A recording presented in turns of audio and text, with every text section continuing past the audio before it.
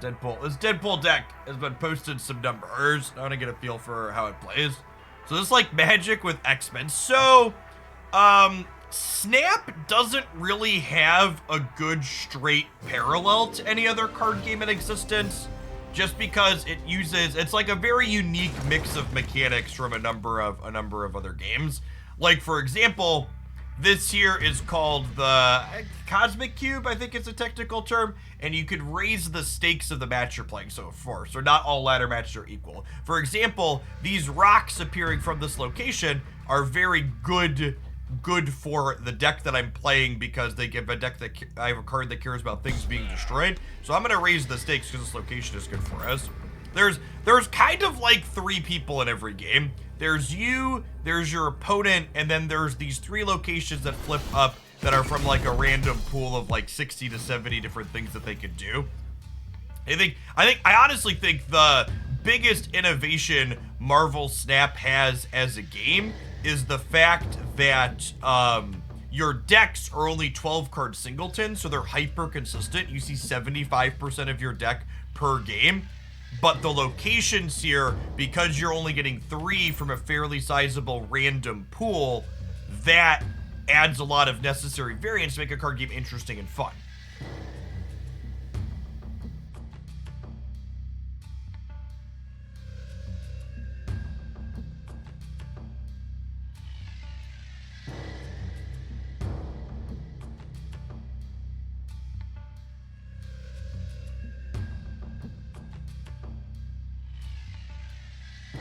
Yeah, we did a little Diablo to start, NTT.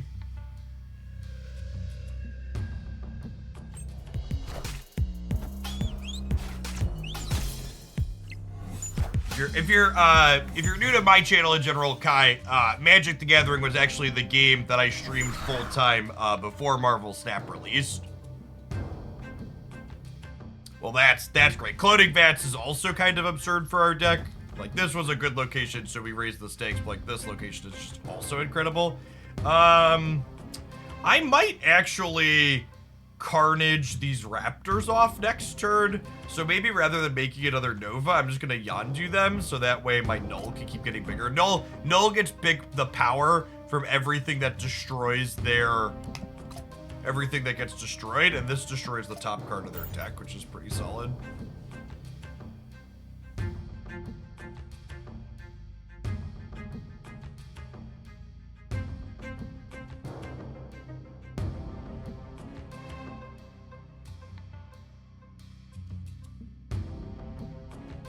Having trouble in the 80s and recently bought Iron Lad. Do you think the Iron Patriot took get you? I think most decks can get you to infinite if you understand the snapping and retreating mechanic, okay?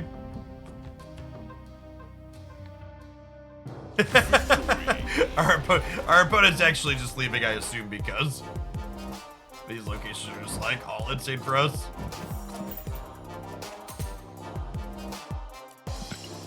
I think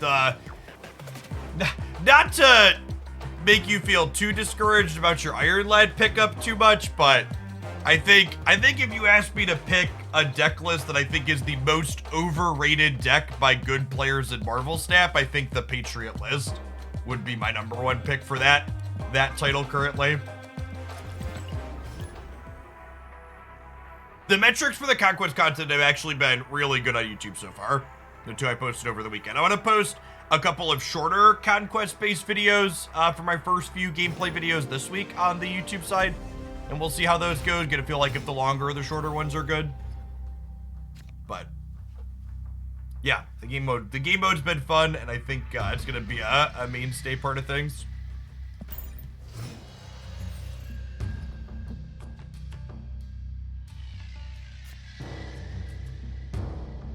Oh, that's great. So Aunt May's moves the first card we play and gives it +3. And Wolverine gets bigger every time it gets destroyed. And it regenerates, so we'll play him here. He slides around. We can start gobbling him up.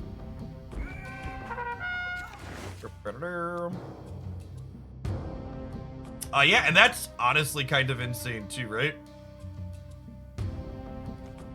We like get to Deathlock the Wolverine, and then next turn we go Bucky, who makes a Winter Soldier into Carnage. And wherever the Wolverine is, we want the Wolverine to go left or right here. He regenerates at a random location. Perfect.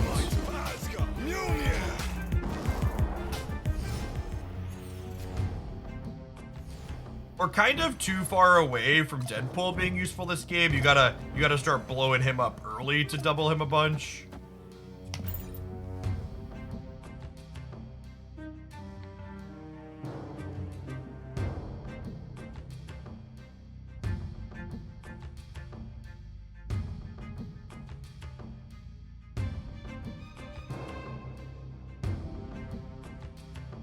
I liked watching the long version, but I think a shorter version would probably be easier to digest and complete. Yeah. And one of the things too is like I have to post a few Conquest videos to get a feel for it, because like the first 1 to 2 videos, anytime you post a new type of content, they tend to do a little bit better than that type of content will necessarily do long term, just because it's like new and novel.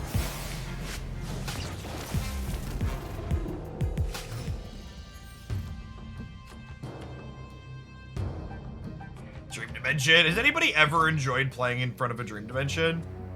That's so lame.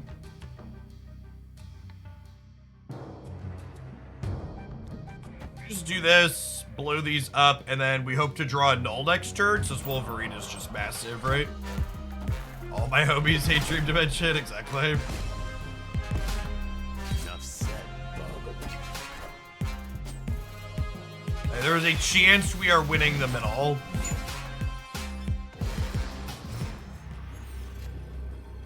That is not the null I wanted for Christmas.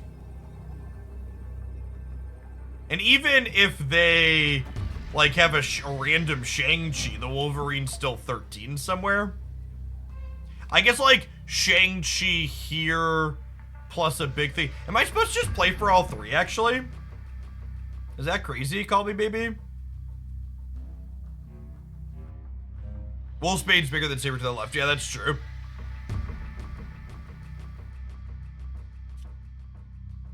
Well, Sabretooth is bigger over here. I think I'm actually just supposed to play all 3, just not give them a freebie. Like what? To beat this, I guess they could have like Wasp plus a Hulk. How big is their Hulk? They skipped on 1, 2. They skipped 1, 2, and 4, so their Hulk's 18.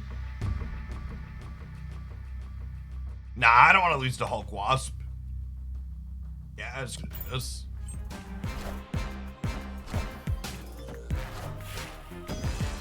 Or Hulk Heamer. To me.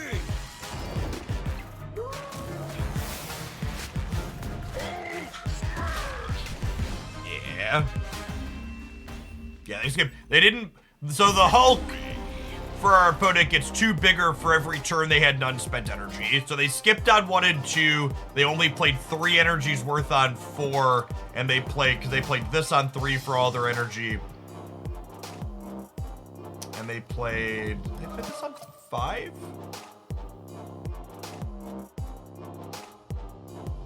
I'm miscounting. I don't remember. It worked out.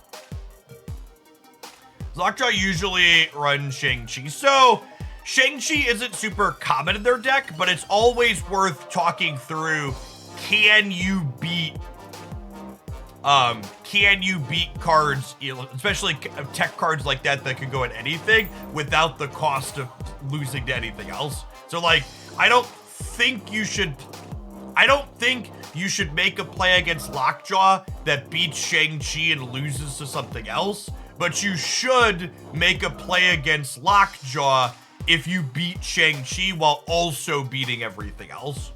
So trying to stop and be like, okay, can I beat this in addition to the usual suspects is worth a pause if you have the time to think about it. If that makes sense.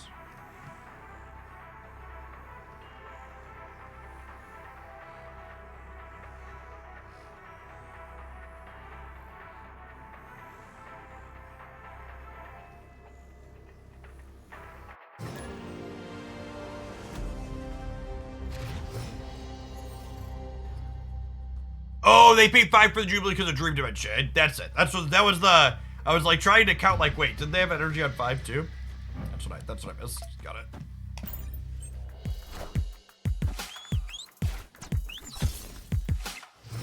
Murdered your Psylocke. Our own personal feature location this morning. I'm not gonna play Carnage out, destroying just Yondu. I'm gonna go ahead and play Sabretooth on 3 here.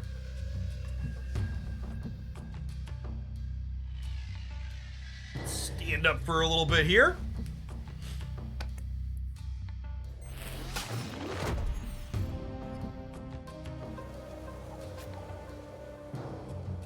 This actually lines up pretty well. Jotunheim's a little annoying because when Wolverine dies, he can flip into here. But in terms of curve purposes, Sabretooth on 3 into Wolverine Carnage, gobble up the middle, make Carnage nice and big is solid here.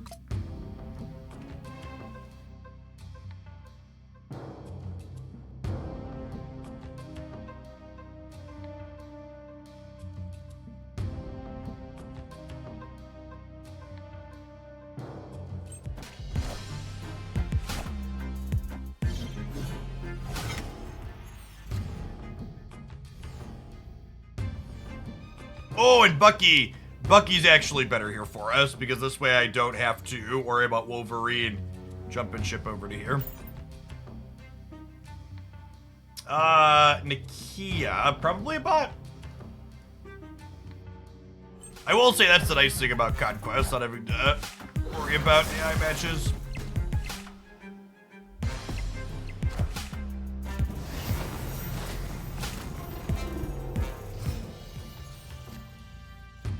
Is there a bot deck with Wong?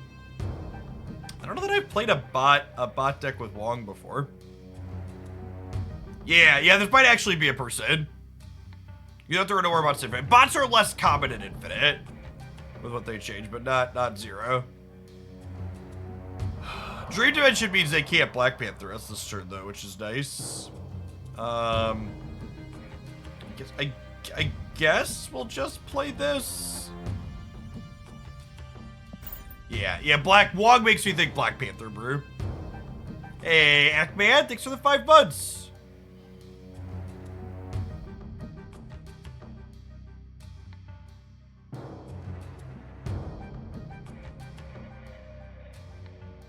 My spreadsheet is messy, Ackman, to say the least. So I don't have it linked in the description. Yeah, okay, that was definitely a person.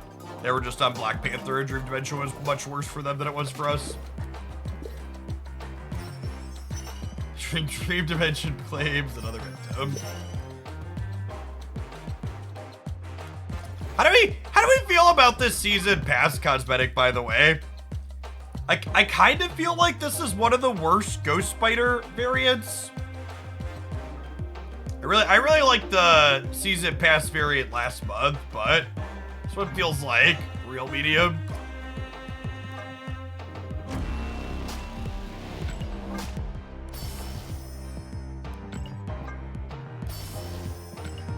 Better than this, I actually really like the Cyborg Hitmonkey.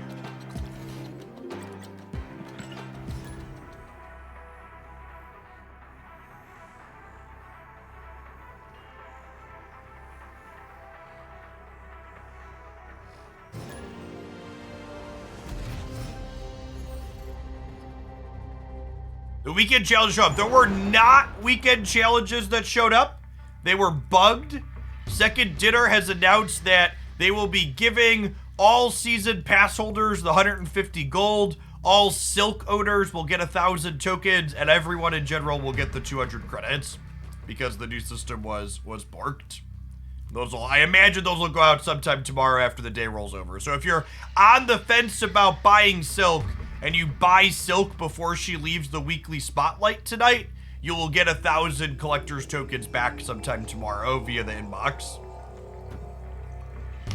All right, you always want to lead on Nova before Deadpool, so that way Nova blows up, Deadpool goes to 2, and then it doubles back to our hand to 4.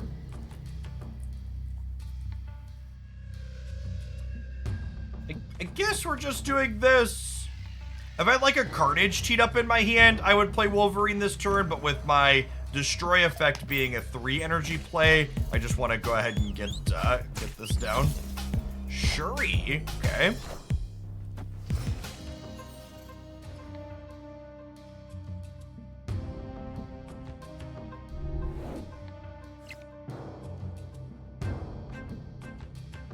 This is my opinion on labor unions. They seem prominent in Illinois, but less prominent in other states like Missouri. Yeah, that's because Democrats tend to back unions more frequently than Republicans do. Labor unions are a good thing. They give common workers negotiating power to get better benefits for themselves.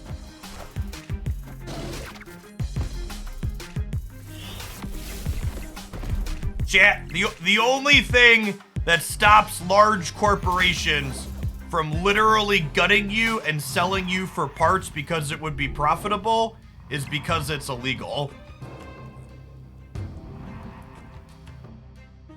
They do not give a shit about any of us.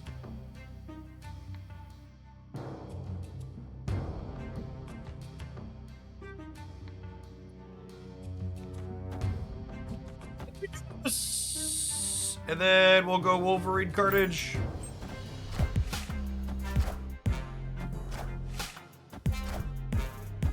Yes, Spider-Ham is a new card dropping tonight. So Wolverine has a chance to flip into the middle here. I guess that's not great for us. Would I rather Wolverine flip mid, or would I rather have a thing for Bucky? I think I'd rather have a thing for Bucky, right?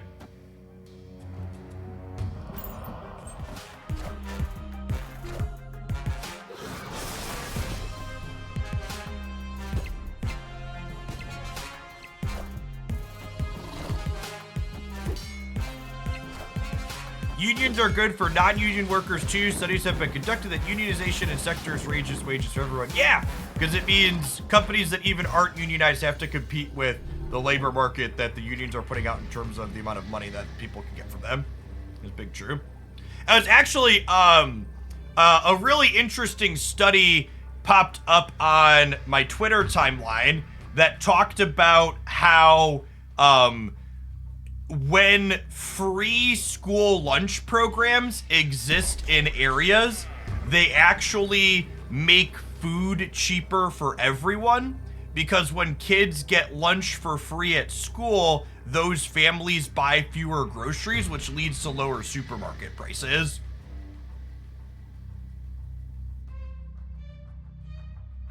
It's a neat, like, oh, okay, so, like, we do this good thing that's just, like, a good thing to do because kids should have food to eat, but then it also has this, like, very real trickle-down effect to being good for everybody.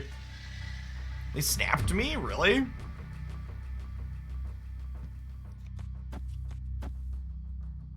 I think they're a Killmonger deck with their Sunspot. How big is their kitty?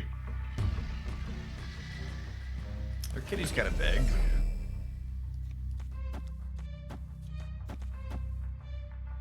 The kitty's 10? Yeah, it's terrifying. Alright, can we get my cubes? There's so many ways this could break. Yeah, I ended up putting a little bit too much on the right. Yeah, GG. Better put Deadpool over there. We could have won it, but they also could have just played left, right? Just in a coin flip situation here, unfortunately.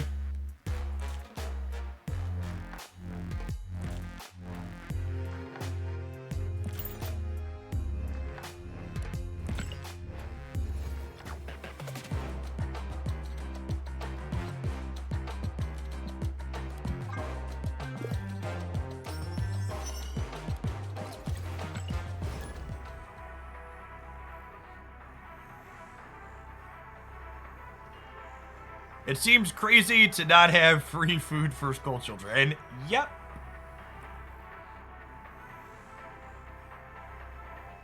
I'm one of those. I'm a radical leftist. I think having children having food to eat is a good thing.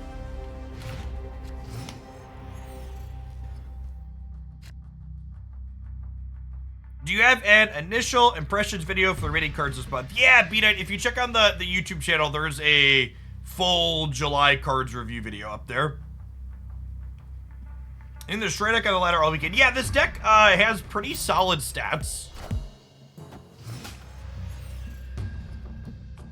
Do you think Sabretooth is better than Shang-Chi in this deck? Per the numbers, purely by the numbers, the Sabretooth builds have better metrics. I don't have a strong opinion on it personally. I haven't really played both, but just looking at it from a raw numbers perspective, this build performs better. What if we Deathlock and then we like Deadpool Sabretooth into Carnage? We could draw Venom to be insane here.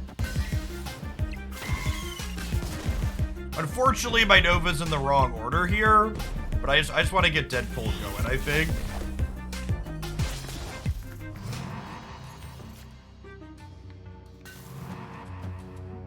I'm gonna punt kill. I don't think I can compete with what's it called deck into there anyways, so that's fine. Venom's definitely the best draw in my deck here.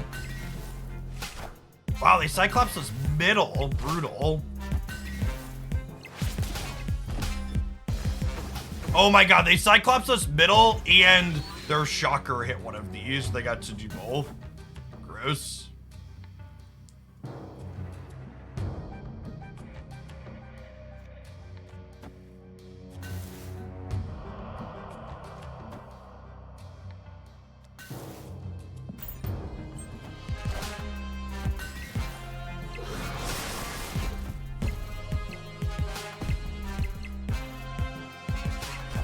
And unfortunately, because we didn't draw Venom, I don't have a lot of stats in the center.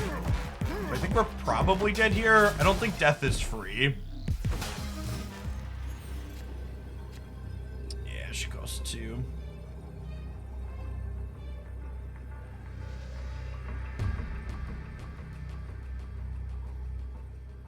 You just have to buy Silk to get, you have to buy Silk before she leaves the thing at 10 p.m. Central tonight. So you've got like 10 and a half, or 12 and a half hours.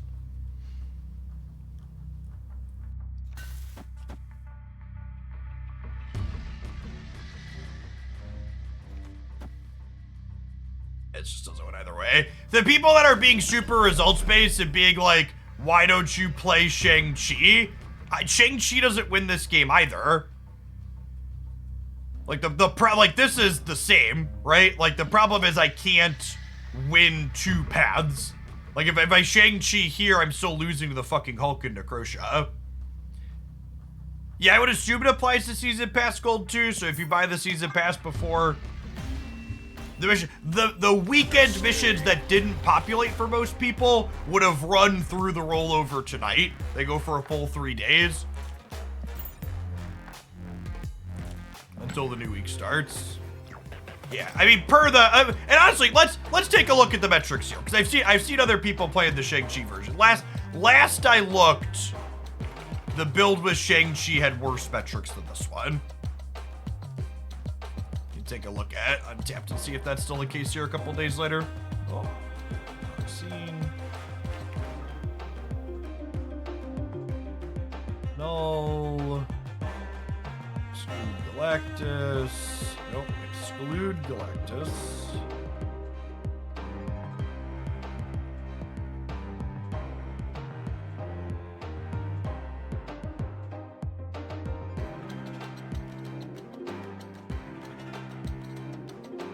This is not gonna be what I wanted. So I think it had a, wasn't it here? Decks.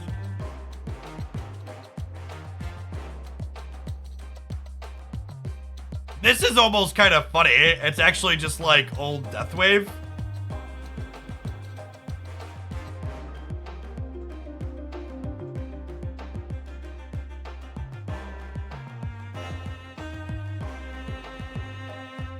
Yeah, if I break it open, that's a little bit different too. I'm trying to forget what metrics I was looking at last time.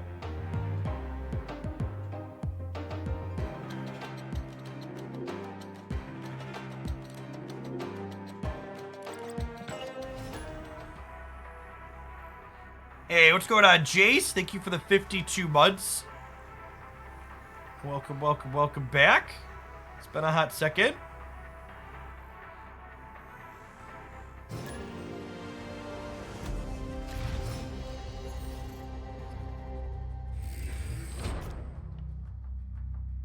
A solid curve for us here. We'll get to go Yondu into Bucky into Sabretooth into Deathlock.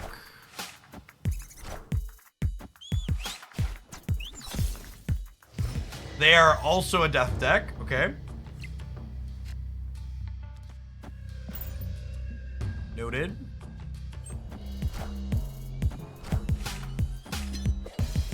Got me. It's fine.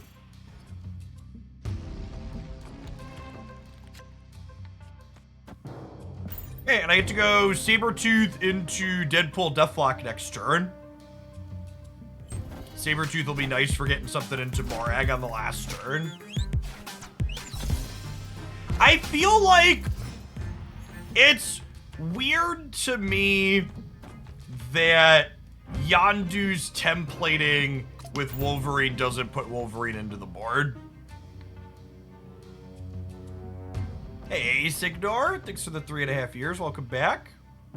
Hey, Jeff, do you enjoy this deck? It seems streamlined. I think this archetype is fun, yes. I don't know how good or bad it is, but it's definitely an amusing mix of cards.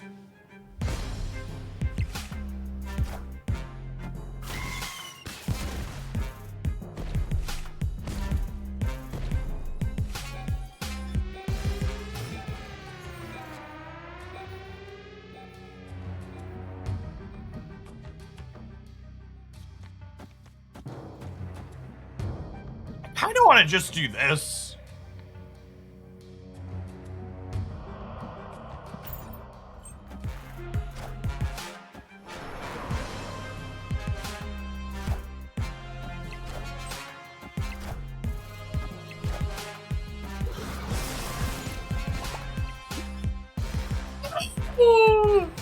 What a fucking disaster!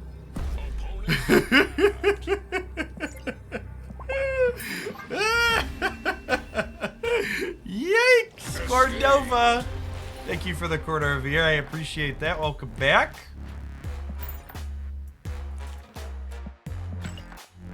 Couple of notes on the business back end of the streaming aspects here. So we got a stream sponsor today for the week. Actually, Call of Dragons is a city building game. We're going to be checking that out for the last couple hours of the stream today. I've also got the sub goal command in the title. Moving forward, we did this last month too. My target goal is to get up to and stay around about 2,500 concurrent subscribers here on Twitch to allow the sub income to make the bulk of my income here. And if we maintain that, we'll remain the relatively ad-free channel that we are. Can't disable pre-rolls, but we don't do extra. If we fall short of that goal, my plan is to just hit the accept button on running a few Twitch ads for the following month. There'll be a YouTube highlight today. Yes, yeah, I have to spread out the videos. So the bundle review went up this morning, and then the gameplay highlight will be. I think I said I have it set to publish at like 1 o'clock, if I recall correctly.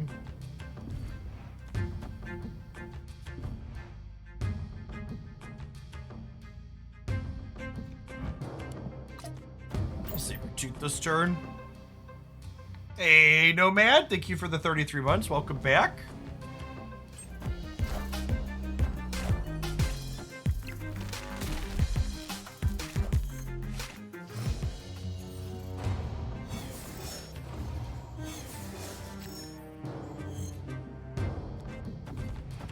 The Conquest highlights actually had really, really solid metrics over the weekend.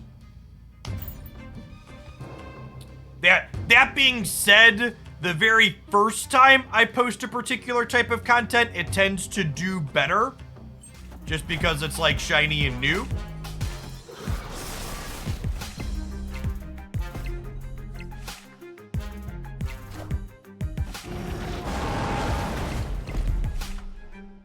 we'll see. I'm planning to continue posting some regular Conquest stuff and see what metrics look like for the next little bit here on it, for sure.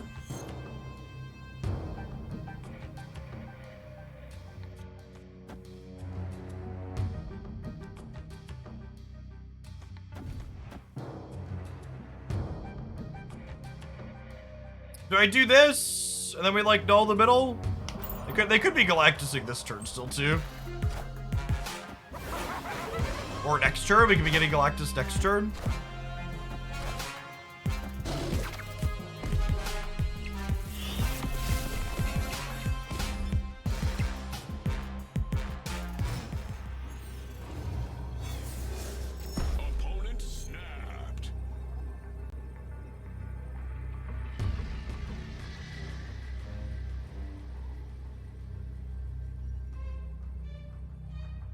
Yeah, the problem here is I can't beat, yeah,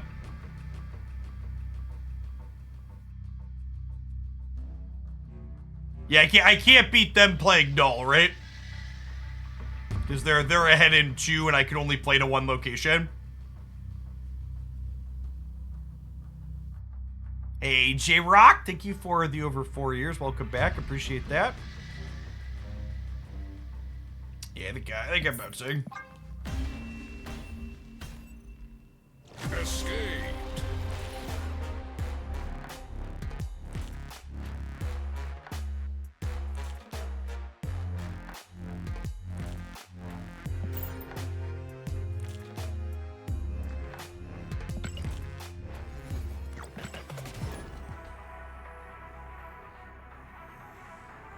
The viewer deck or my creation? This is quite literally just...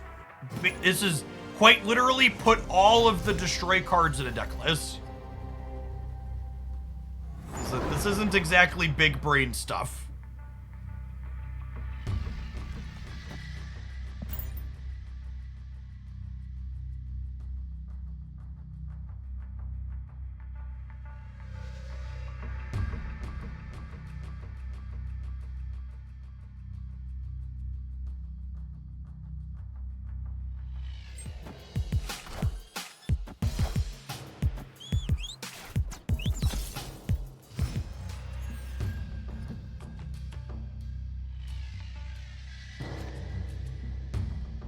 Okay, Wolverine could perhaps get us into the Sanctum Sanctorum.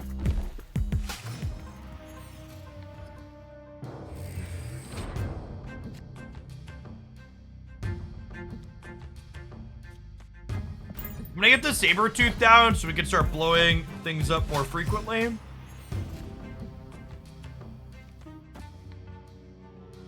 Venoming this turn is perhaps a little bit smaller than Venom could be later. But I want to be resource efficient this turn. Oh, I guess maybe I should Deathlock, huh? 'Cause if this ends up back here, I wish I could have Venomed here now.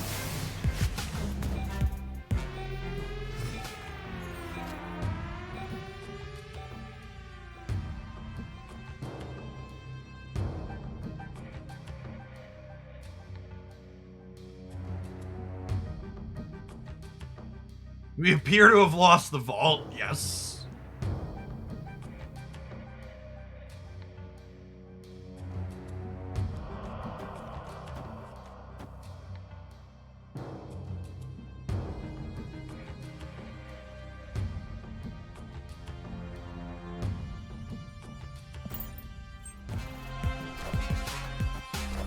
They're also playing Death? Damn it, Wolverine!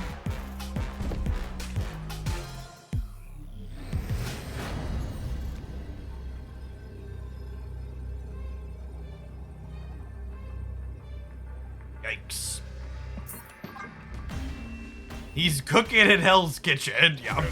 To be fair, he is only 1 in 3 to go where we need him to go. He wasn't going to be very useful over here either.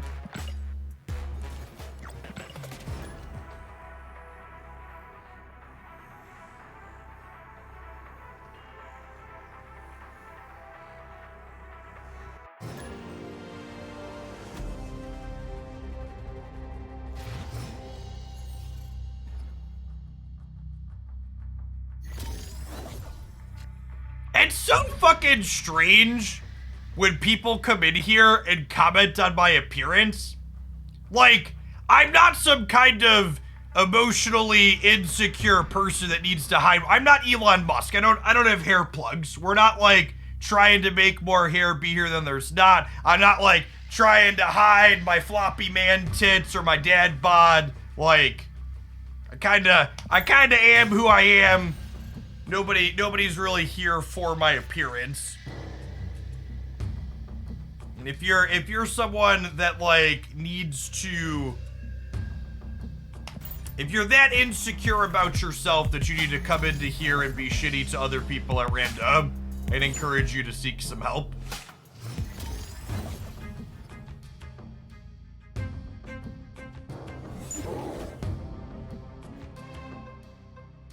The saber tooth goes right every time, right, chat? Oh no!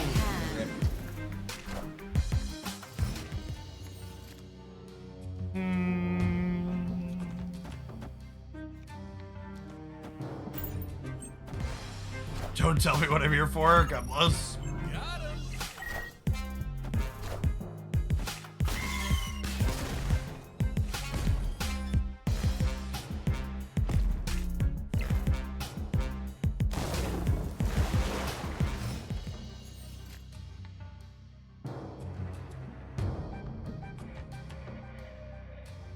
This archetype often feels like it just needs one more turn, right?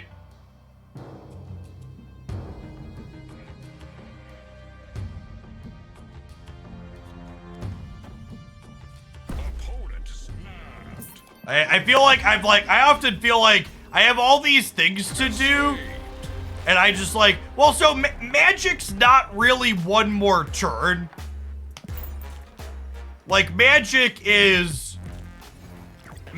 spend a turn to get a turn. Yeah, magic's like skip turn 5 to have +2 energy later, and your opponent also gets the extra time, right?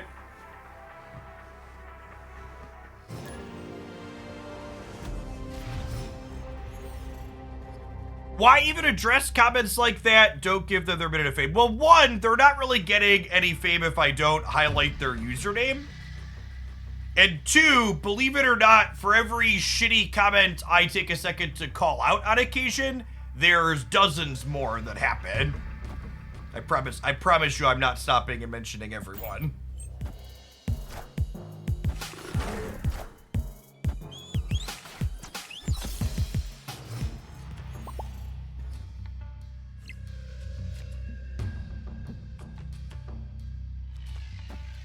Yeah, Sabertooth's a card that I wouldn't be shocked if it got OTA'd at some point. Feels like an effect that's like close but not quite there.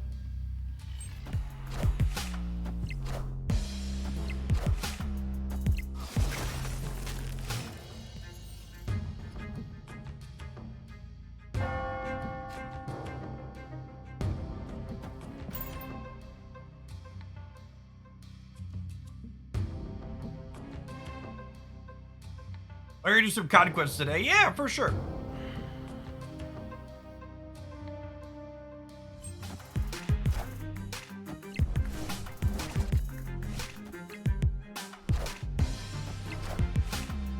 Yeah, I think Beast is harder to fit on curve into this archetype after they changed it.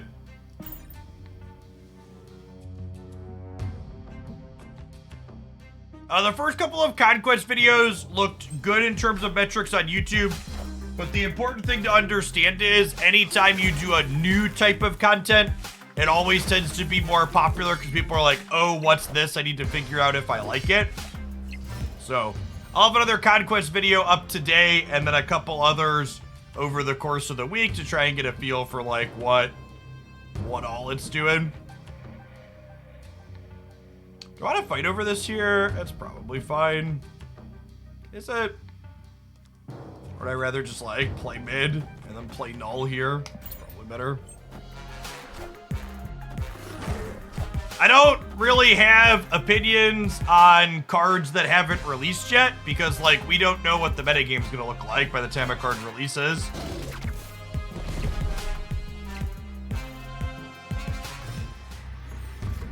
Is X thing that's coming 2.5 months from now good? I have no idea. There's gonna be way more cards that release between now and then.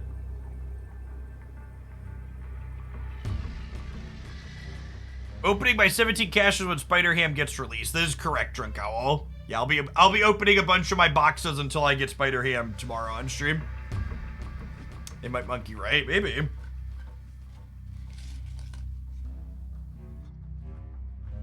My favorite bundle that I like coming up. I actually posted a bundle review video this morning, Marvius, where I talked through the best value bundle, and at the end I highlighted some of the variants that were coming up and talked about ones I liked.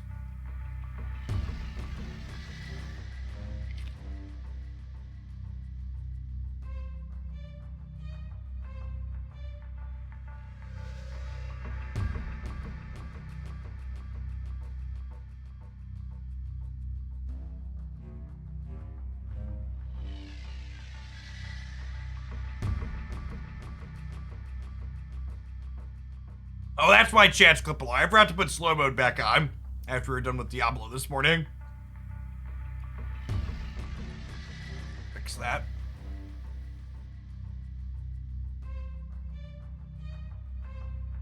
Yeah, the Cosmic Black Panther bundle looks great. Yeah, Silk's a ton of fun, Sock Man. She's a great 2-drop.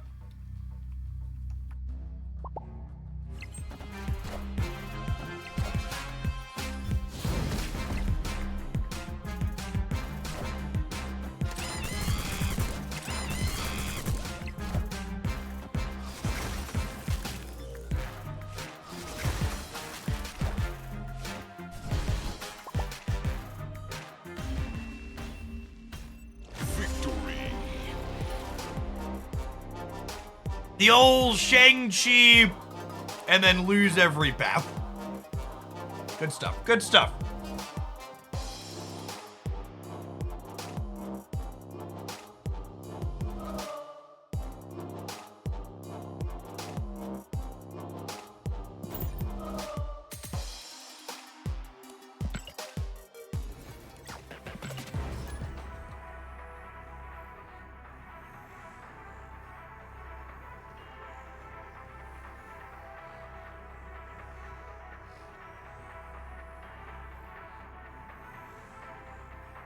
Yeah, so a few of the tryhard streamers have been playing the bounce deck and they put Shang-Chi into it. And I agree, I'm really not a fan of that addition. I think it's an unnecessary card for that archetype, but tech cards in Marvel Snap are still good, so you're gonna get wins with it. The tech cards are the types of cards that I think it's hard for a lot of people to effectively evaluate them because they're emotionally very satisfying to play when they work, which creates a cognitive bias towards playing them when you shouldn't.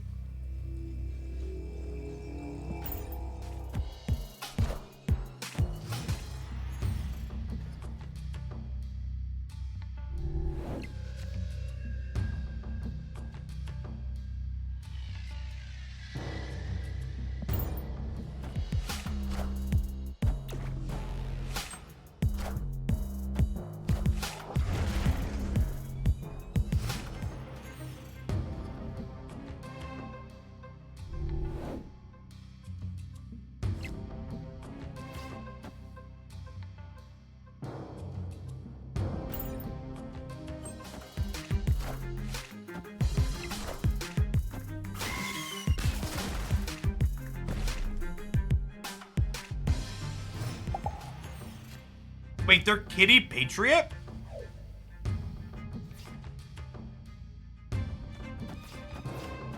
Weird.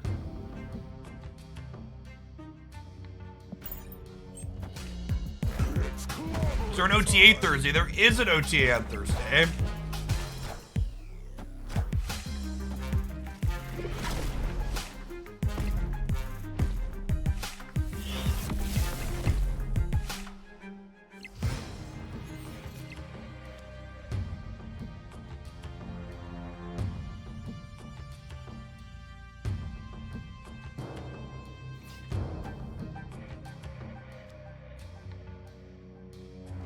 So Death Null Sabretooth is 32.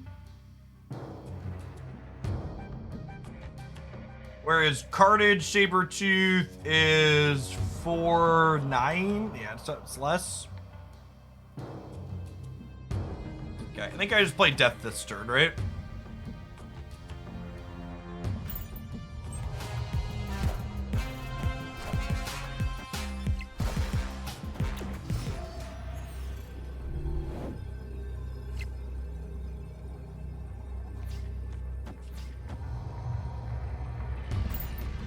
Spread out a little bit here.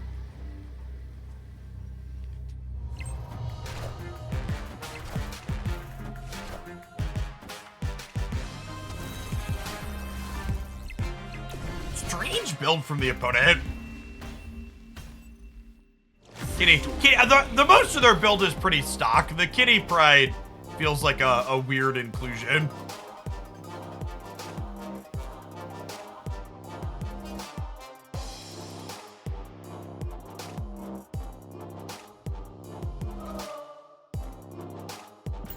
When 65 to 90 with Sarah control. Yeah, Sarah's very good.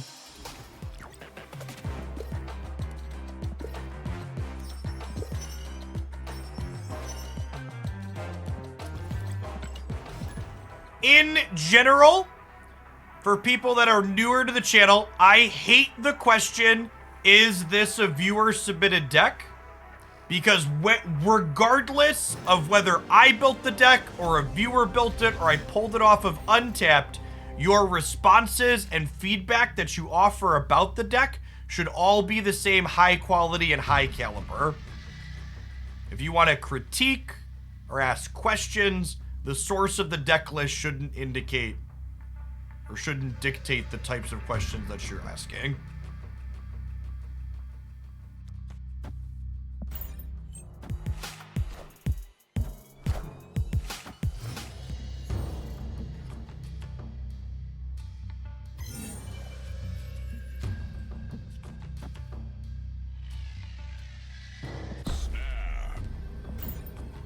I'll snap him here. Hand's real good.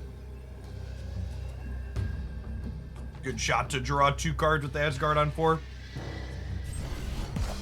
Hey, Jonathan. Thanks for the over 2.5 years. Welcome back. Jeff, the Surfer Patriot Dazzler deck's been a ton of fun. Glad you're enjoying it. I agree that archetype is great. Hey, Thorborg. Thank you for the Prime. Sorry, staying on with the tier 1. Back. How's the Kitty variant hunt going? It's not. It's very sedge.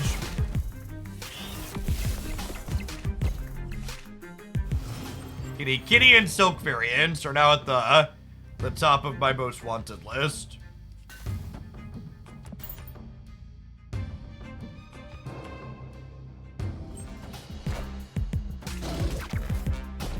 I feel like asking if it's a viewer deck implies that the deck is bad and that's why the streamer is playing it. I agree with that assessment. In general, I think is this a viewer submitted deck is a thinly fucking veiled insult.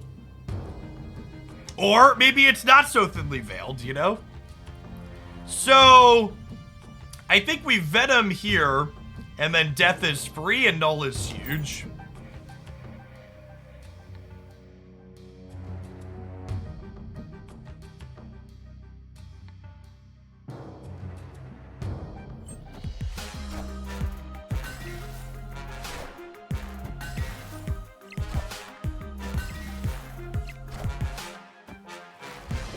Oh, is it literally my last card? Is it literally my last card? It's not. Okay. They snapped me.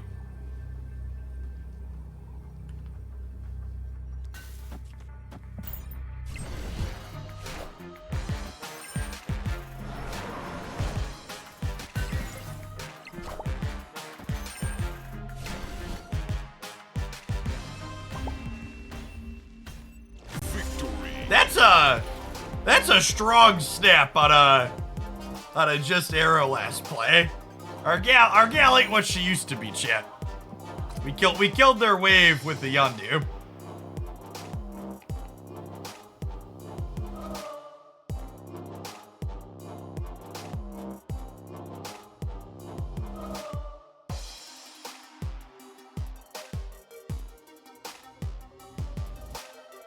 Even if she was, we still win there. Oh, yeah, that's true, actually, right?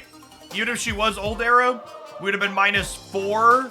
So we'd have been 43, but we were tied here, so it would have been breaker, breaker. Yeah, thanks. Dedicate that dub to Maximus.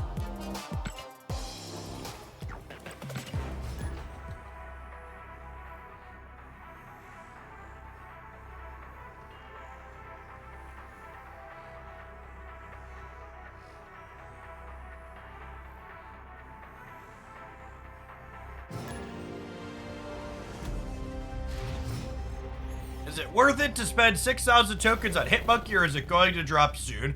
I would operate under the assumption that no good cards will drop series anytime soon. Until proven otherwise, the assumption I would have is that good cards will remain in the series that they currently are. Playing Deadpool into the Danger Room is interesting because, like, well, one, sometimes lucky. Two, it's like, well, I want these things I'm playing in here to blow up, but I don't want the destroy card I play at the very end to blow up.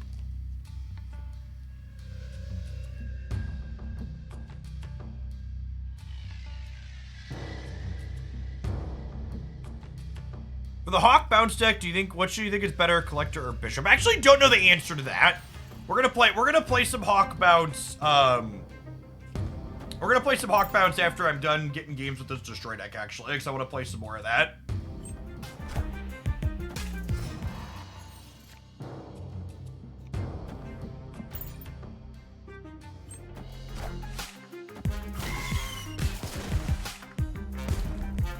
Enough said, bub.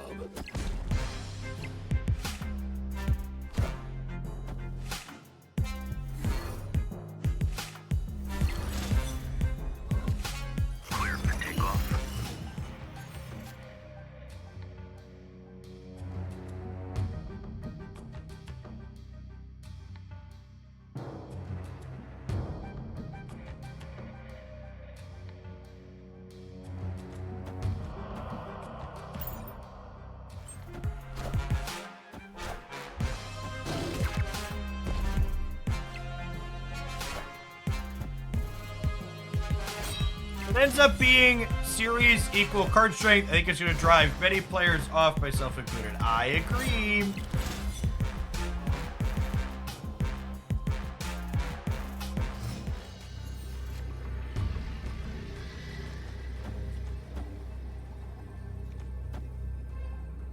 The current system they've been doing is less than ideal.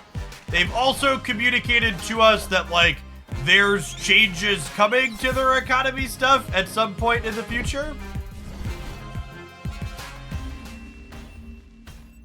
That was a beep boop, I'm pretty sure.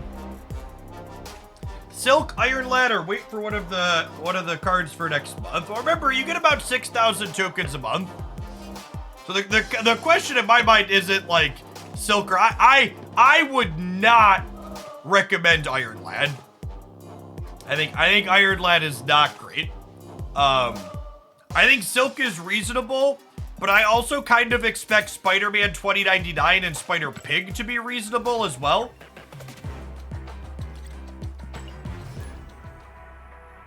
And remember, Spider-Pig and Spider-Man 2099 are going direct to Series 4.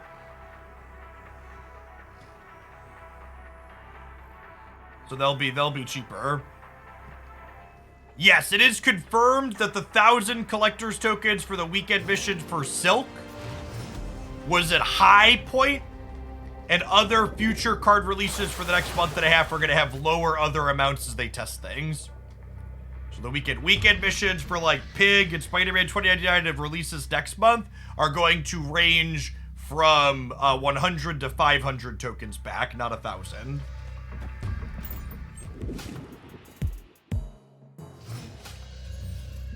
Spider-Pig will probably be a decent tech card in some ways. I think Spider-Pig's probably going to be just like a generically good card.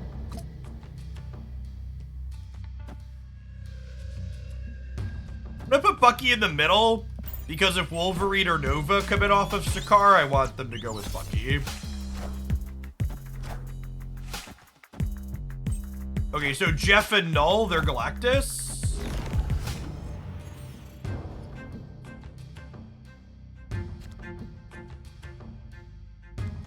Well, I mean... do we expect to see what card gets turned into a pig? My assumption would be that you do not see what card you're picking, no. That card's even better than expected if it gives you that kind of information. I think they have Doctor Doom? I think Doctor Doom's unlikely because we killed the Null. I think Null means they're Galactus. This is unfortunately Venom and not Carnage, so Hobgoblin gives them some indigestion. Enough said. Damn it, Wolverine.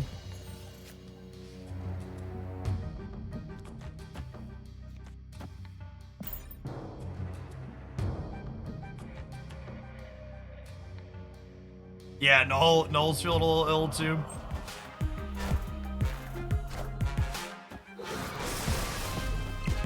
Enough said.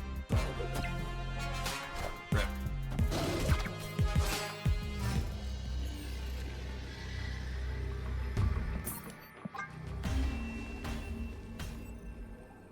Escaped. In the trailer for the season, Spider-Ham worked like Yondu, but we only saw it from the perspective of the person. I would bet they showed Spider-Pig from the perspective of the person getting pigged because the person doing the pigging doesn't get to see it. Yeah, our Wolverine flips have not been great today.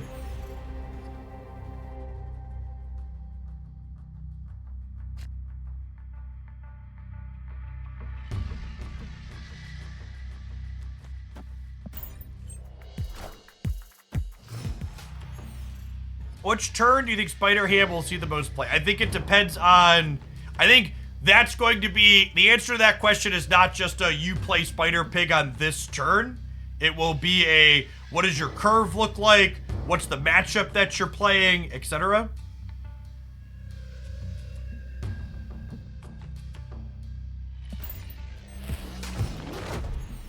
If people could give me a first-hand source describing how Spider-Pig works, I appreciate a first-hand source. Otherwise, do not come into my chat and tell me that my speculation is wrong with other pure speculation. Gap, thank you for the 55. If you're ever going to come in here and say, this was confirmed, or I think this was confirmed, please be willing to provide a source. Otherwise, what you're saying is no more useful than the speculation I'm providing. Oop, free drop. What's going on, Sockman? Thanks for the 7 months.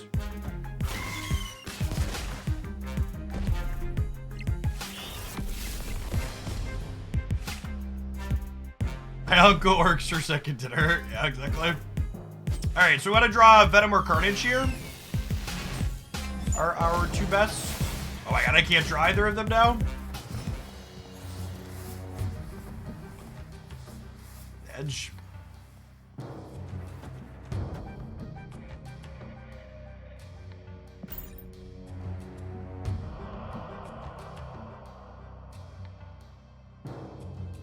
Can we win these other two lanes is the question. The fact that their Hulk is already in play actually makes it easier for us to win the other two lanes, potentially. We're going to have Deadpool, Death, Sabretooth on the last turn.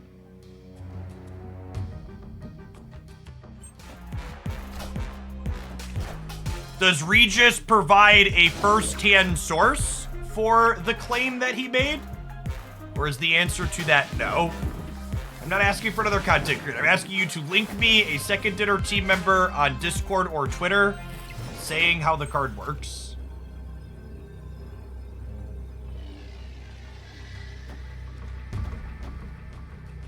Yeah, I think we stay here.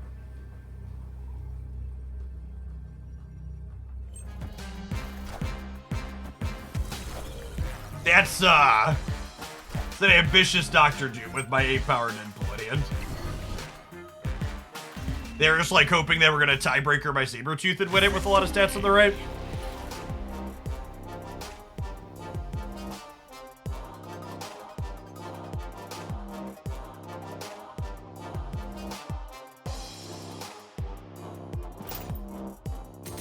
The lack of Angel in this deck. Yeah. Poor Angel.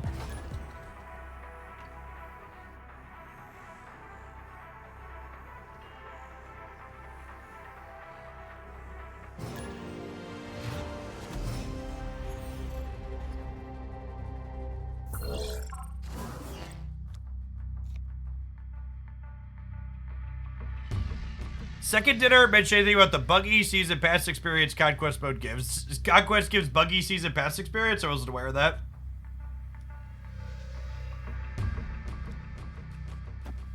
Seems alright. We'd really like to draw Deadpool in our first 2 draws, so we could go Nova, Wolverine, Deadpool, Carnage. Okay, I think if we brick on the Deadpool next turn, we'll go Deathlock.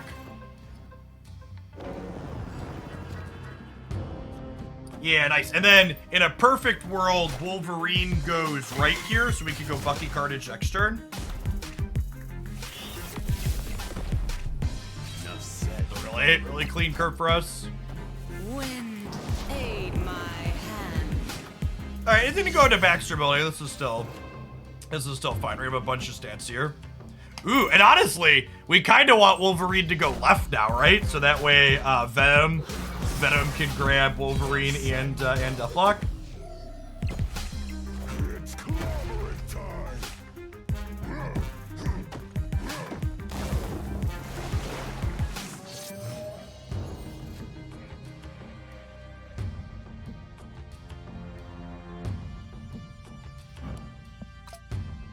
Screen.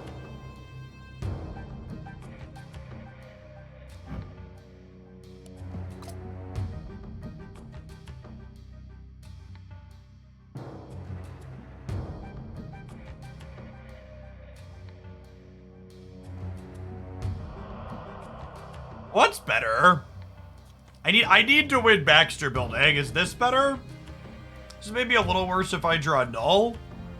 If Wolverine goes into the Flooded, I don't have to win Baxter Building, which is appealing. Okay, so when... Oh my god! Oh my god! Okay, hold on. I'm gonna restart the client. Like, the game, there's no reconnect button. It's a play button. I'm gonna see if I can get back in here real quick. People asking if Snowguard is the worst card in the game. It's literally broken, chat. Quite literally one of the most broken cards in Marvel Snap.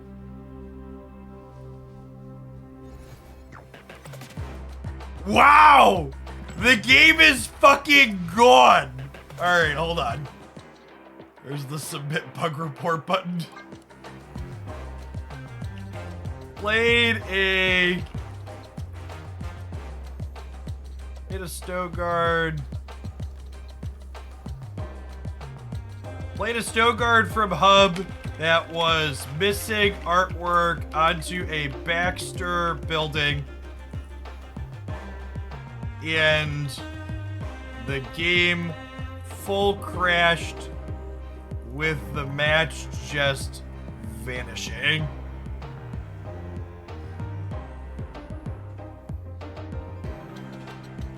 The Snowguard as a bear from Hub that was missing artwork in the Baxter Building. Reloading. The client did not let me rejoin. It's just gone.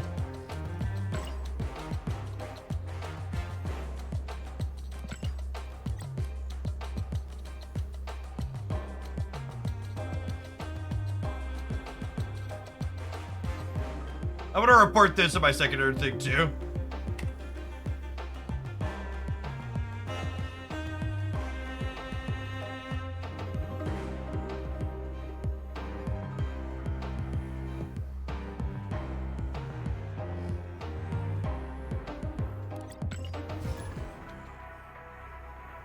We lose cubes. I have no idea.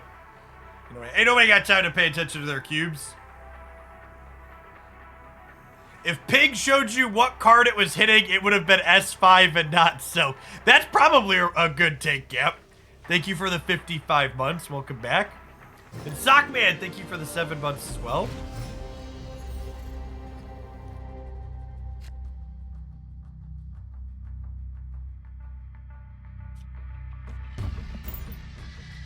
hoping to draw a Deadpool here.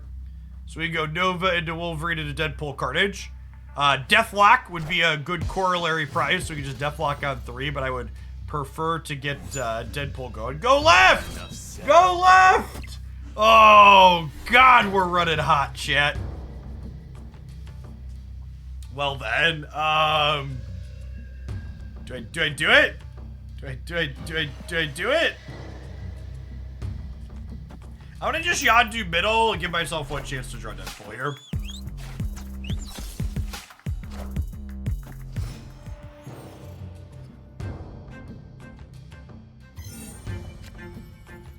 It. Easy game.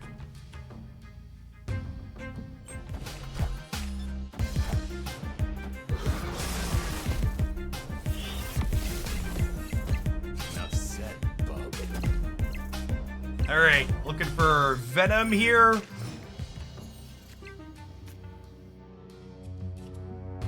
I guess this is a fine corollary prize. You can play Death on turn 4.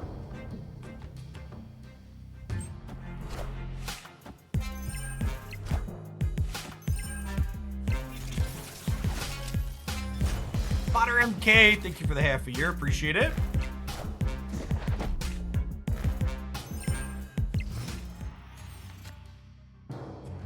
Bucky, Sedge.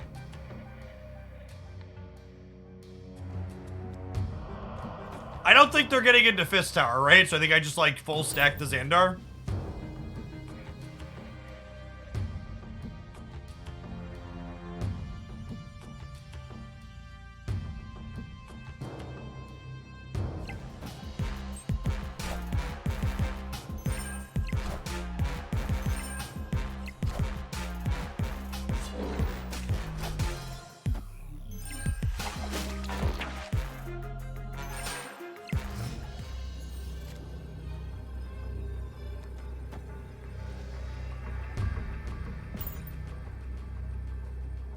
You sound like your voice is strained and you're struggling to get out the end of your sentences. I've never heard anybody say that about my voice pattern before. My tone has an upward inflection at the end of some of my sentences, but my enunciation is very clear. Victory.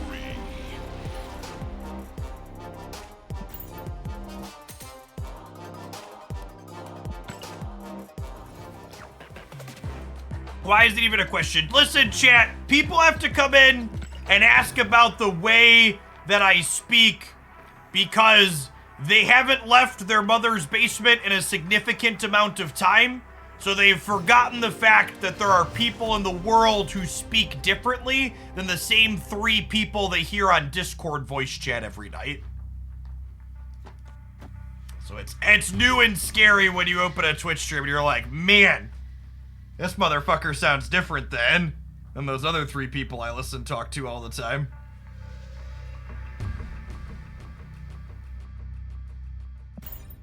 Is hand solid? We would love to pick up Bucky or Wolverine here for a 2-drop to curve into the Deadpool Carnage. That's fine. Hey, Sweet and Curse, thank you for the quarter of a year. Welcome back.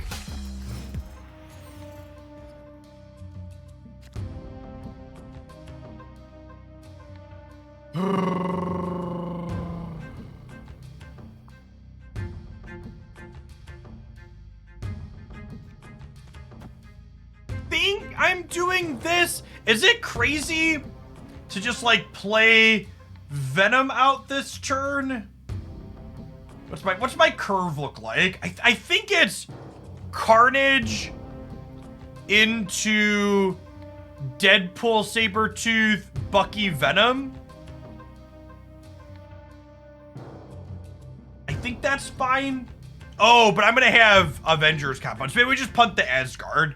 Maybe we go this here, and then we go Sabretooth, Deadpool, and then Bucky, Venom middle. Yeah, let's do that. I was gonna punt the Asgard.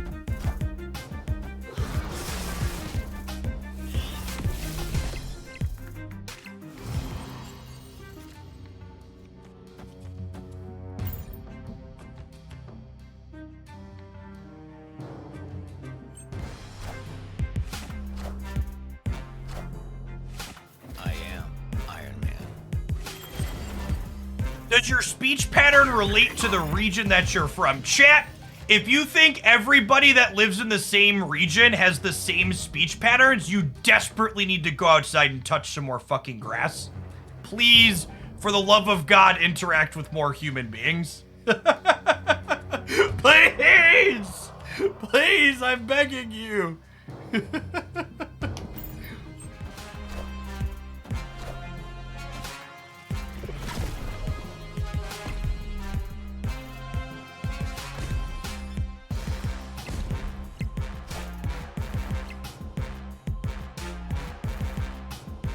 Oh, are they? They're a Mr. Negative deck, right?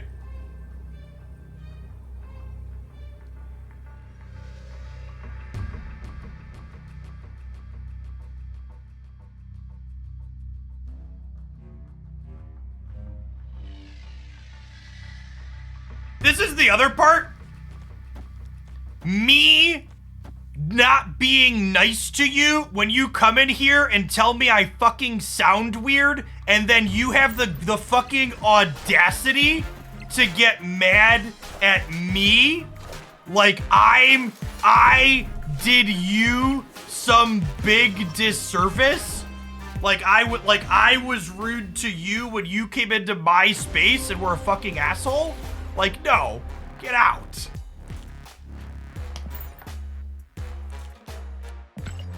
You deserve to get back to you the energy that you put into the world. And putting with all due respect, or whatever thing you think you're gonna say that excuses whatever shitty thing you're about to say afterwards, doesn't excuse it.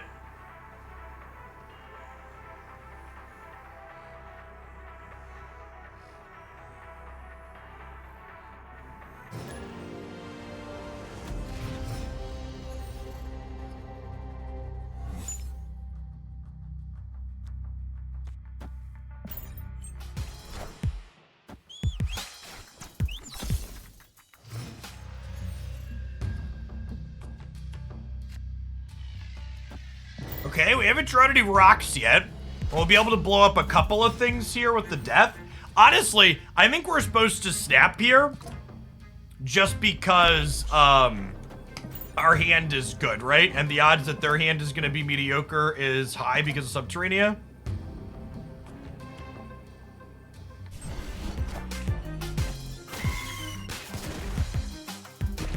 They stayed in. Interesting. Yes, Mason, we have some Twitch front page promo this month. It's been for most of the month. We're not on like the primary ticker, but on like some of the back parts of it if people click through. Loggers, that's a little scary with Titaneer. They have like Doom followed by Odin.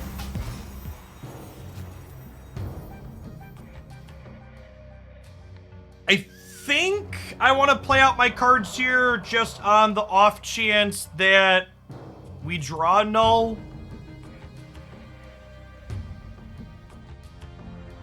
If they go Doom into Odin in the middle as their best possible, that would give them 15 center. Which, Death Deadpool doesn't beat. I think I spread out left and right here.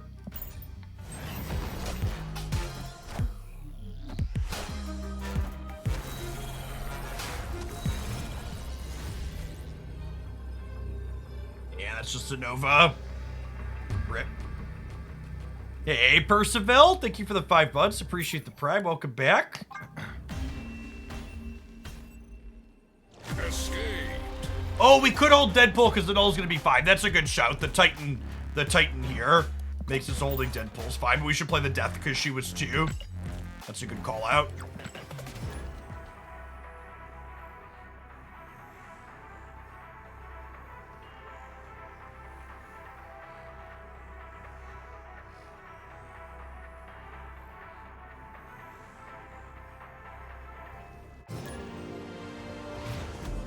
Any deck ideas for Spider-Ham? I mean, Spider-Ham slots very organically into the Beast Bounce deck, right?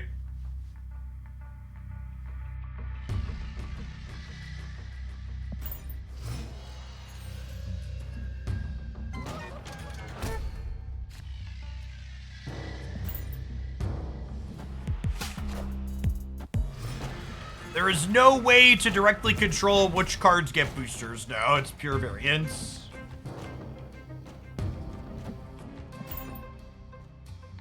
Normally, Murder World's pretty solid for us. We didn't have any of our cheaper good things to get blown up this game. Spider-Ham could be okay in Lockjaw. I can see that being fine. You want a couple of cheap things in there?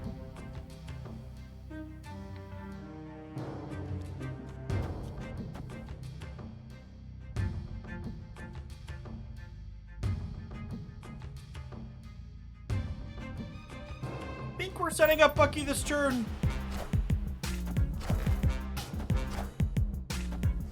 Playing Cyclops on the right is strange. Normally you don't want to play things into New York proactively.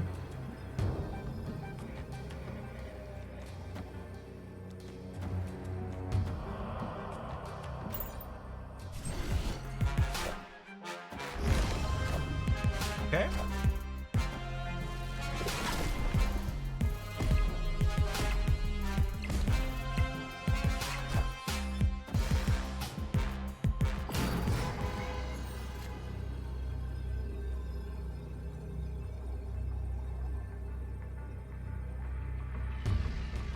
They played Jeff on 2, Cyclops on 3, High Evolutionary on 4, Professor X on 5. So their Hulk is only 14.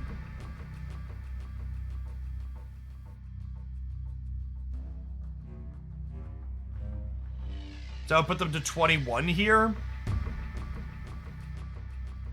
We're just flipping a coin against the Hulk, right? Thinking of Wasp, yeah, that's true.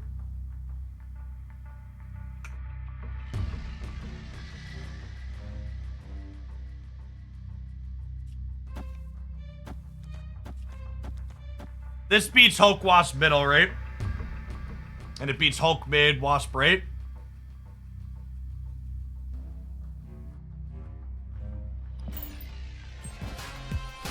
Just the coin flip.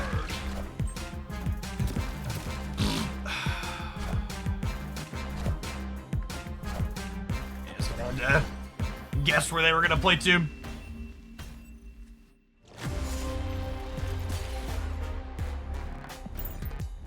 You disable the text on Agatha, does she still get all the boosts at the end of the game? She does, yes.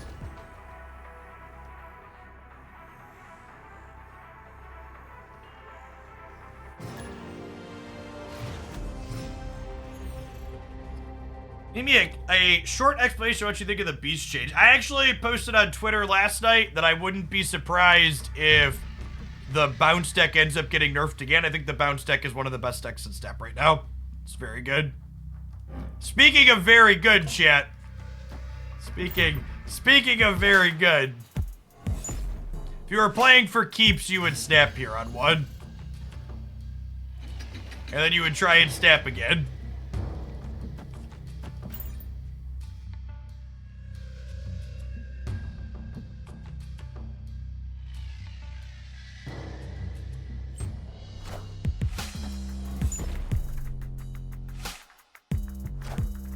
For the half a year, Sunbeam. Appreciate it. Welcome back.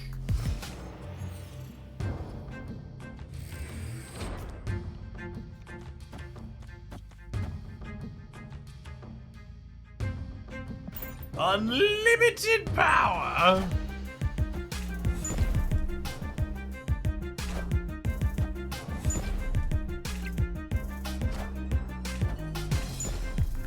Enough said, bub. Face the Enough said, bub.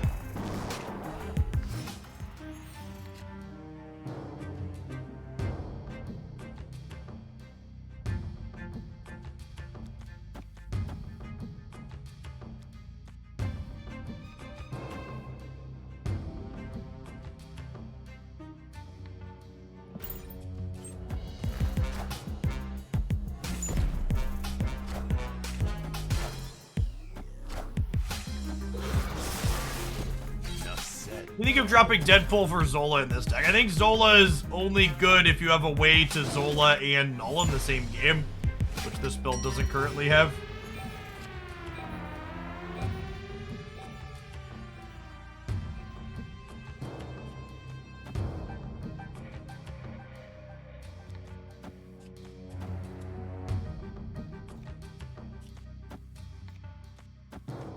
This.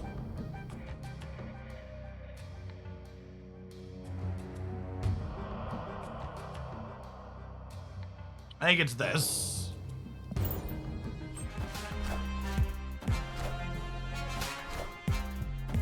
Order? No, this order's right. I paused for a second in the middle to get the order right, but this is correct. We want Wolverine to go left or right here? Probably left, ideally. Damn it, Wolvie.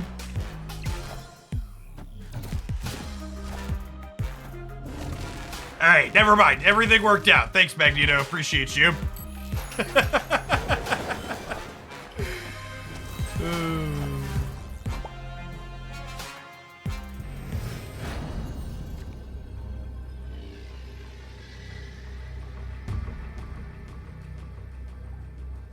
Alright, nobody move.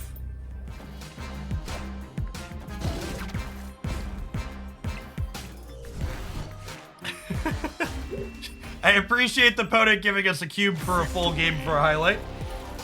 Thank you. Thank you, folks.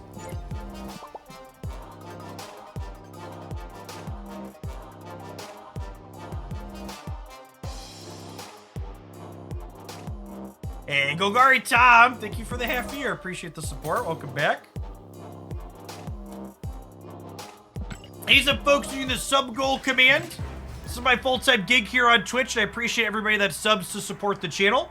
As long as I can derive the bulk of my income from my subscribers, I don't really run ads on the channel. So if we can hit that 2,500 concurrent subscribers that we've been floating around each month, we'll keep the channel relatively ad-free. There are those pre-rolls that you get that one ad when you first pull the stream up that I can't turn those off. But other than that, I don't really run ads in the middle of the stream.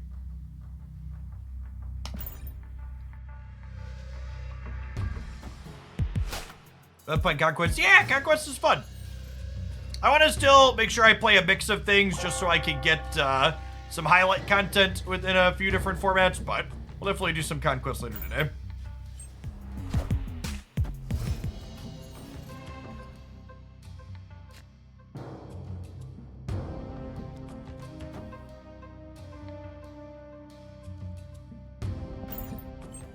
Hey, KRX, thank you for the Prime, appreciate it. Aid my hand.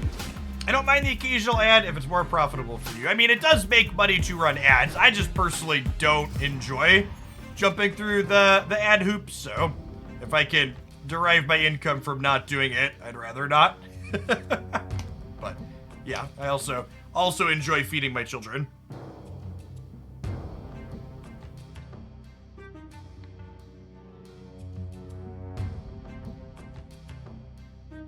I think it's just Venom Nova here. Hey, threat level Evan, thank you for the half a year. Welcome back.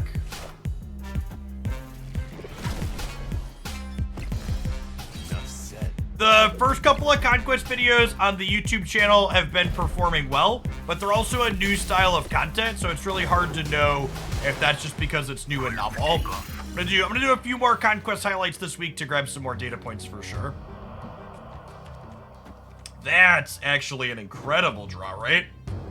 Because now our null's gonna be big too. Ideally, Wolverine goes middle here, so we beat like Shauna or Doom.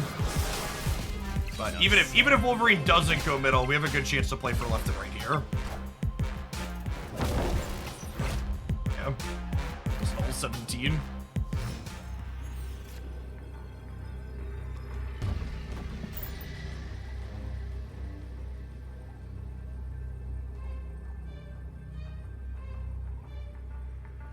I couldn't go Bucky Venom on turn 4, K9. Only had 4 energy. Venom is 3.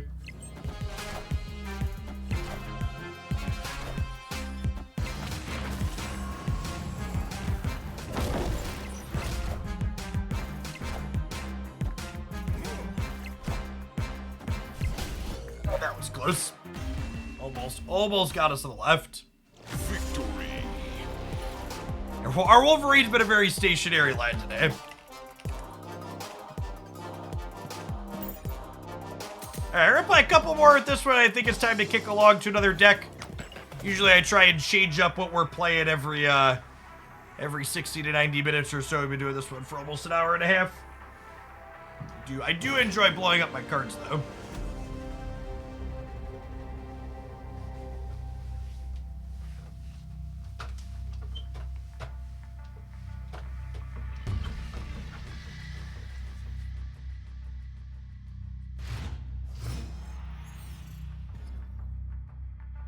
I don't really think any of the move decks are very good, comrades. So I don't know that I'm gonna feature any of those.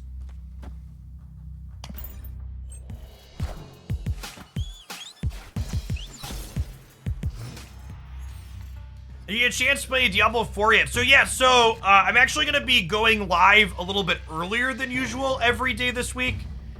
I'm doing Diablo 4 for an hour as a warm up at the start of the stream, Sock Man.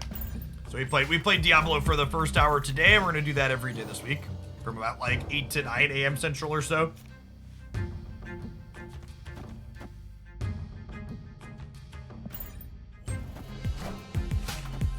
Any thoughts on deck building challenges, like containing every spider card or building around that? I just don't think that's particularly good content.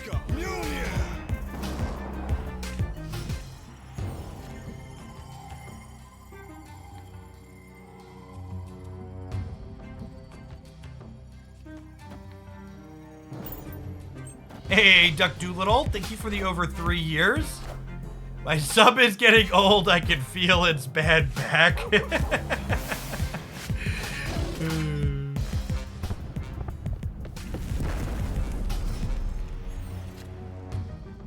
Alright, so we're looking for a copy of Null or a free death for next turn, potentially.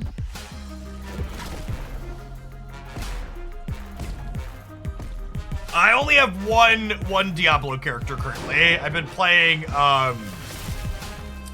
what's it called? I've been playing, Druid, Werebear Druid. That was neither of the payoffs I wanted for Christmas, chat. So they'll have Wasp, Hammer, Hulk. So, like, we could play this here to keep them honest and, like, hope that this beats whatever they hella into. Yes, Pulverized Druid. Final Fantasy 16 will go into the backlog of video games I intend to play at some point, but we'll probably never get around to.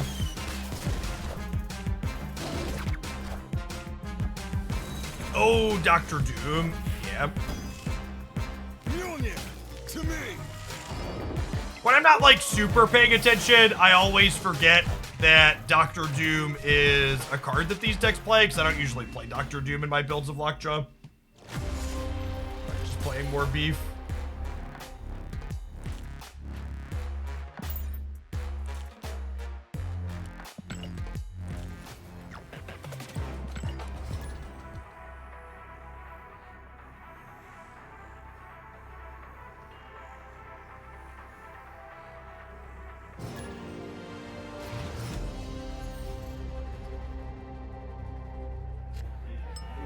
Looking forward to Lies of P. Lies of P is a Souls-like, right? That's not typically my cup of tea. I usually don't like my games to be punishing when I fuck up. If I wanna feel bad about something, I'll do something other than play video games.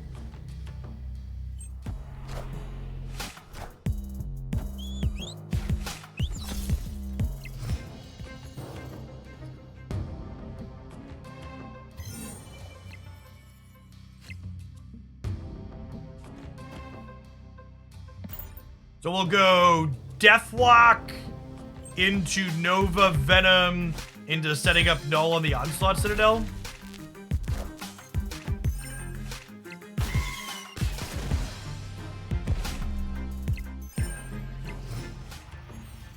We'll even get to play Death on Curve too.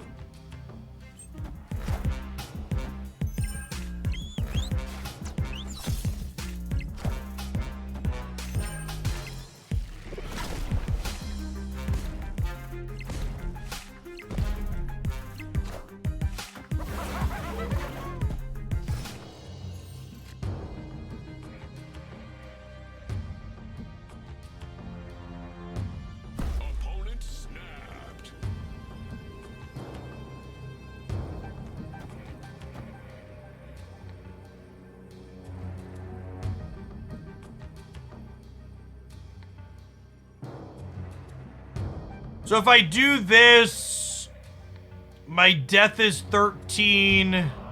My hobgoblin's -7. That's only +6, so I lose to their null.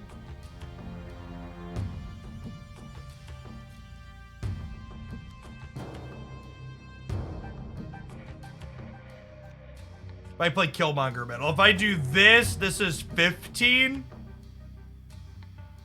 It's 9. This beats their null, right? It loses to Shang-Chi, though.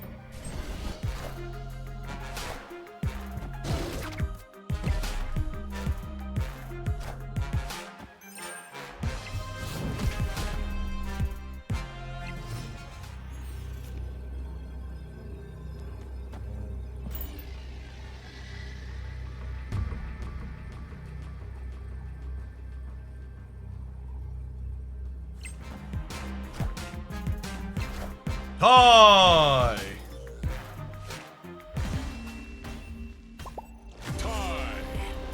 So there's no second tiebreaker in Marvel Snap. So if you just have the same total power of the board, we each have 95 in some, the game is a full draw. Nobody wins or loses cubes.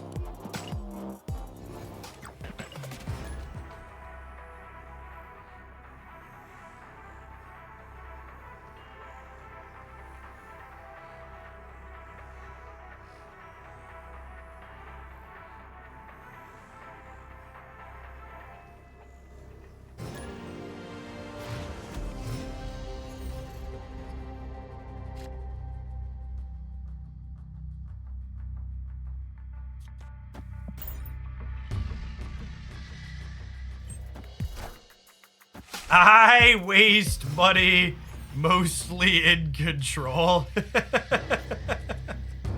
We understand, opponent. We're all Marvel Snap players here.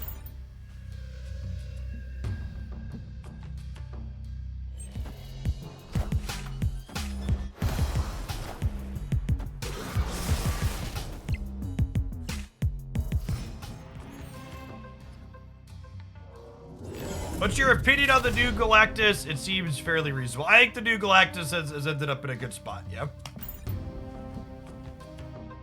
I think they added they added the ability to have Galactus counterplay without having to explicitly put Galactus counterplay in your deck, simply by playing a game of Marvel Snap, which is what was desperately needed.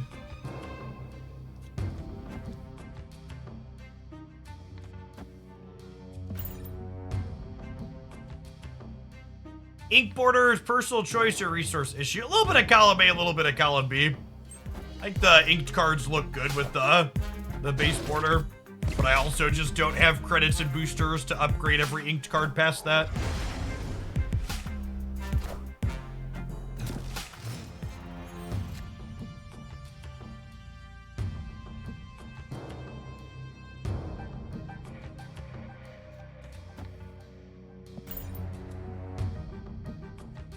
Probably gonna come up short here, huh? Our null's not very big. Yeah, if I could have gray borders plus 3D, I agree that that would be ideal for me. Okay, so they soaked 2 energy here, which means that this is a 2-drop. They played that on turn 5. This is our best possible play this turn. Is it enough? I'm adding 6, I'm adding 10 here. So we died a Hulk.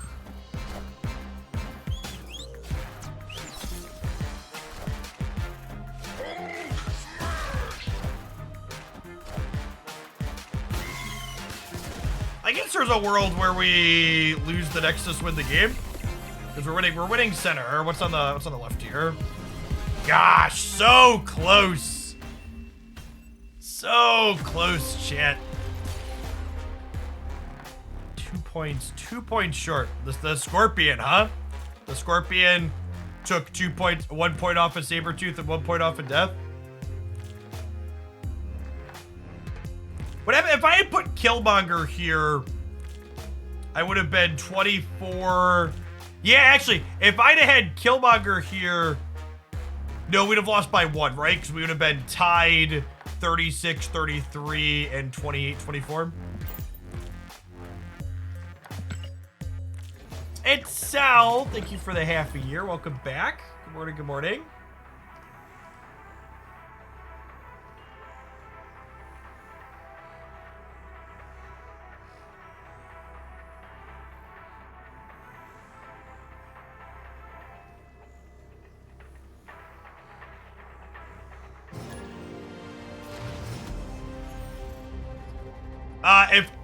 If I was in charge of changing High Evolutionary and the stats said he needed adjustment, Wasp, Cyclops, or Hulk would be the one of those 3 cards is what you start with, I think.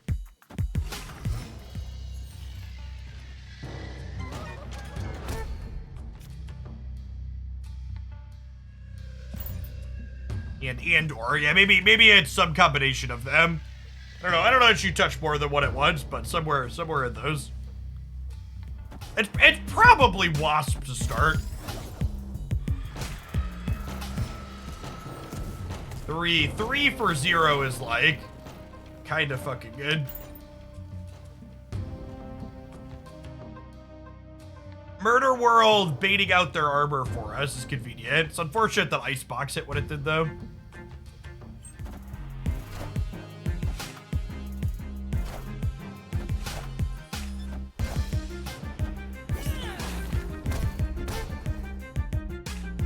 Oh my gosh, chat.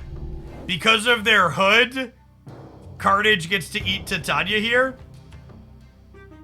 And don't worry, this is a Marvel card game, not a DC card game, so Carnage eating Titania is fine.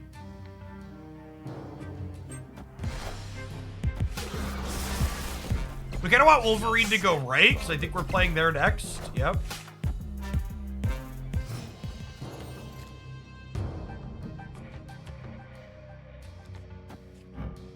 Alright, there is a world where we lose this 25%er and then this is awkward, but that's fine.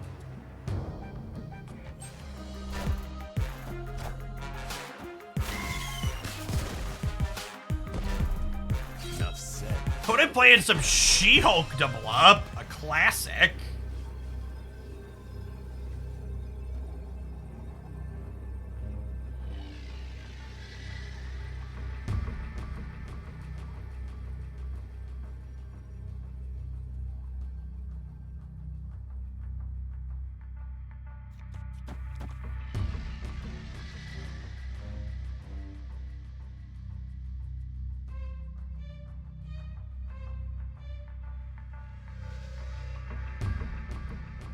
Gets this. This could break a few different ways just because the output range of their hand is high. It could be right for me to play for all 3 here. Oh, they didn't play for the left at all. Okay, that works out for us. Yes! Look at this pure mastery of gaming, chat. You wish you were as good at video games as I am.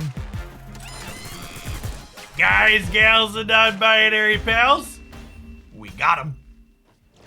Would we have won without the Danger Room proc?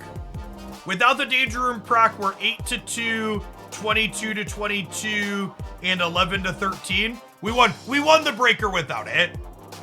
It was better content with it, but we technically won without the 25%er. It's worth noting.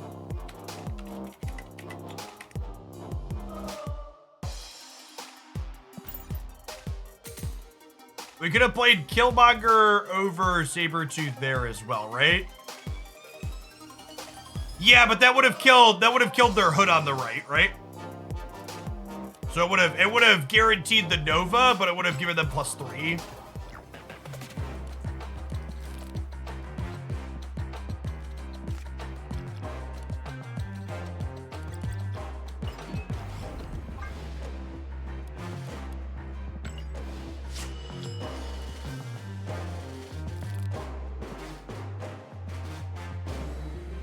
Okay, chat. Is it a cop-out saying I switch decks if I play a different Deadpool deck? Or is this different enough that we don't riot? We'll play a couple of. I don't know that we'll stay on this one for a full hour, but this has been my favorite Proving Grounds deck. There we go. There we go. The Proving Ground you always snap on one, chat.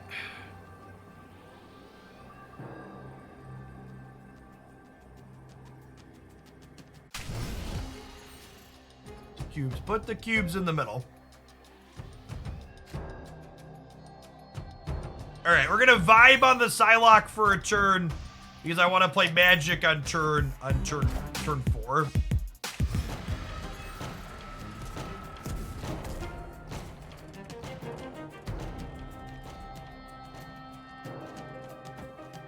All right, I need to blow stuff up so Null can get big here.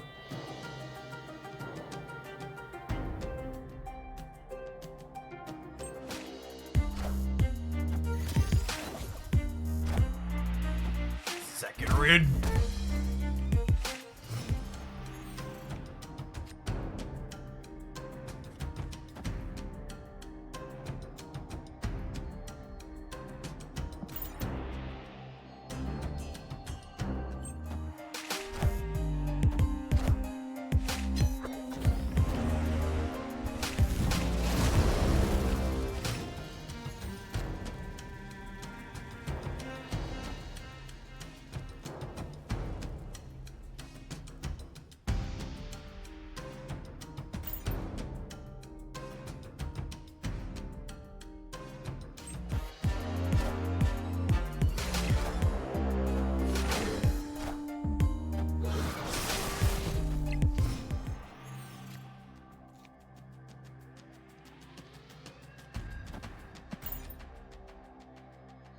I think we're dead.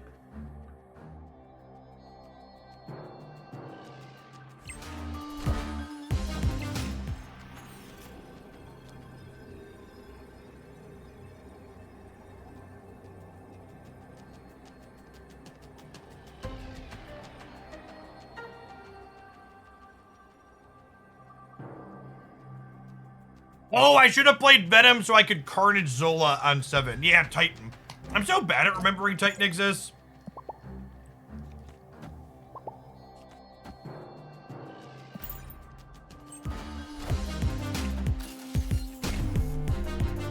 I think we were dead regardless though, right? My nulls would have been +8, which is still just not enough, right? We would have won the right, but we still would have been 6 short of the left.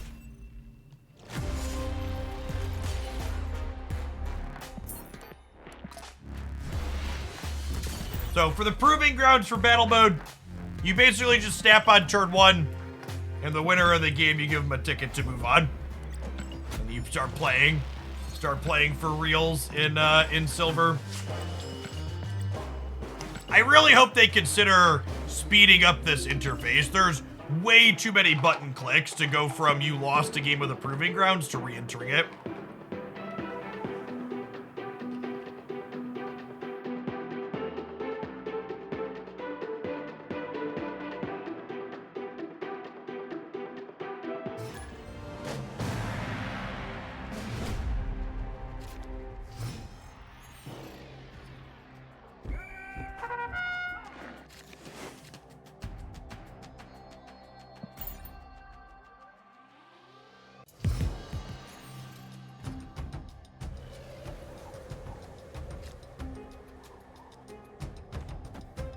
I forgot to snap on one. Sorry. Our first couple of proving grounds. You know, maybe I should just like sit and farm silver tickets. Previously, I'd been always winning a conquest spending a silver ticket. Maybe we'll spend today just farming a bunch of silver. And like tomorrow we can play a bunch of silver ones.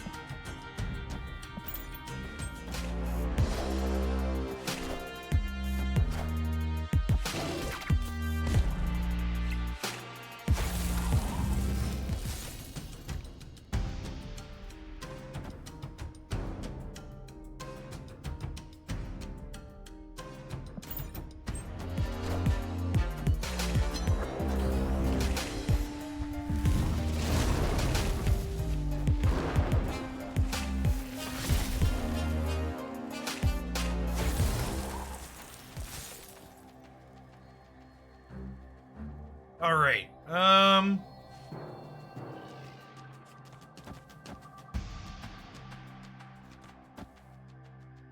We do this? Or is this more? This is... It's a wash, it's the same. I'm gonna put more stats here on the left, I think.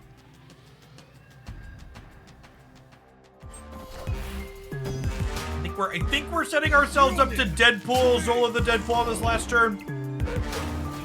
But there could be some question of, is plus 24 enough on the left and right?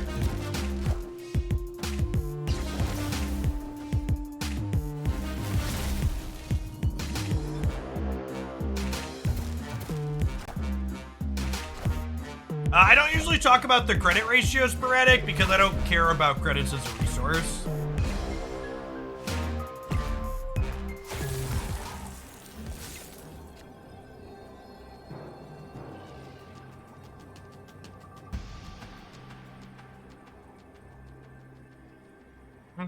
With that draw, do we just do this then?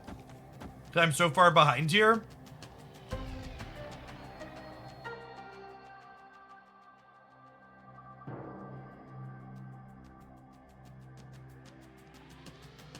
I can also bail out of here and go like send Venom across plus play Deadpool here. Like kind of catch him by surprise. That might actually be the better line, huh?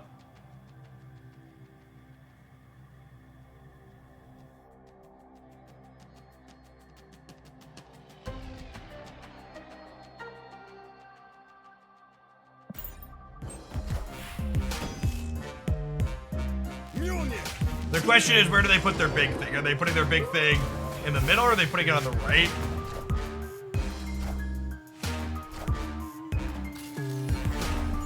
All right, 3 cards in their hand. It's gonna come down to this this Dracula flip.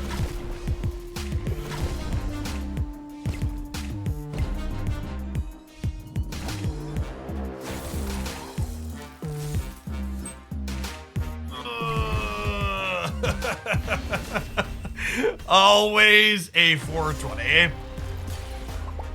Always a 420.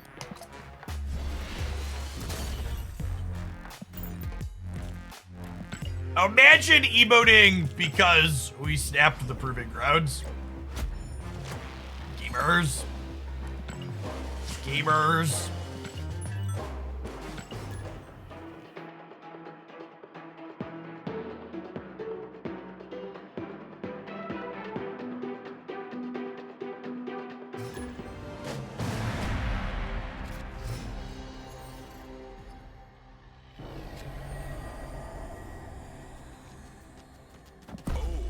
You always snap around one of the Proving Grounds, but this hand's great. You get to go Bast into 3-power Deadpool into Vormir.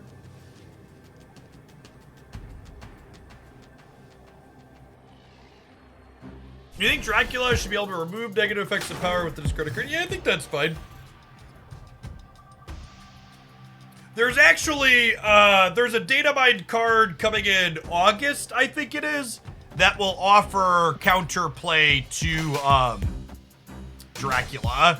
She's like there's a card, it's like a 3/5 or something that destroys cards with less power than her in her path. I think that'll be a welcome addition. Wind, aid my hand. Fucking rip.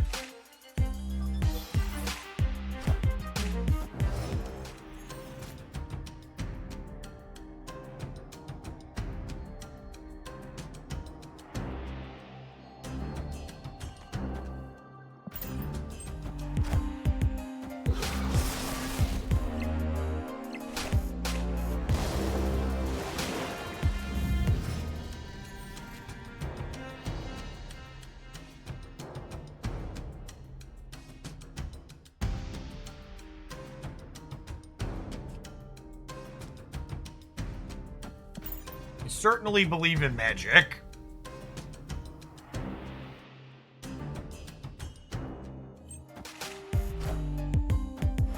Not me.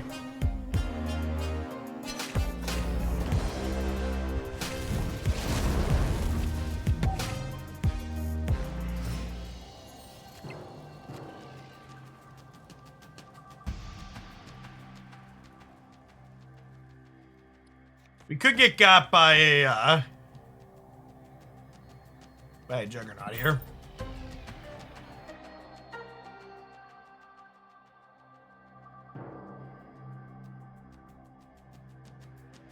Kick us into that kingpin path. If they win the 50-50 on the jug, they did not. You'd have a 25% to be okay. So this happens. Venom eats. Deadpool comes back to the hand.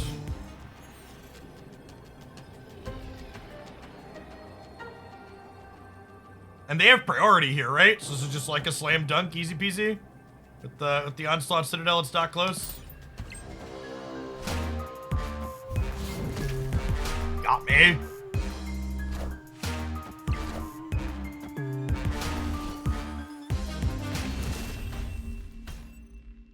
Victory.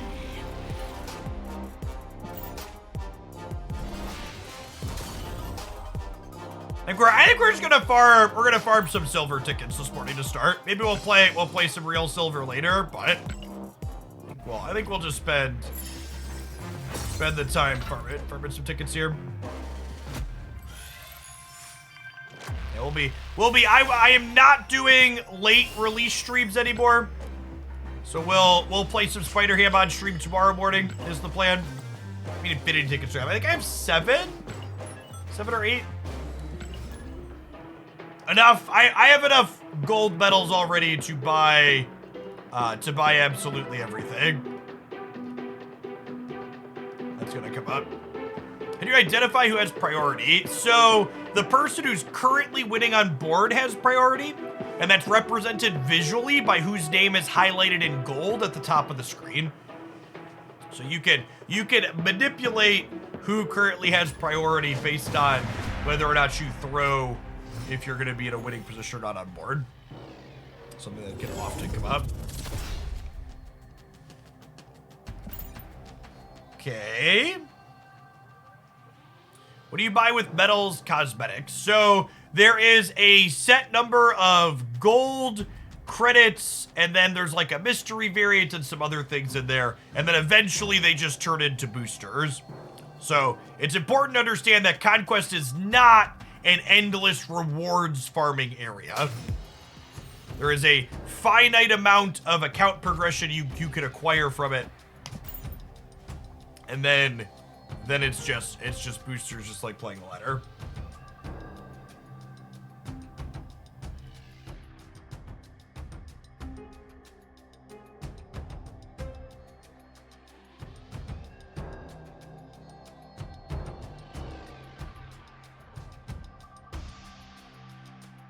These are people using the COD command. That's for Call of Dragons. It's a city builder game on PC. We'll be checking that out for the last couple hours of the stream later today. Plan to start that about 3 p.m. Central. We're gonna do our normal all-day Marvel stamping first.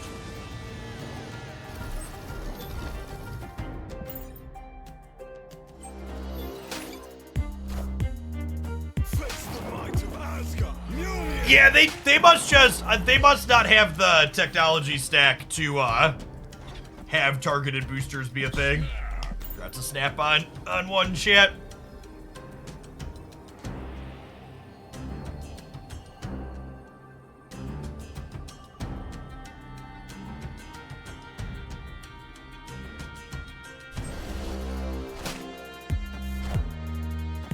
They didn't play Dracula mid, or Nexus, is interesting. Opponent snapped.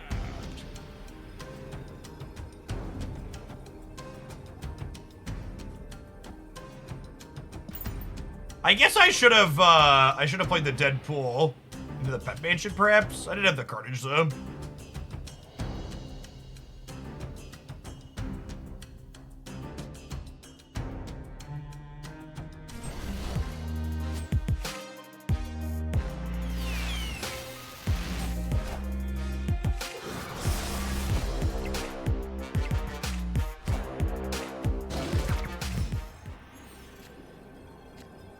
Literally unplayable. This is 26, which is probably not enough.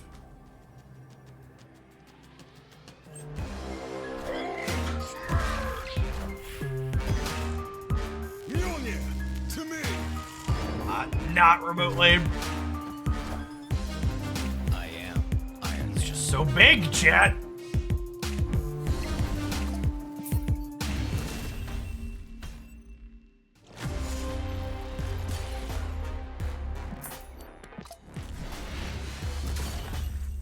Alright, let's play some we've spent 2 hours playing Deadpool decks. We'll play some not Deadpool for a couple. Once all of our loading screens go. This screen at the end when you lose really just needs a play again button. Just like puts you right back in with the same deck.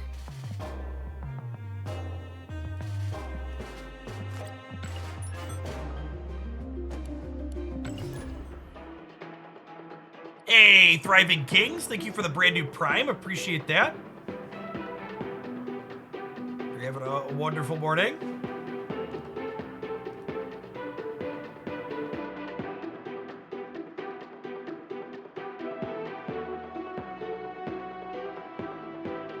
Yeah, just give me one click, put me back in the queue.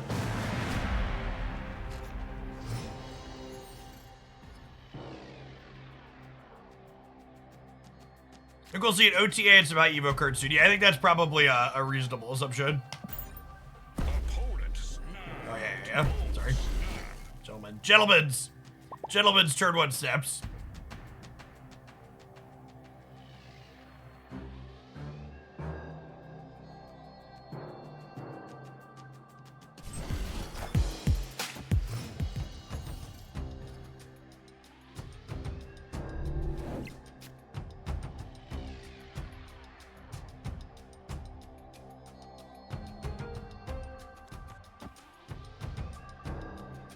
That seems solid. We go Kitty into Widow Kitty into Kitty Beast.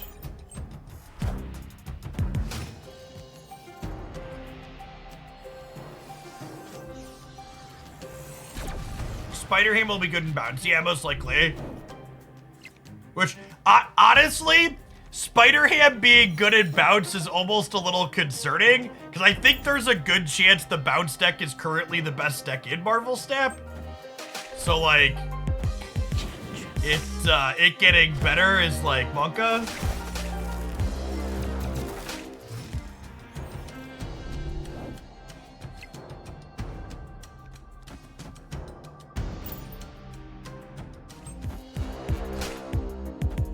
Bounce is boring? I completely disagree with that. I think the bounce deck is easily one of the most interesting and best types of decks to have be good at Marvel Snap.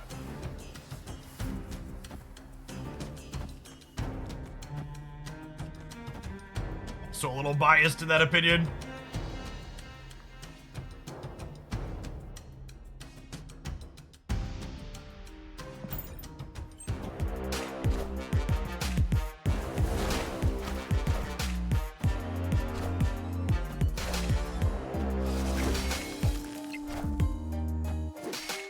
Yeah, it's just, this is on me. I should be playing around wave.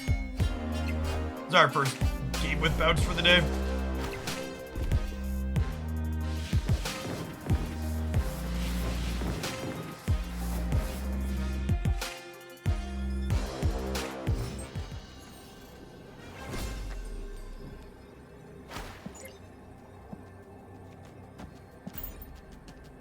They just play Hulk right, we lose the breaker. We lose the breaker to Dr. Noob as well, right? One bigger.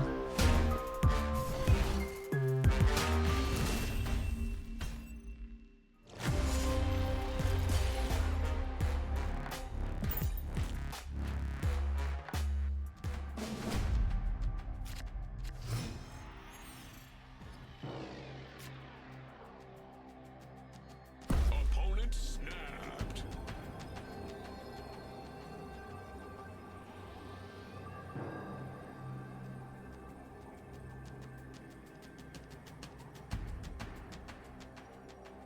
Oh, sorry, I put it. Oh, I hit the wrong button. That'll be okay. Sorry, I got a Discord message I was responding to. It bounces the clear best. Wave and Sandman become high usage check cards. They're already high usage check cards. Oh my god, I keep clicking. I'm just sorry. wasting my opponent's time here. Apologies to everybody else's. I'll find the concede button next time. Escape. Which version of Bounce do you think is stronger, Hitmonkey or Darkhawk? I don't think anybody knows the answer to that question. I think basically everyone, myself included, put down the Darkhawk version of Bounce when Hitmonkey released.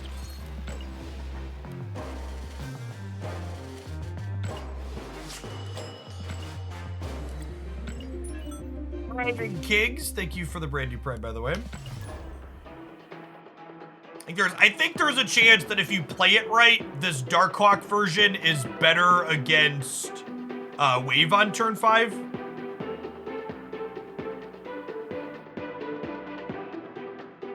I'm partial to Moon Girl She-Hulk version about it. I think the She-Hulk Moon Girl decks are basically unplayable because they can't ever beat a turn 5 wave. As someone who really loves Moon Girl double up decks, I do, especially inside of Conquest, you just can't play them.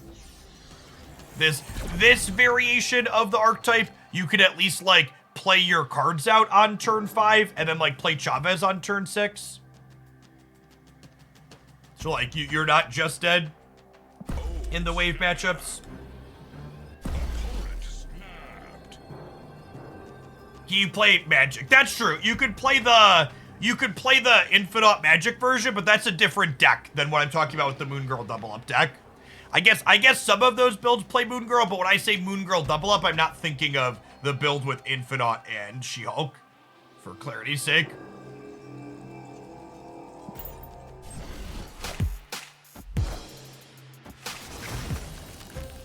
Why don't you have Bishop in this deck? What do I cut for Bishop? Your Marvel Snap decks are only 12 cards. Can't put every card in your deck.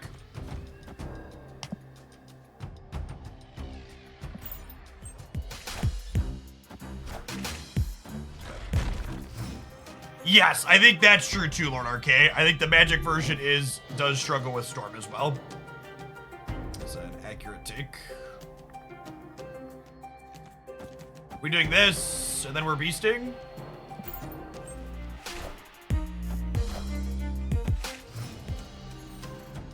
Wait, did they just not get Black Widow because their hand was full? LOL, because of Nova Roma. It's kind of funny. I think Chang should be added to tech card. I think the people that are playing tech cards inside of the bounce decks are a mixture of cowards / don't understand the good things about the deck. I think tech cards are difficult for people to evaluate from objectively because they feel really good when they work. And I think if you think this deck needs Shang-Chi to be competitive, I would rather just play something else. The types of matchups where Shang-Chi is good, this deck already has a good matchup. And I guess if you want to win your good matchups harder, go for it.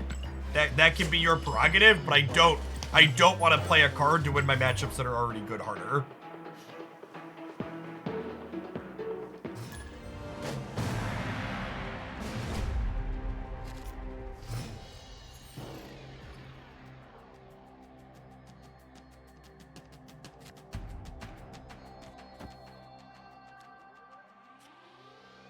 It's gonna pass the bridge. Oh, yeah.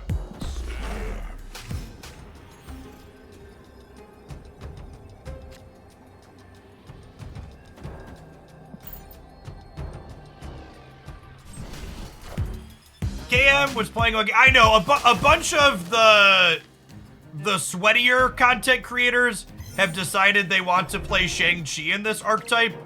And like I said, that's fine.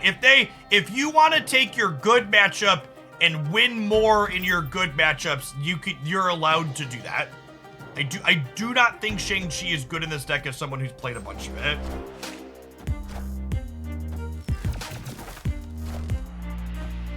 I've been waiting to play Baston 2 unless I already have Angela in hand. Thoughts? I think you are almost always playing Baston 1 in this particular deck. What am I? I think most other Bast decks want to wait to play Bast until a later turn. But I think in this particular deck, you want to Bast right away because you're spending all of your energy every turn. My curve is very tight. Am I collectoring this turn? I think so. Putting a rock into their deck has a lot of value.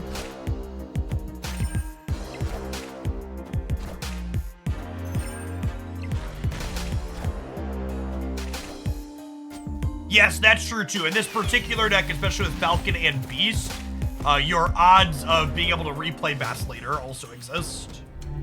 It's a good shout out. I guess not beasting this turn last turn meant that I didn't get to get another Widow's Bite into them. It's a little sad.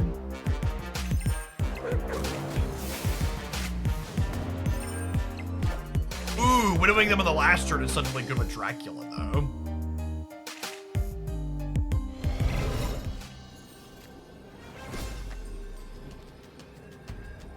What are my thoughts on Collector versus Hitmonkey? I think having Collector or Bishop in this deck is important.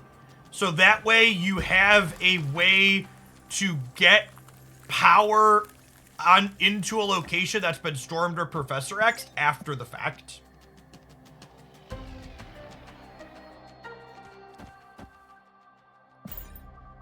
You want to be able to put stats. Widow left is more power. No, there's no guarantee that their deck is gonna play into the left side.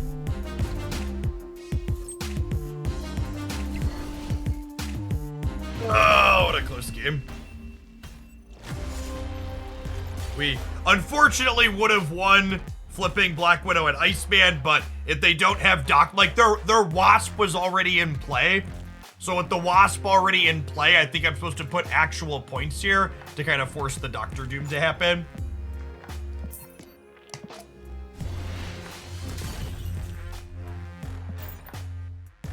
There's just not room for Hitmonkey in this deck with the Darkhawk package, which is why for people that are asking me questions about this deck, the answer to all of your questions with is card XYZ better, the answer is I don't fucking know. Myself and everyone else basically stopped playing the Darkhawk version of this deck when Hitmonkey released, so I'm trying shit out. If you want to form an argument for me why you think something is better than what I'm currently playing, feel free to type up your logical reasoning and we can have a discussion about it. But as of right now, I'm just playing games and trying to see how things feel.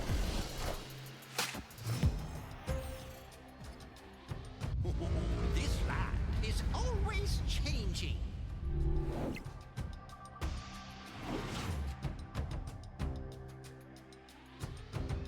I guess this is proving ground, so I just like don't really feel like playing a game with their deck, so we'll just bail.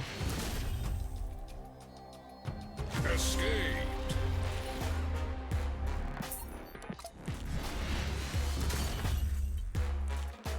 You think you were the person to put bounce on the map? Yeah, definitely.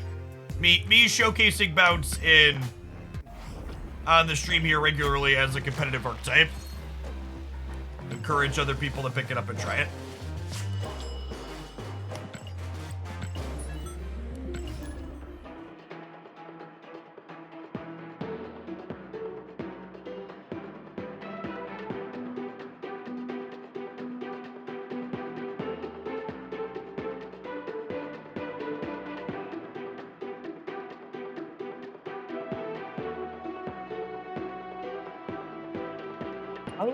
Bishop is harder to play in this particular deck with Beast having its cost increased and Darkhawk being a 4-drop.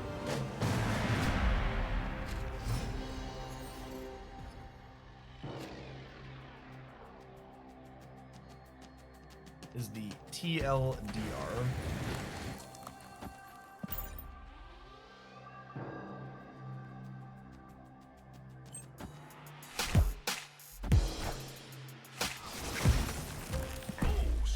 Snap on one.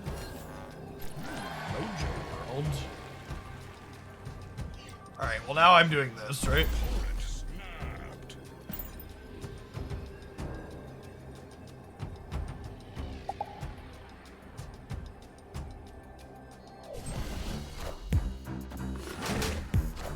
His entire deck ink gold.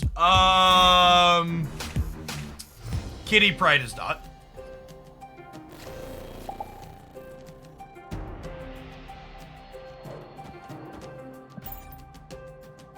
You know, I need a Kitty Pride variant still.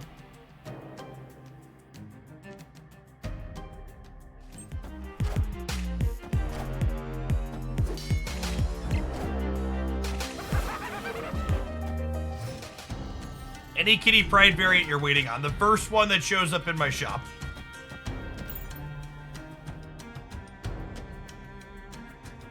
Alright, so we're 1 and 4 to draw Falcon next turn would be kind of nice.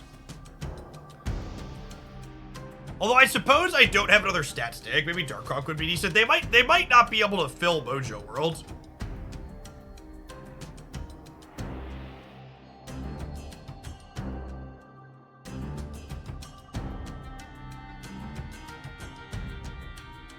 Are there any thoughts to not playing Widow to avoid helping them fill the lane? Maybe we'll see how what they do this turn. If we draw Hawk, we'll probably want to play the Widow for the sake of making Hawk bigger.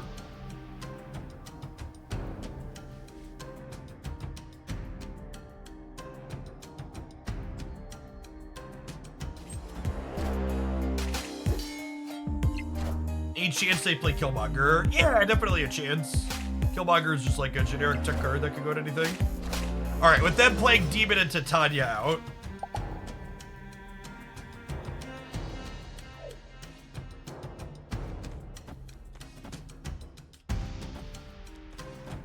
And now I can Widow them with the Falcon drop.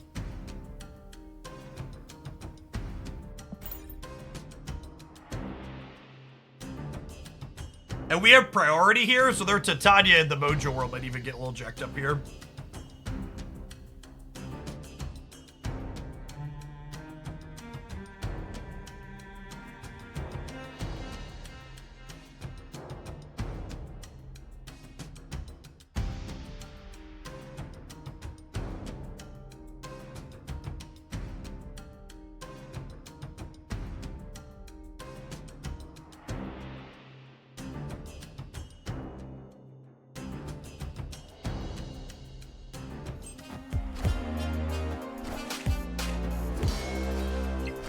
Okay, so the Titania is gonna end up on our side of the board.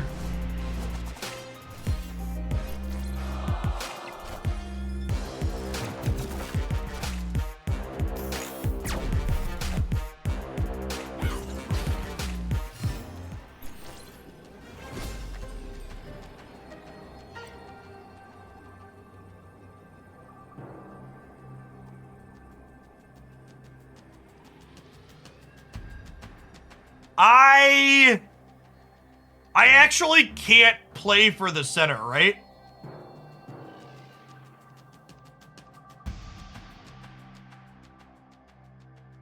I guess I could play one card there. I think we're actually not supposed to play for the center.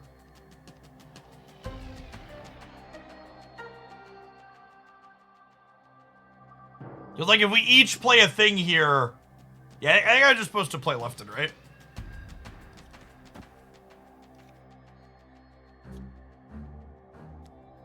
We can throw Hood there to screw him up. Eh.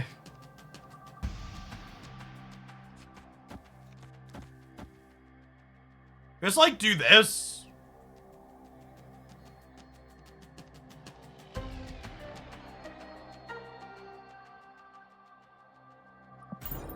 This one's most of the time. Alright, 75% of the time, it works every time.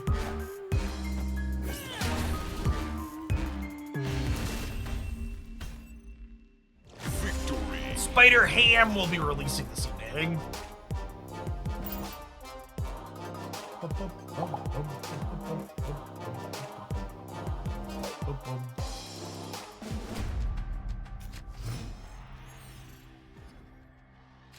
Are we playing more than one game? We're not. Oh, they must have missed that. They just pressed the wrong button.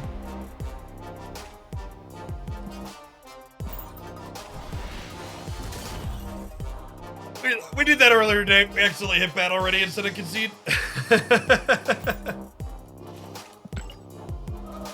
And there. Alright, how many silver tickets are we up to? I'm feeling like a more chill Monday, chat, so I don't know that we're gonna sweat in the higher ranks. I think I was gonna farm some silver tickets. We're up to 3 silver tickets, sitting on 8 infinite tickets. We'll sweat more later this week, but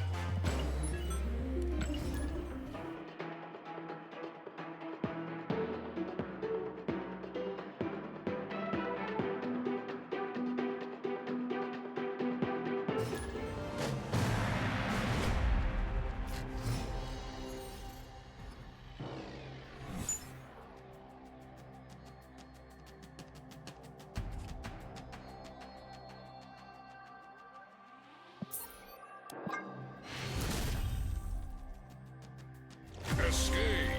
this location is absolutely invisible for us. Proving Grounds is a great place to try. Yeah, it's essentially an unranked cube. Playing in the Proving Grounds feels like playing in Infinite with the level that I have to care about it. And you even get to collect like miscellaneous medals for doing it too. It's interesting that this competitive mode snuck in kind of a pseudo unranked mode with it too.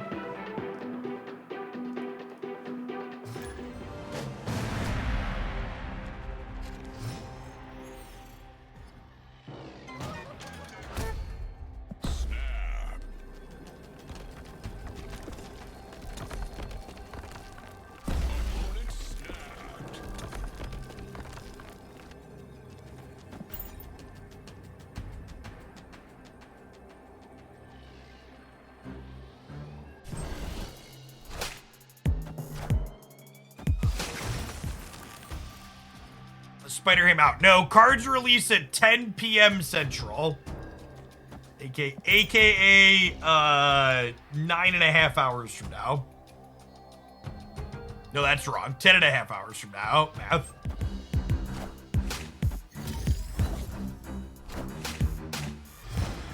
Armor in their high emo deck.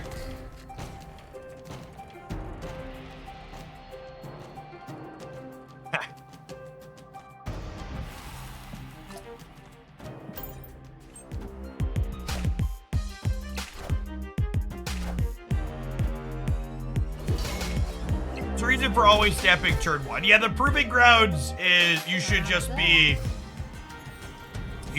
trying to what's the word I'm searching for? You should be trying to get in as many games as possible to get your tickets up.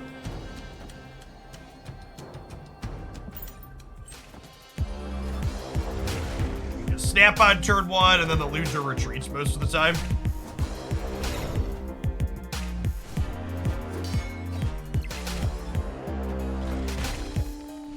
In general, I dislike the question, is this a viewer deck?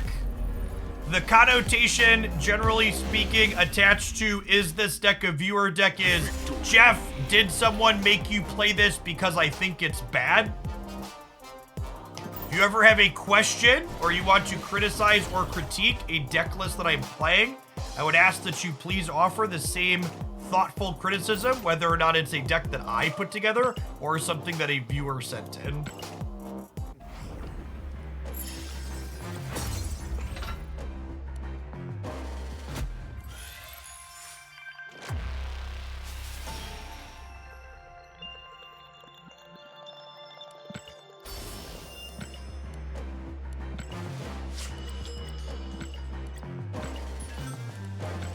My thought process with Collector over Bishop is that with Darkhawk being a 4-drop and Beast now being a 3-drop, it's harder to fit Bishop in on curve.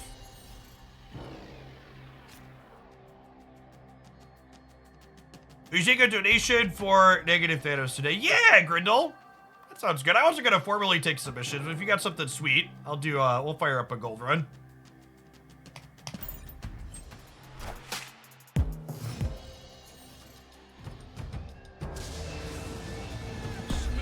Keep forgetting to press the button on one chip.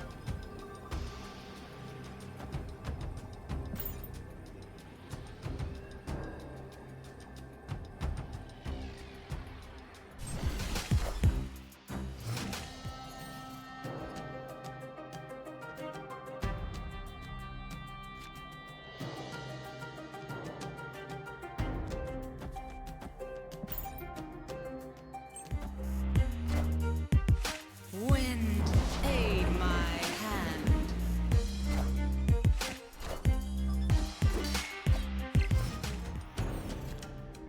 Yeah, I could probably play some Sentry today. Sentry's one of my personal favorite cards too.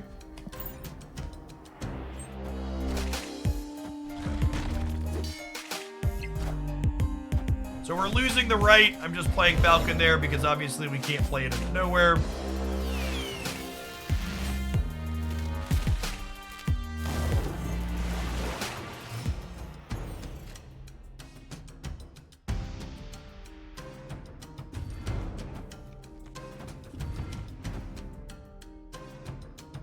This means I don't draw Chavez next turn. I don't really need to draw Chavez next turn, right?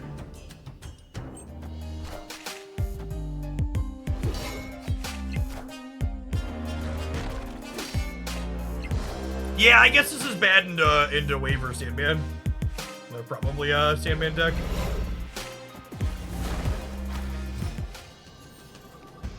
Yeah, I could have played around wave here.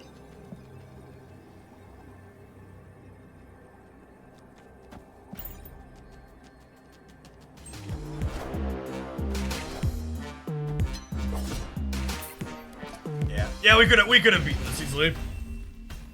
There was no reason to. 100% we should be able to read what they're doing there.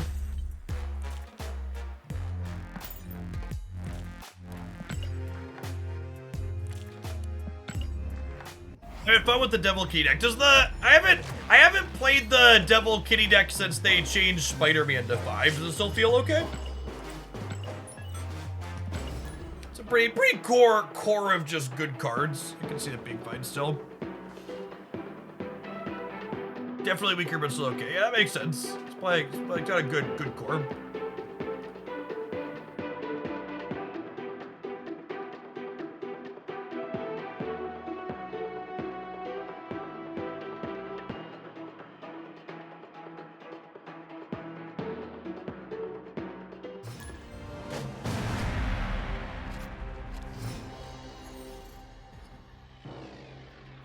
When do you expect high Evo nerfs to be live? If not this Thursday, then 2 weeks from Thursday.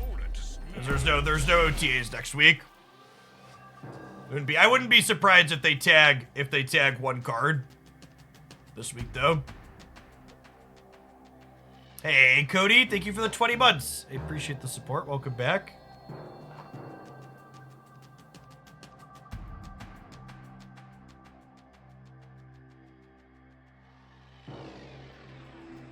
Is there a weird Doppler effect with only the music? That's a Twitch bug. So there's a Twitch encoding problem that causes game sounds to distort, but for whatever reason doesn't distort vocal audio. Refresh your Twitch stream that you're watching.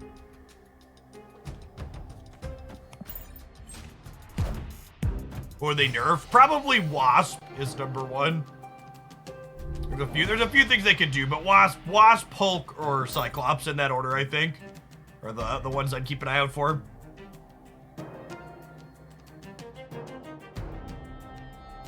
You ever expect to want to beast the Darkhawk? No, the Darkhawk is usually like a turn 5 or turn 6 play.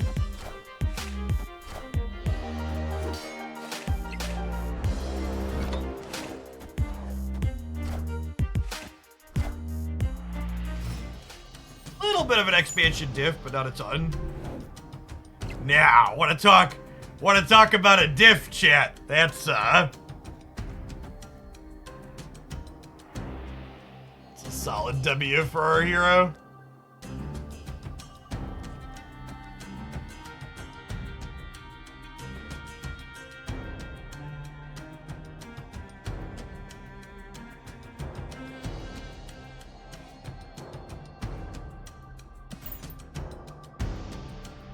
right to Falcon this turn to get the hood going. Do you think Beast cost change pushes Bishop out of all the bounce decks? No, a lot of the bounce decks are still playing Bishop.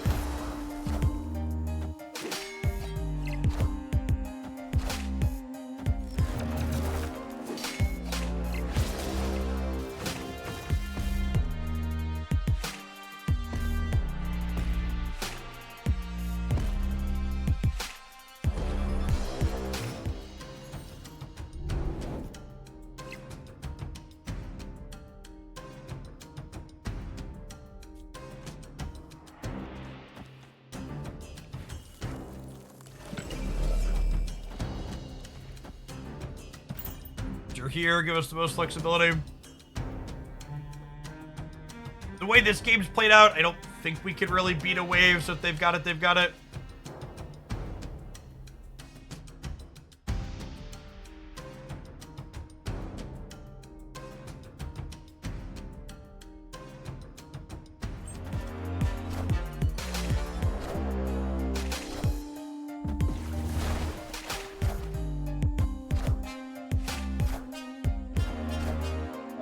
I think we're gonna play a deck that shit cans wave for the next couple. But we had a couple of them that I could have played around it, but I just don't want to think about it. Escaped.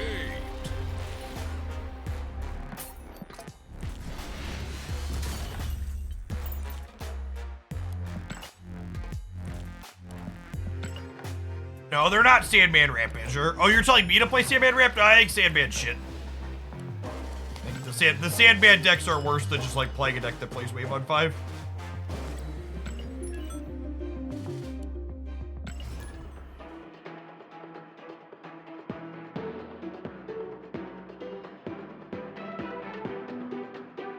I mean, a lot of the non-bounce meta decks don't really care about Wave at the moment. That's part of the reason why they're meta decks. Yeah, we could do some Cerebro 5. I think I might have taken that one out of my deck list, so I'd have to re-import it.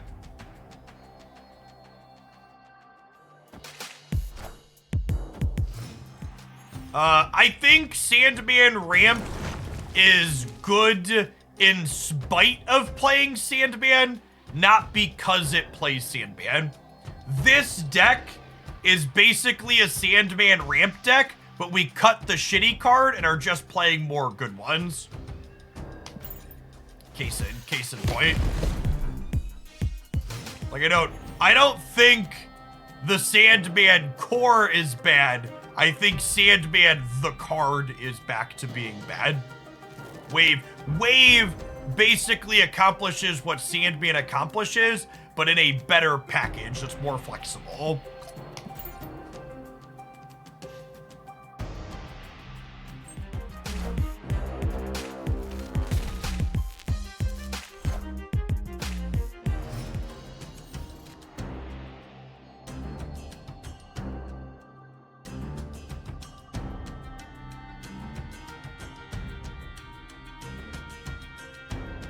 That was real awkward for us. I think Sandman should probably just be redesigned. I think with Wave doing what she does now, and I like what Wave does now, I think Sandman should probably just have a different text box.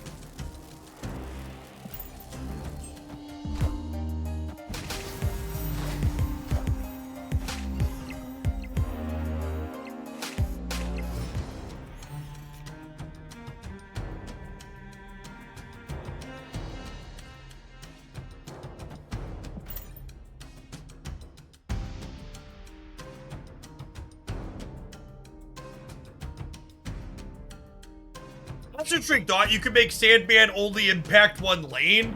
You could also, I think one of my favorite suggestions is you could make Sandman like a Trinisphere or a Sphere of Resistance style card like Magic, where it just like makes each card you play more expensive up to a maximum.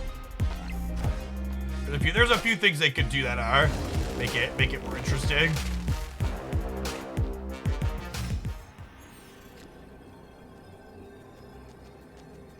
Not the Doctor Doom I wanted for Christmas.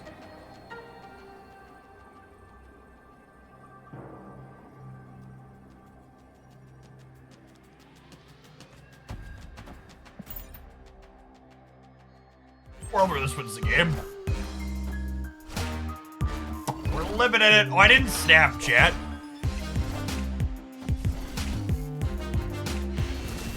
Mistakes were made. We're just chatting so much I forgot to snap on one. That's fine. I don't really want to play against a Cosmo deck anyways. They can have their silver ticket and fuck off.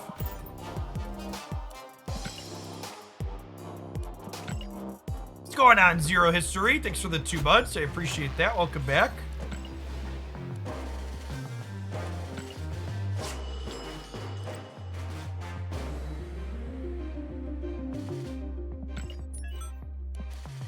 I actually don't have an alliance put together yet for Call of Dragons. I'll have to do that when we fire up at 3 o'clock today.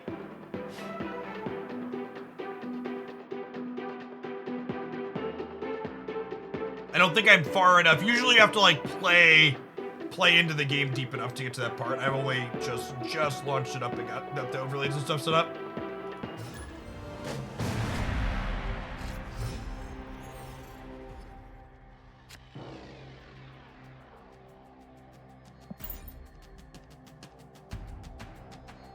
Hey, Zero History, thanks for the 2 months.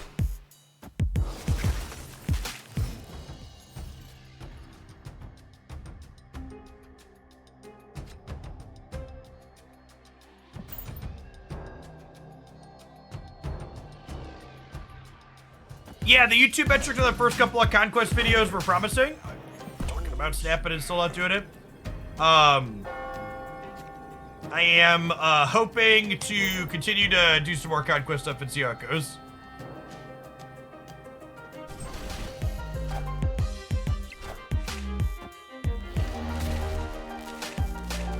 20, Grindel.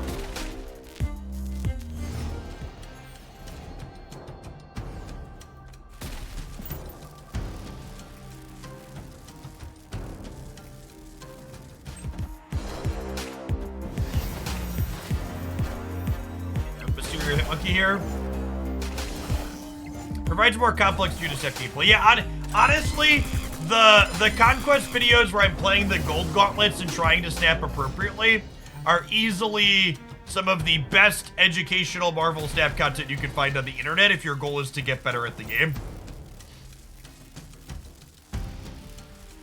Other decks do you be playing? We change decks every hour at most, Noober.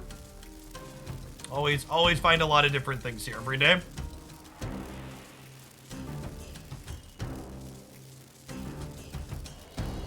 Yes, they could be playing the bounce variation that has Shang-Chi in it, but my mama didn't raise no coward, so we're definitely just here to go for it. Wakanda forever! Wakanda forever!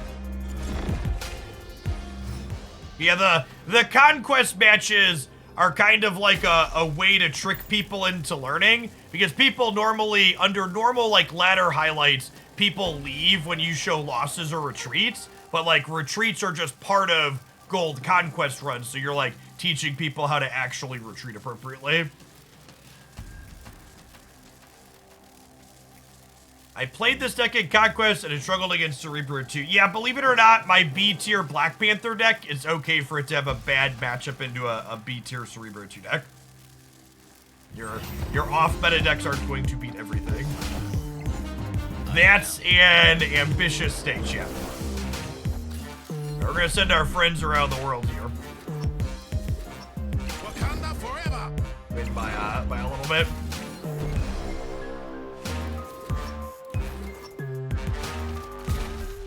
Conquest brings a whole new dimension to snapping and retreating. I mean, I don't actually know that I agree with that. I think the dynamic of snapping and retreating with Conquest and not should technically be the same. I think it's just more apparent when people are bad at it in Conquest, just because you're playing the same people repeatedly.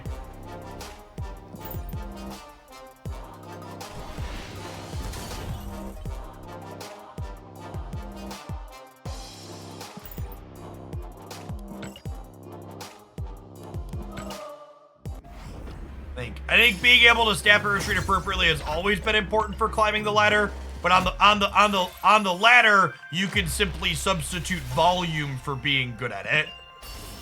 You can just play more. Whereas, like, in here, if you're not good at it, playing more isn't going to get you to 3 wins if you keep losing here. By using the opponent's deck tracker. Yeah, I put the opponent's deck tracker up when we play for reals. This morning, we're just, like, farming silver tickets and proving grounds to start.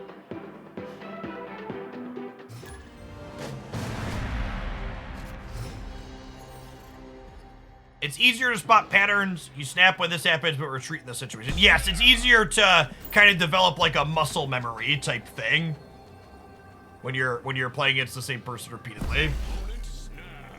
Like in reality, you should have those heuristics always, but it's easier to have them on demand inside of Conquest. It's the point of farming silver tickets. Then I'll sit down and play a bunch of silver to get a bunch of gold, and then we'll turn gold into infinity. And beyond.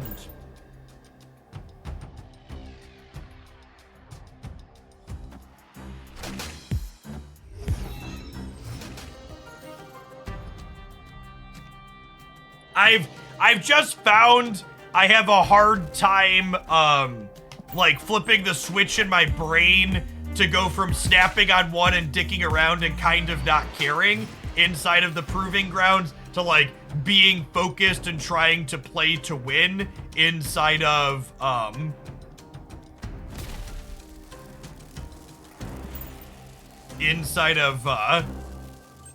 silver and gold. Wind aid my hand. Clear for takeoff. Just Panther's all right.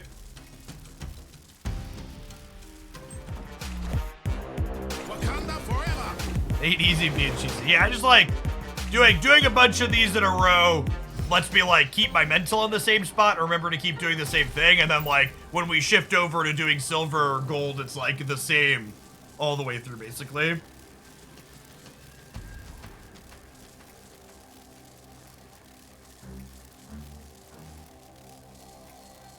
And like I said, really, the more I play this, like, the Proving Grounds doesn't meaningfully feel different than playing infinite ladder matches.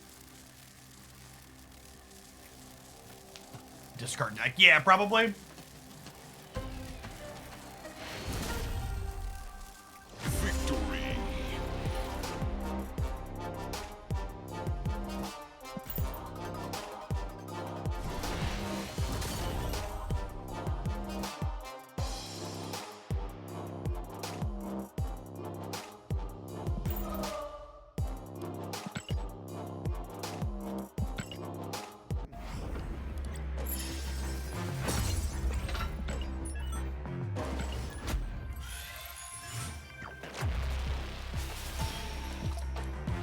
All right, I tried to queue while it was still doing these animations. They take forever. The fact that you can click the buttons through the animations while they're going off is so eye-rolling. They're so long and cumbersome, the buttons don't even want to wait for them.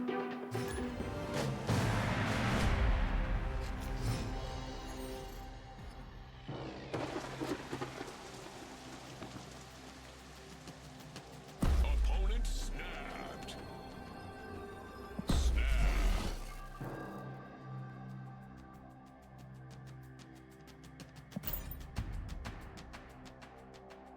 Is this the best Electro deck right now? I don't have enough experience with this generic archetype to have a strong opinion on best for it, but I've enjoyed this one.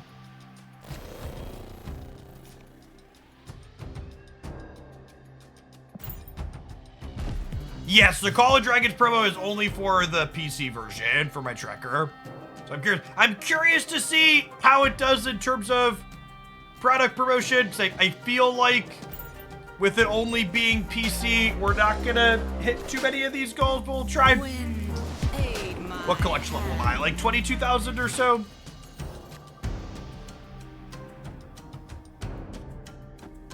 $25. I don't think I'm quite that high, Shuki.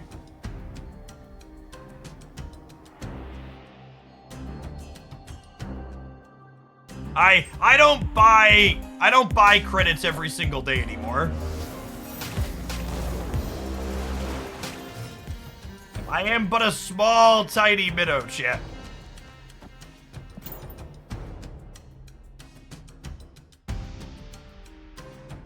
So they probably can't get more power into the flooding. So will 16 power Panther left into Doom spread out across the board?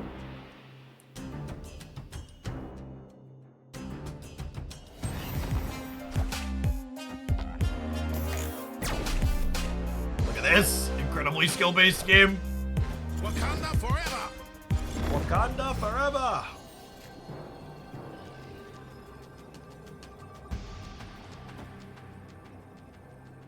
Is it tough to get back into Snap? I don't think so, Sneakies. So Snap makes cards cheaper over time. So picking up later card releases is more cost efficient if you've been away for a little bit. Because getting Series 3 cards is easier and cheaper than getting 4 and 5, and cards move down to 3 over time.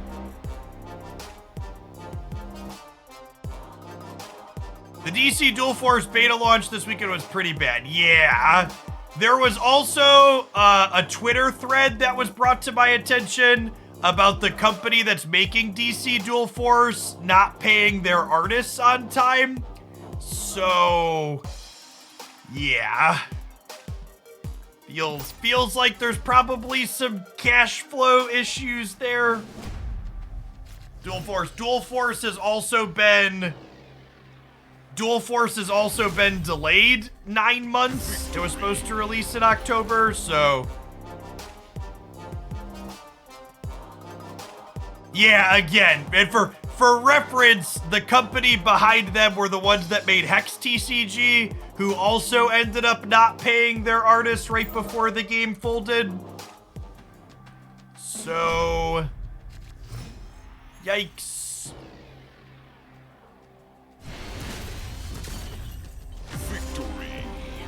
I want there to be more good card games and for the market to be good. I hope people have fun with it if it comes out, but yeah. They're definitely off to a rough start, to say the least.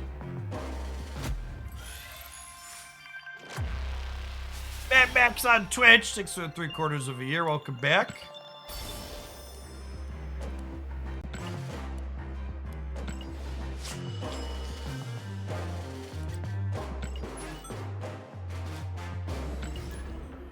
Yeah, I've been playing so many other games, I didn't have a chance to check out anything Dual Force related. My off-stream gaming time has been dominated by a mix of Diablo and Genshin Impact. A little bit of Star Rail mixed in on the mobile. To be the first Avatar Infinite port, I don't know. Probably one of our pay-to-win ones though. One of our expensive ones. Do it up. More red flags than a bullfight.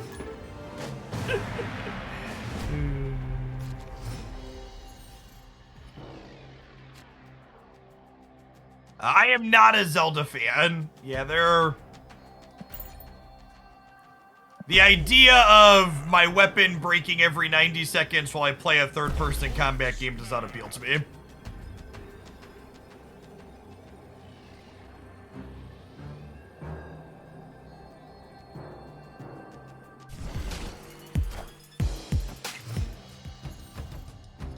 I did not, Metsu Phantom. It's kind of wild to me that they're holding like $50,000 cash tournaments for their like in-client side game card game.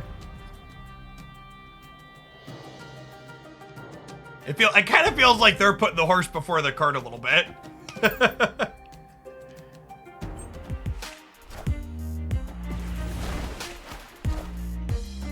Wind aid my hand. Yep.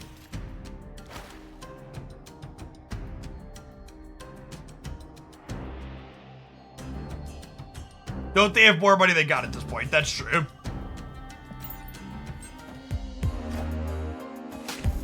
Got me, Sandman.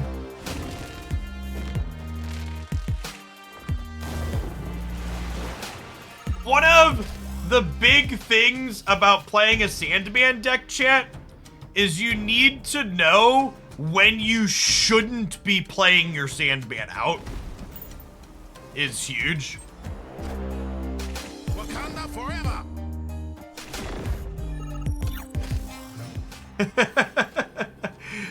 Do they get us with their Panther?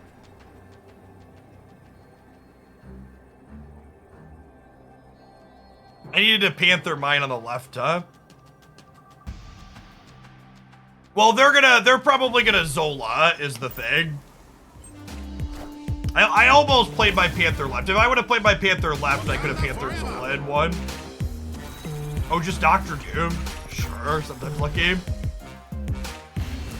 Dathos, thank you for the 2/3 of a year. Welcome back. Not if we Doom left. Doom left still won to them Zola-ing Panther, right? Because they would have been 22 here and I'd have been 19.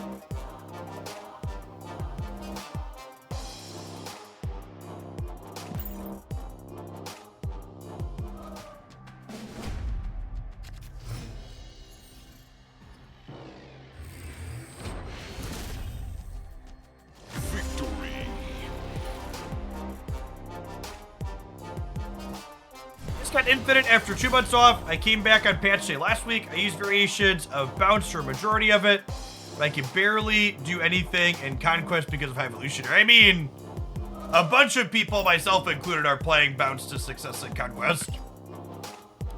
The Bounce deck is harder to play into better players and people that are prepared for it, but it's still very good. Understanding like when you need to play around Wave on 5 and stuff like that's key to finding success there. I got like a couple more silver tickets, then maybe we'll shift into tryharding a little bit and see if we can convert some of the silver to gold.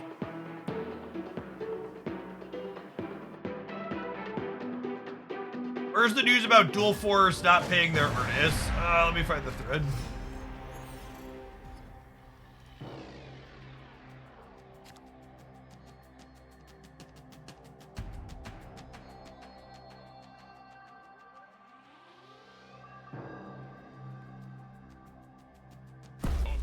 Oh, I can't find it. You'll need to scroll back in the what's it called?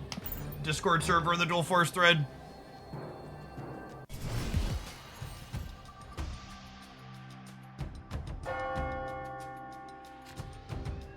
Does Silk have the potential to be a generically good card like Jeff? Yeah, I've been telling people that Silk's a generically good card like Jeff for a little bit now. I am.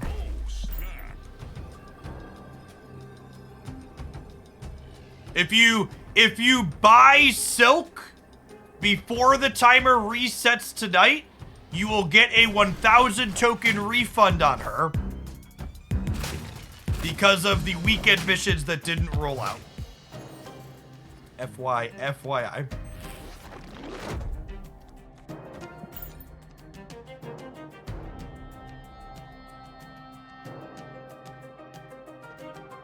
So if you buy Silk while she's still in the featured card thing, you will get you'll get a return on her. Second read. Wind, aid my hand. Do we know the next card coming? Yes, Spider Ham releases this evening. Zola was the best draw in our deck here.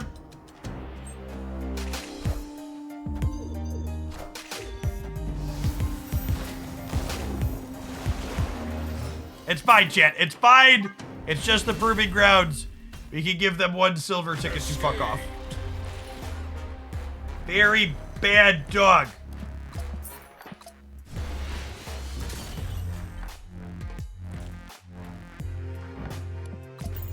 My poor Woggers.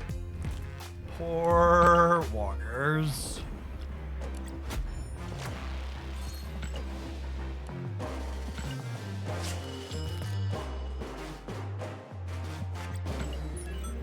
All right, chat, let's spin to win.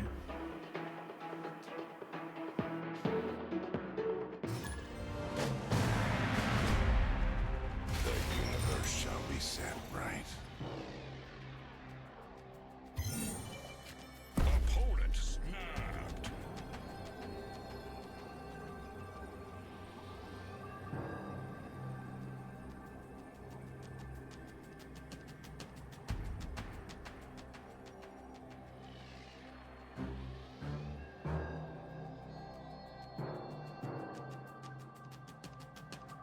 Oh, here's the link to the DC Dual Force not paying their artists. Well, I guess it's not technically just Dual Force, but the company Cryptozoic that makes the game not paying their artists.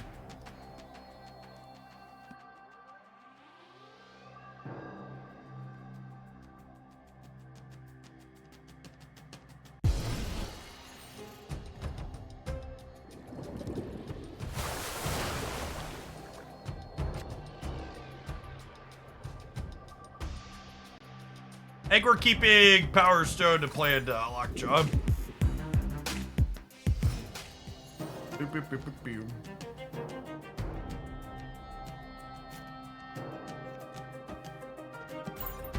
Is it confirmed anywhere if we see which card is affected by Spider-Ham? Not that I've seen. Some people were speculating that you do, but I know first-hand sources as of yet.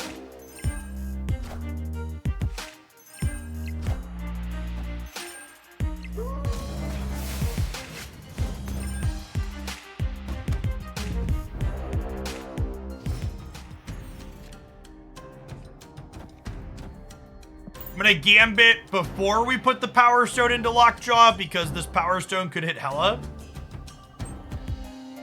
Is Ghost Spider the least impactful season card ever? No? Fucking kids these days. Nick Fury was a season pass card, people. Nimrod was a season pass card. Ghost Spider is a very appropriately powered season pass card.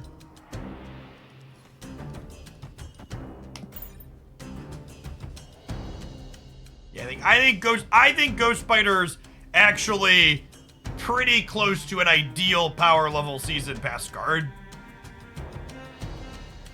I think like Ghost Spider / MODOK should be like the bar they shoot for with season pass cards.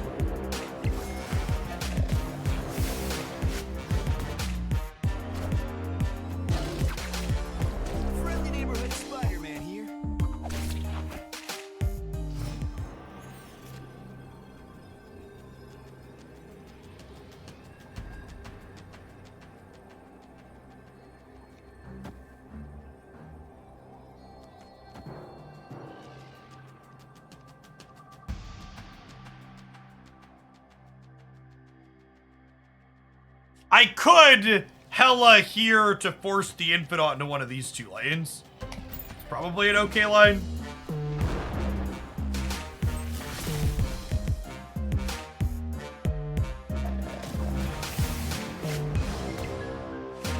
Oh no! I think we're dead. I don't have any big hits left in my deck. Rip.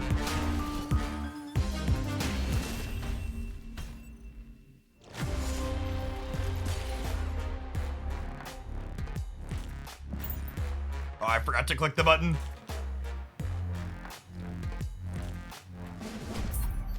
Destiny will arrive.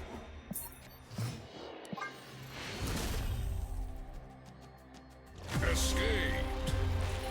Roth, I think it's safe to assume that good playable cards won't downgrade series anytime soon. And I think Silk fits that description.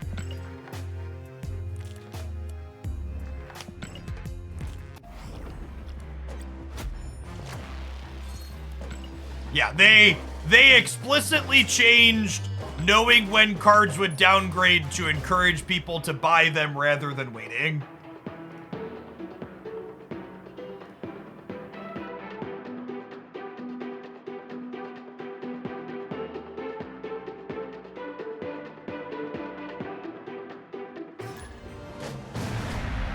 The downgrade change feels like them flailing around trying to fix a problem that they don't know how to fix.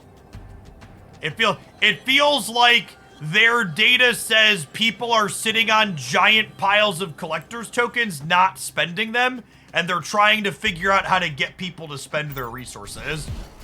The weekend missions are the same way, right? Feels like in an ideal state for Second Dinner, nobody's hoarding resources is like the TLDR, and they're trying to design their systems to not incentivize resource hoarding.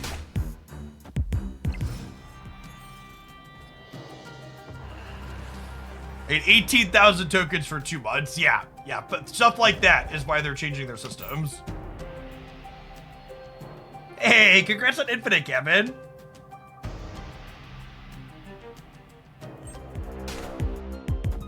I am pretty firmly of the opinion that the best thing they could do to encourage people to buy cards is get rid of permanent Series 5 cards, but that's definitely not the only problem.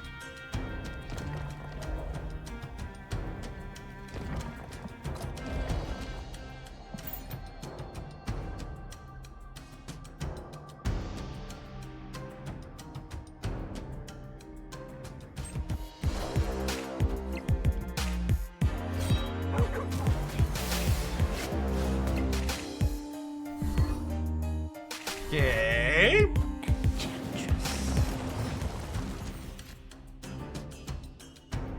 Hey, Grindle, thank you for the tip. Be happy to jam some. I'll watch for your deck link.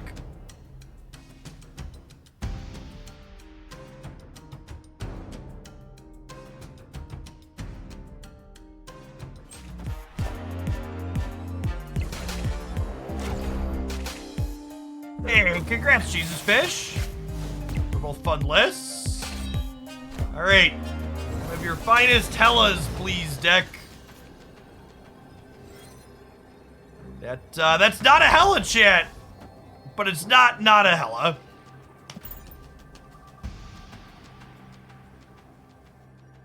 What's going on, the dude? Thanks for the quarter of a year. Welcome back.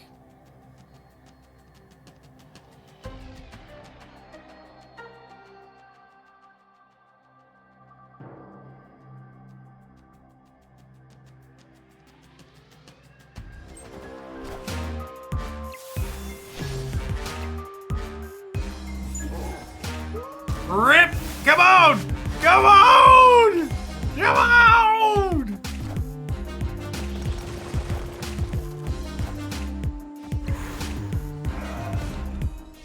Oh my god, we would have won the game if we hadn't given them a monster.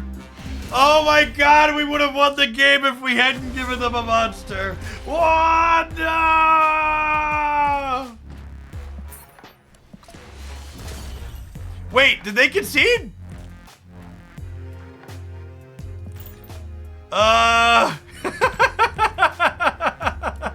Okay, sure.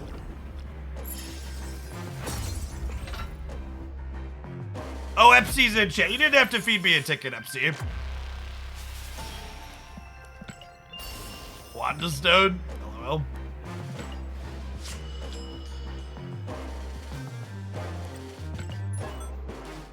Hey, thanks for the Primus ball, Epsi.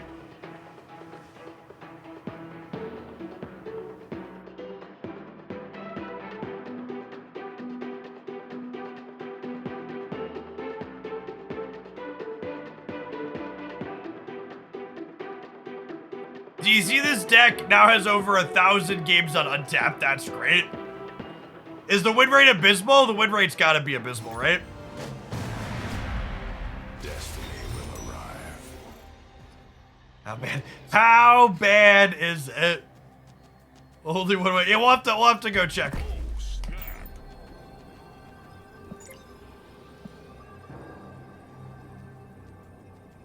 How much money do I get with a Bezos Prime sub? It is, I'm basically the Loch Ness Monster. Every time you press that sub button, I get Tree Fitty.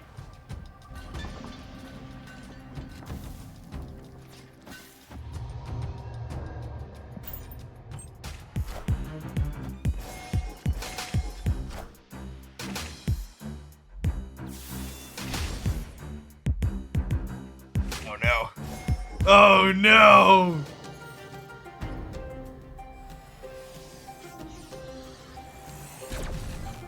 It's got a negative 0.14 cube rate with a 47.5% win rate. That win rate's much higher than I was expecting. Do kids these days get that reference? Listen, chat, this is a boomer stream. It's not a zoomer stream. It's for the almost 3 years. Odin, appreciate the support.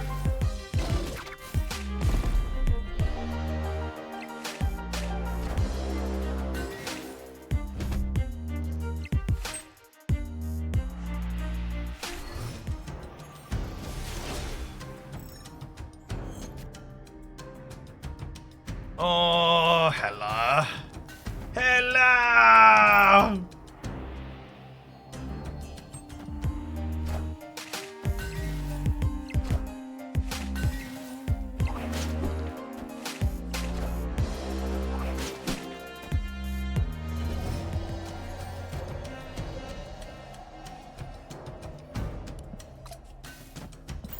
Alright, Gambit, let it rip. You're a Beyblade, Gambit.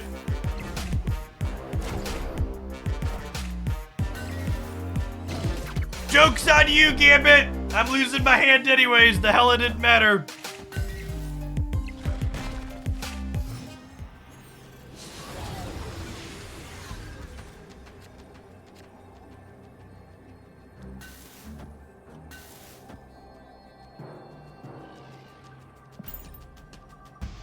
Hey, Booster Gold, thanks for the half a year, welcome back.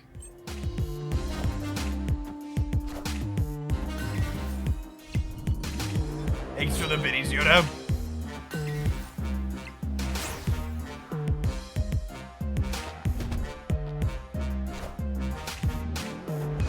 Ooh, that's a weird bit of lag. You okay, Marvel Snap? Victory. Hey, Grindle, did you send the deck list through yet? I don't see anything from you on Discord. I want to make sure I didn't miss it. Destiny will arrive.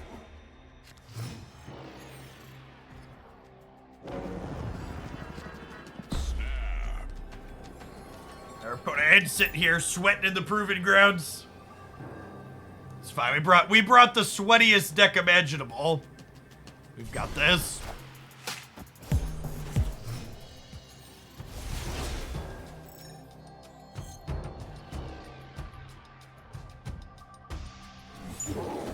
Gotta get on that untap tracker life, Grindle, so you just like click, click, boom. This guarantees kills the monster. I need to restart the game. The weirdest bits of lag. It could be right to just gambit their monster here, but I also kind of want to draw a bunch of cards. Mobile life. The untap tracker works on. Oh, are you on iOS? You could say iOS life. That I understand. Well, I don't understand it, but it explains it. But Android has the untap tracker now.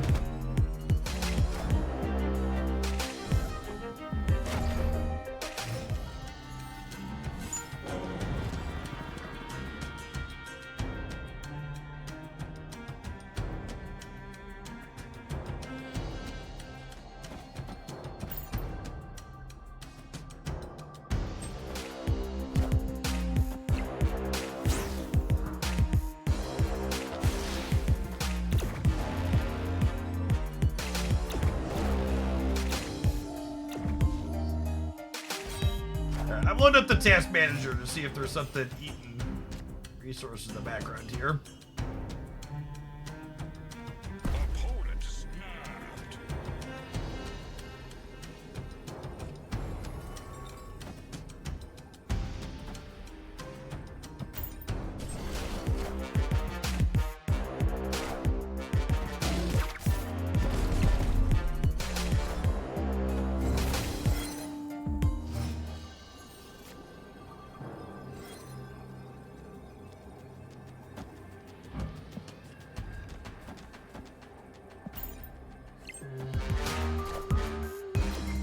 I'm sorry, what? Excuse me? Bueller? Sigon? The leader in your Sarah Surfer deck? Victory. Hey, thanks for no. I'm gonna restart. I'm gonna restart Snap really quick here because my task manager doesn't say anything's maxing out or getting weird random lag, so it must be application lag. Thanks everybody for hanging out today. You can see almost 2,000 people in here for some Marvel snapping, hanging out playing some Conquest this afternoon. Marvel Snap's competitive in-client tournament mode they added last week. Spider Ham releases later tonight. We'll be playing with that new Porky Web Slinger tomorrow morning on stream is the plan. We have OTA updates coming Thursday. Always a lot of great stuff going on in the Marvel Snapping. Hey, the Jesus Fish, thank you for the sub gifts. That is a lot of them and very generous of you. Happy Monday to you.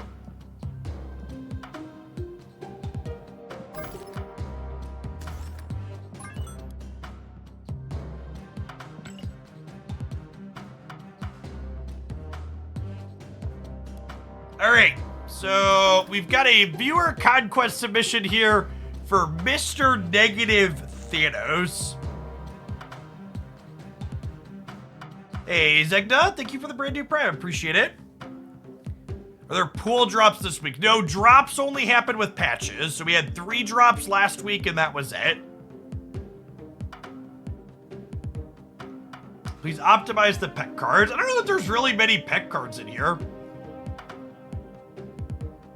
You've got Psylocke, you've got Iron Man and Marvel. Like, Dino's like the only thing close to a pet card. I think that that's kind of okay with Thanos, right? You also have like the Mystique Your Dino angle for the non-negative games. Is Zabu a miss? Yeah, Zabu's probably a miss. I don't love Zabu. Especially because like we have Time Stone with Thanos.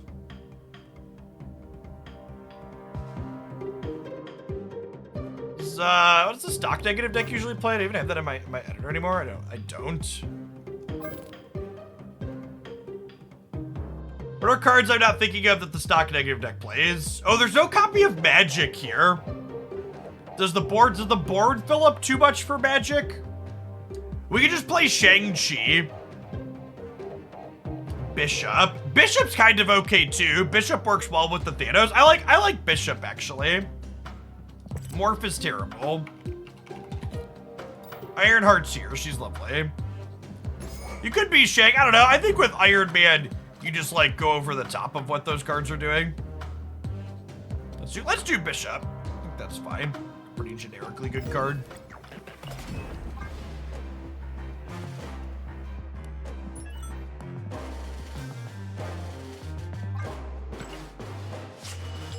All right, we gotta adjust our mental now because we're going from dicking around to the proving grounds to trying to try a little bit. Oh, there's no Angela either. I think I like Bishop better. Could go either way though.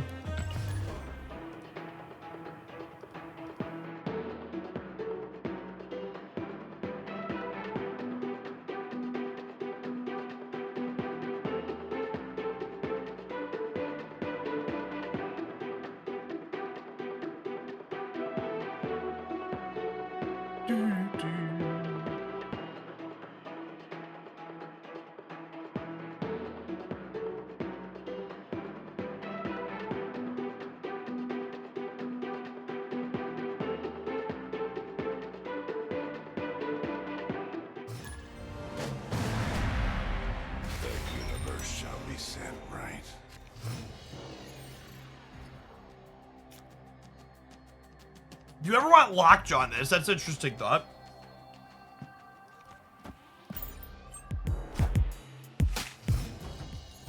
Jubilee is definitely not good with Thanos. Very, very little desire to do that.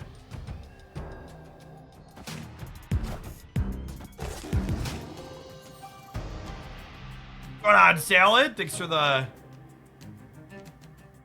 quarter of a year. Welcome back. The Kilns! Actually a little awkward here at the Starlit Citadel.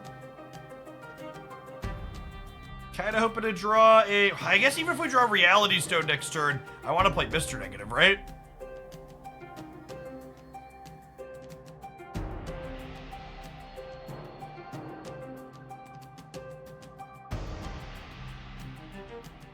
My camera gets a little crowded when I play Thanos and Conquest all together.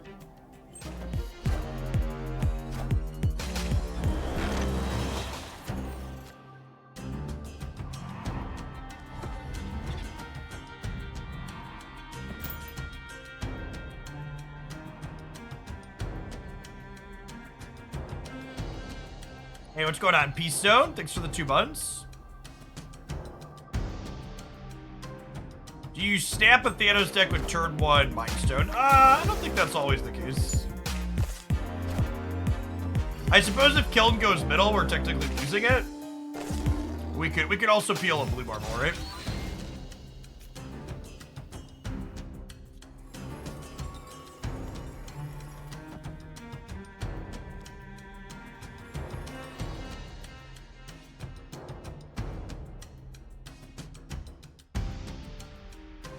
Would you put the enemy tracker in the space next to your channel logo, like over where the notifications are? Technically, but I like having there, I think, typically. And the bars here are part of the overlay. I'd have to have my graphics person remove them.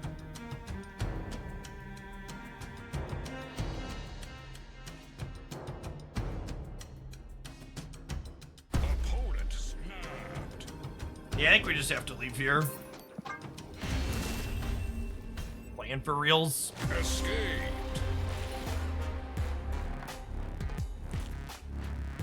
Between the profile pictures, that's where cards go and they play more than 2 cards out in a location. Waiting for Jeff's announcement of 100 million kick deal. Yeah. Destiny will arrive. I'm solidly into the low 5 figures in terms of how much crypto money I've turned down over my career at this point. But if we got into 6 or 7 figures, that's probably about where my price tag is. Everybody has a price, shit. Just some of us are more honest about it than others.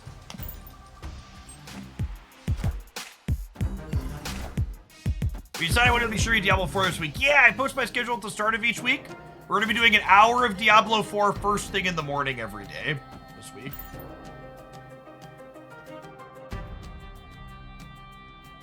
It's starting to look like a sports contract. So, the thing you need to understand is Kick, the streaming website for people that aren't familiar with the industry space, is backed by the company or people that own Stake, which is an online gambling platform, which I believe posted in the billions worth of revenue. So, like, Kick isn't signing XQC on because they intend to become a serious streaming platform. Kick is signing XQC on because XQC advertises their gambling platform to his audience of teenagers. So Kick isn't planning to make back their $100 million based on bringing people into their streaming service. Kick is going to make back their money by bringing impressionable youth into their gambling circuit.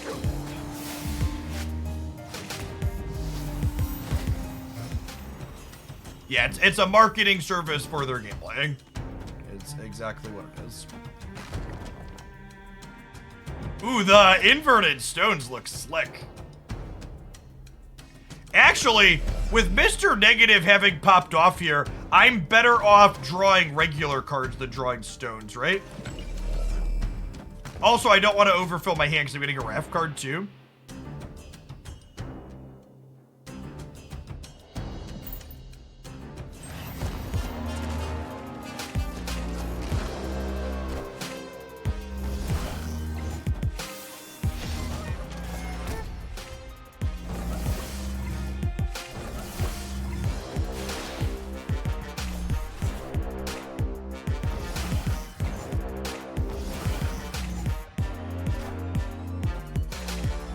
I probably should have snapped here.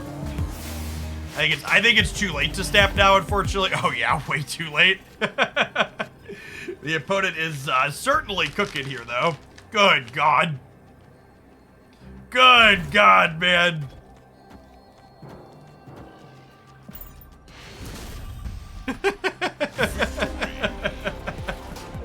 Definitely should have snapped.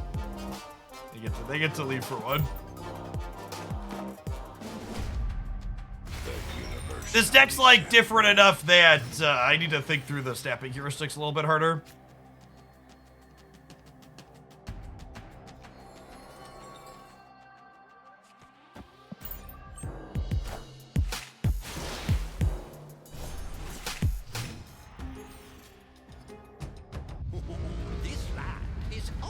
That sounds awful, just like how vaping targeted kids. Yeah, so the whole reason Kick.com exists to begin with is because Twitch banned Stake from advertising and streaming gambling games on Twitch.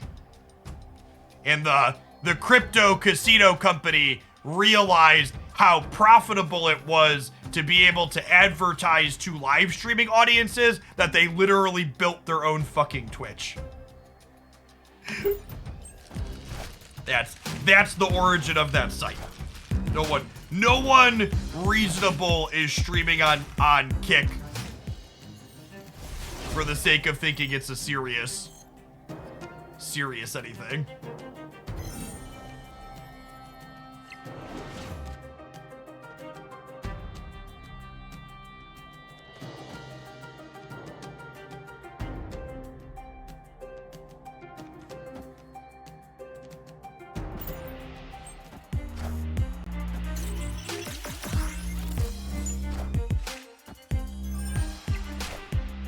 And like the last bit before I move on from talking about this is when Stake was paying XQC to advertise on the Twitch side, they were paying him $1 million a month as a stream sponsor.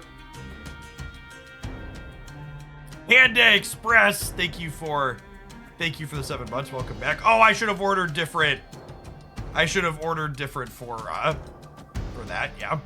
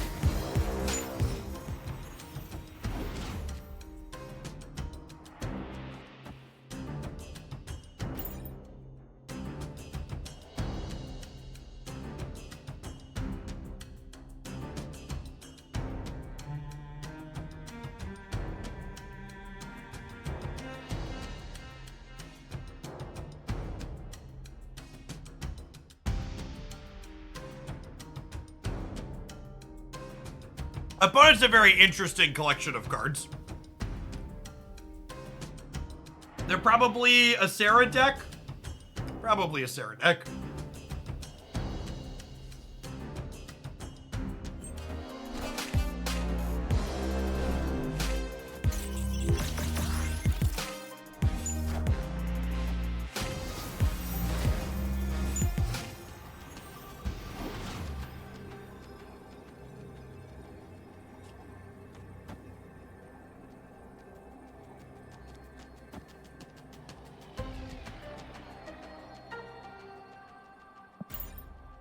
They could have Gambit maybe, but like I have their Hazmat in my hand, so we'll see.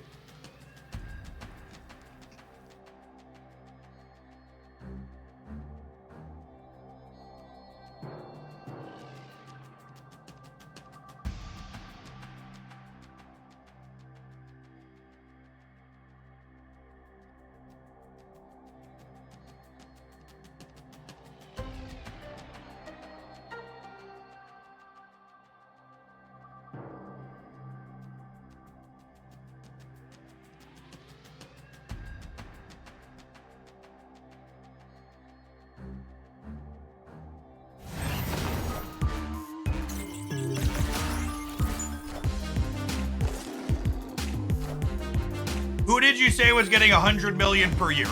They're not getting 100 million per year. They're getting 100 million total for 2 years. Damn. We don't want to find a put absorbing man on the right. So again, and this is the other part that shows Kick's really just interested in advertising their gambling platform. Someone just said they took 2 of Twitch's biggest streamers. They didn't take them. XQC's contract is for non-exclusive streaming.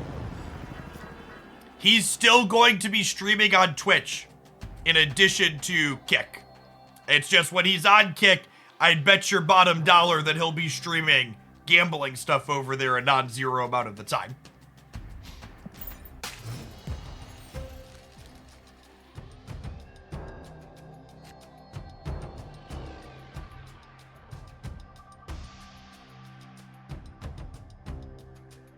Is he allowed to do that by the Twitch rules? Yes, Twitch updated their partner contracts earlier this year to make it so you could stream on non-Twitch platforms. You just can't stream on them concurrently.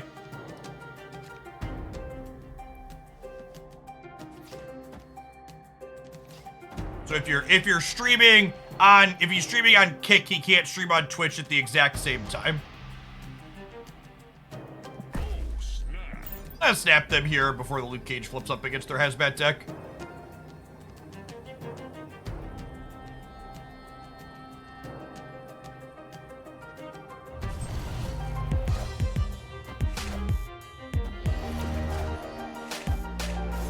Oh, they are a Green Goblin deck, that's true.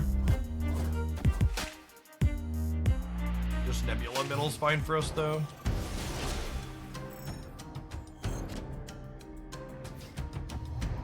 A Dino in the middle.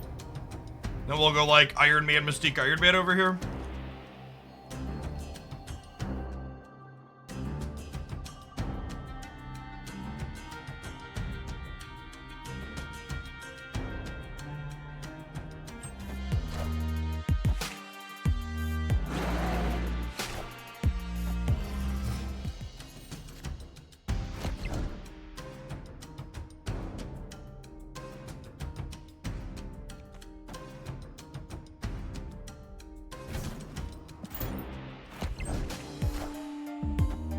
I am Iron Man.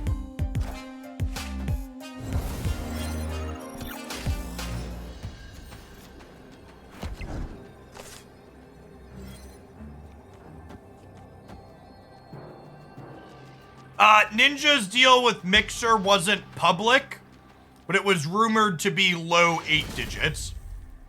Victory.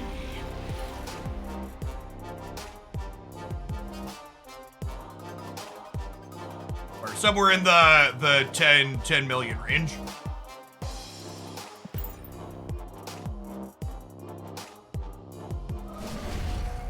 Destiny will arrive.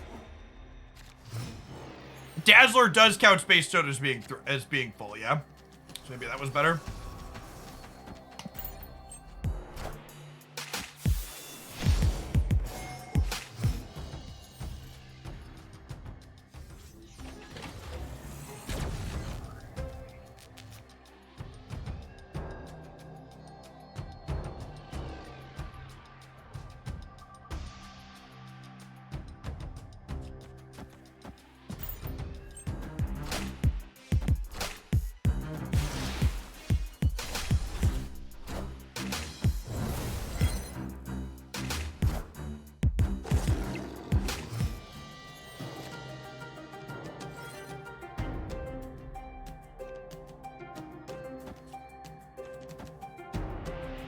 Subs greater than ads. Thanks for helping to keep us relatively ad-free, Reapwell.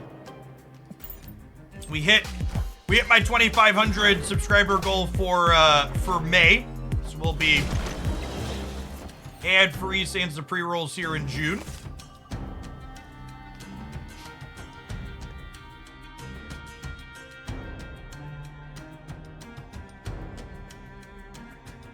What if I did this and this and this, and then I Iron Man middle, and then we can play whatever else over here next turn?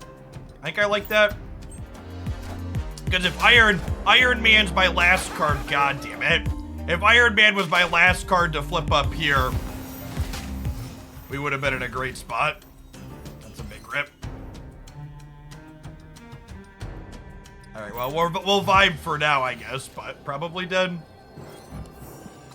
Yeah, no Luke Cage. Can't stand for more cubes here. Hit that retreat later button.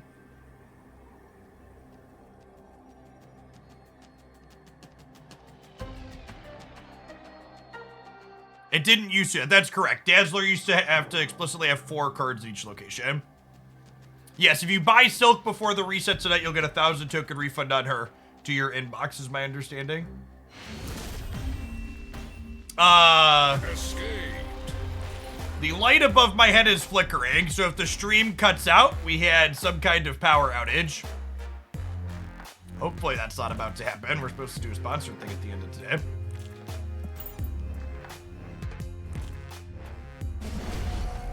Destiny will arrive. What's going on with Silk? So there were supposed to be weekend missions this weekend that would have included a 1,000 collector's tokens for winning 8 matches with Silk. However, the weekend missions going out was bugged. So they're just giving everybody that has Silk the discount.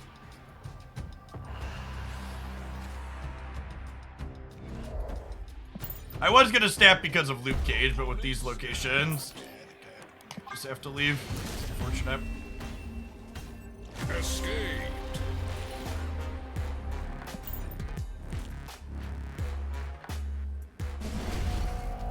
The universe shall be set right. The universe shall be set right.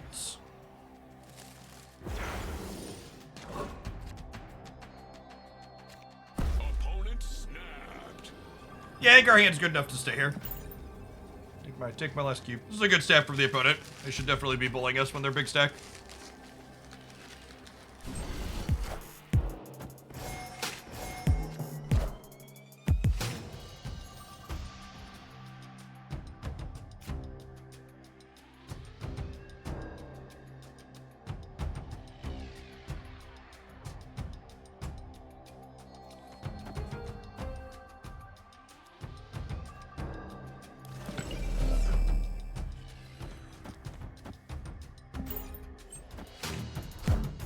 How am I finding Conquest? I've really been enjoying Conquest. It feels good to have a game mode where I care about the outcome of the games and how my snaps work.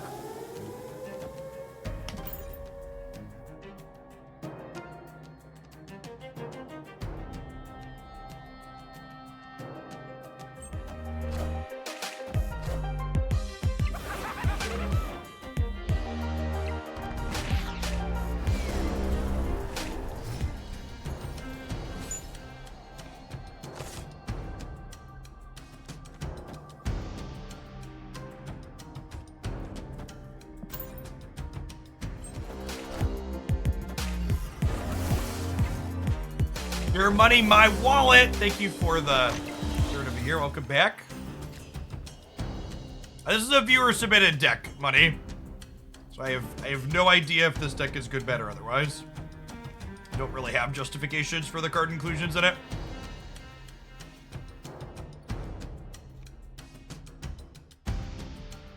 Do I do this turn? So that way the blue Marvel's a surprise? I think I do this turn so the blue Marvel can be a surprise.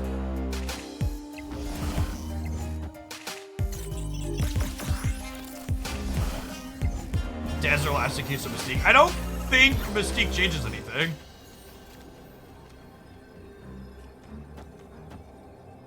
We're just like blue Marvel Stone here. Hey, Somber Paladin, thank you for the belated Father's Day and for the half a year. Welcome back. What's going on, Kifisti? Thank you for the 5 months. The people asking how's the Conquest content doing on the YouTube side. The first couple videos did well. We'll have our 3rd Conquest highlight posting in half an hour for today's gameplay video.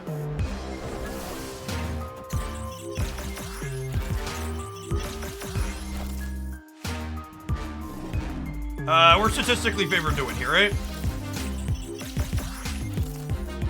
Yeah, good stuff. Victory.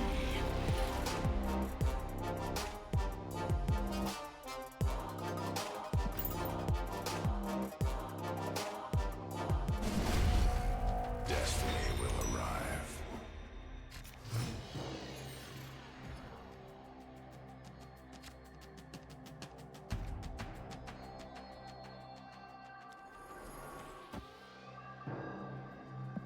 Will I stream opening reserves tomorrow? Yeah, probably. Snapped.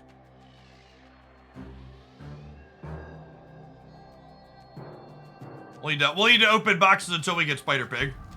We won't open all of them, because I'll get Spider Pig before we open all of them, but...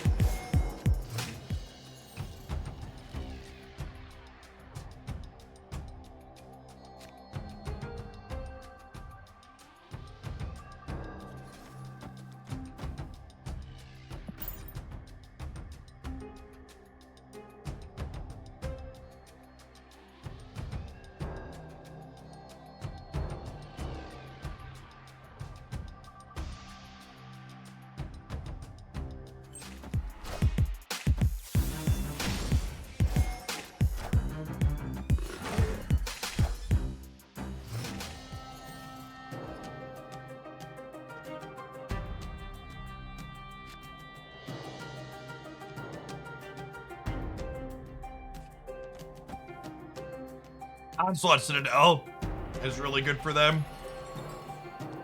It's unfortunate. We do, in fact, just have a little itty bitty baby Thanos.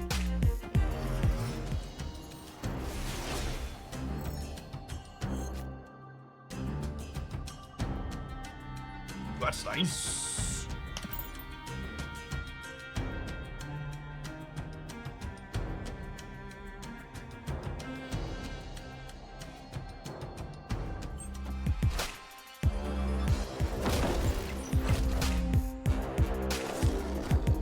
Yes, Luke Cage means that Thanos will still be 10 if I decide to play him out. Worth noting here.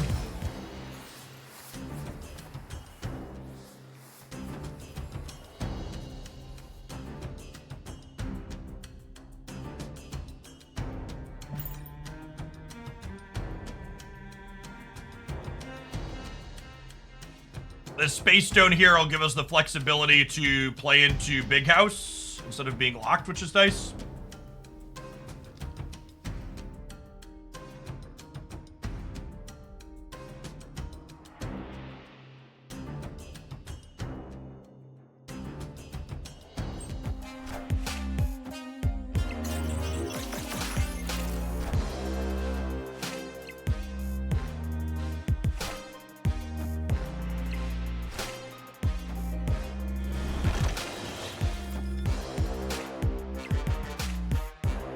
Well, shit.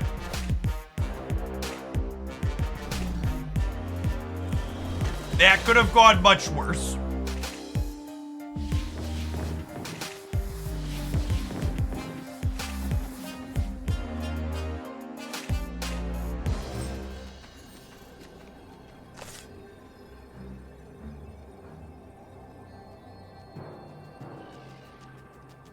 Yeah, we win, right?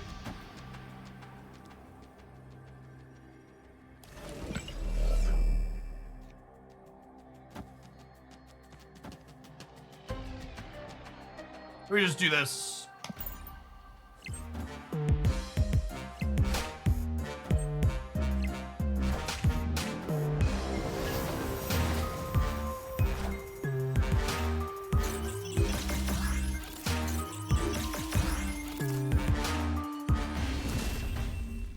Okay, chat.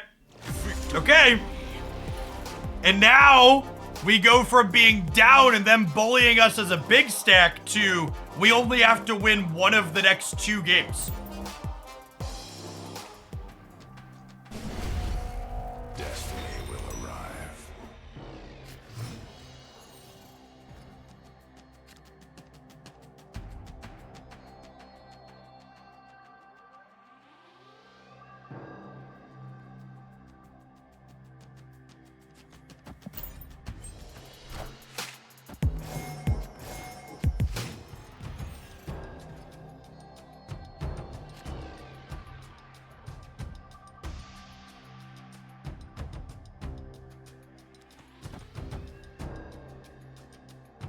This is the first round of a gold conquest.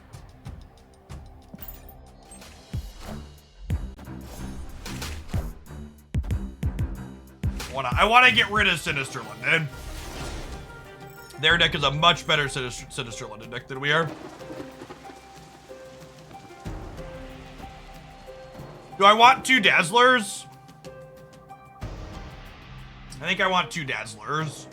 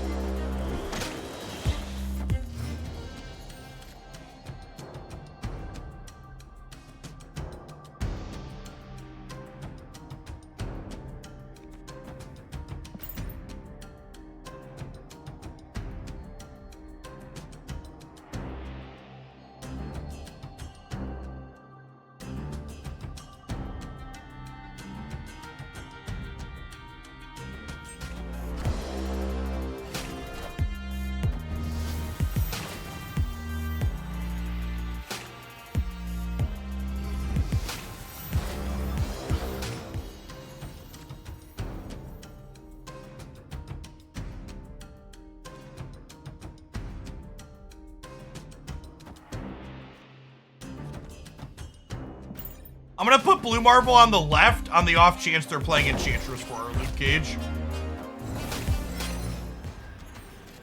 Bam. Safely over here.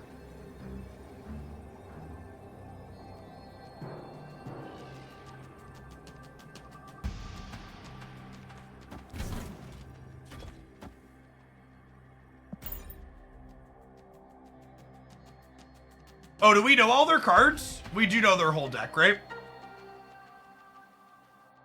Whatever.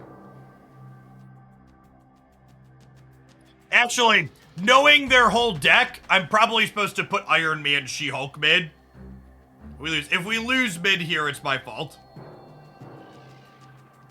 You're right. I forgot to look at the tracker. We know all 12 of their cards at this point. It's been 9 rounds. That's on me. I should have stacked more. Yeah, Ironheart absorbing could go hard here. I should have put Soulstone here and put Iron Man Shield here because the Dazzler's gonna get bigger here as well.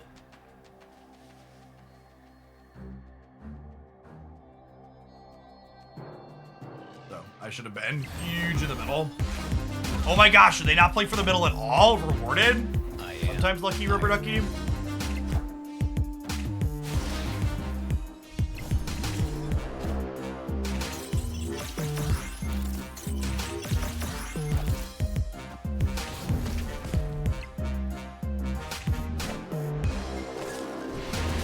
Wow, I can't believe we went from 3-7 to 3-0. Sick comeback. Onward, upwards, backwards, forwards. Let's do it.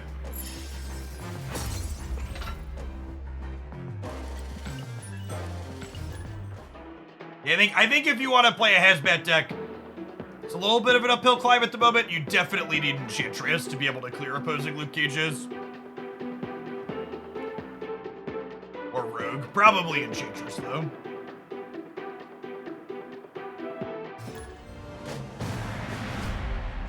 The universe shall be set right.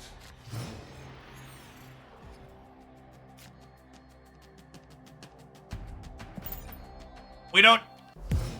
I snap? Do I snap? I think I snap, right? We snap turn 2 Mr. Negative under most regular circumstances. And I'm going to hold on to the Soul Stone till after I negative so I can draw more Mr. Negative cards.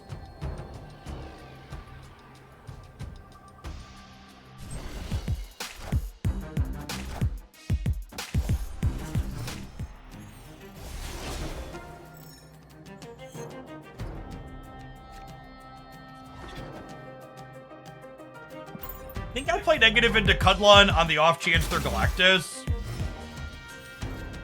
But I also don't have a ton of cards I can play here, so that might be wrong.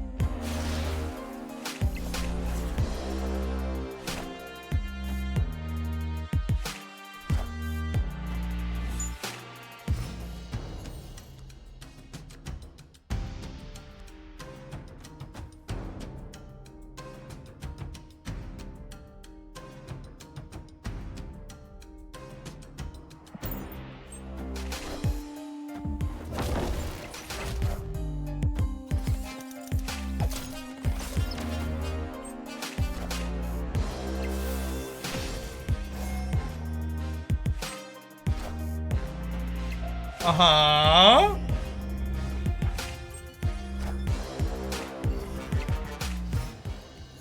Tell me more, tell me more. Do do do do do do ba da do do ba da boo do do do do do do do. Yeah, any good draw too? Victory.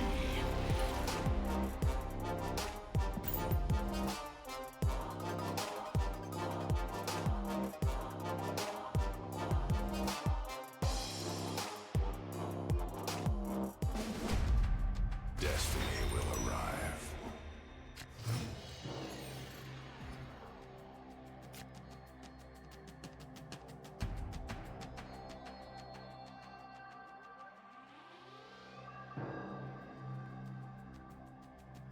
Oh, this is a random interesting factoid talking about the whole Kick streaming thing that's been going on with XQC. Kick, believe it or not, also has a giant problem right now with DMCA content being streamed on their services. And Kick uses Amazon's AWS to power their shit. And streaming content that's DMCA-able on their platform is a breach of their AWS contract if they're not moderating it. The right-wing social media site Parler had their AWS contract hit for that same reason, because they weren't moderating content that was DMCA-able.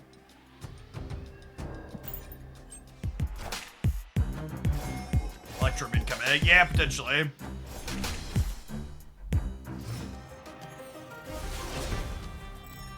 I think we snap back to reality here to prevent Electro from coming across.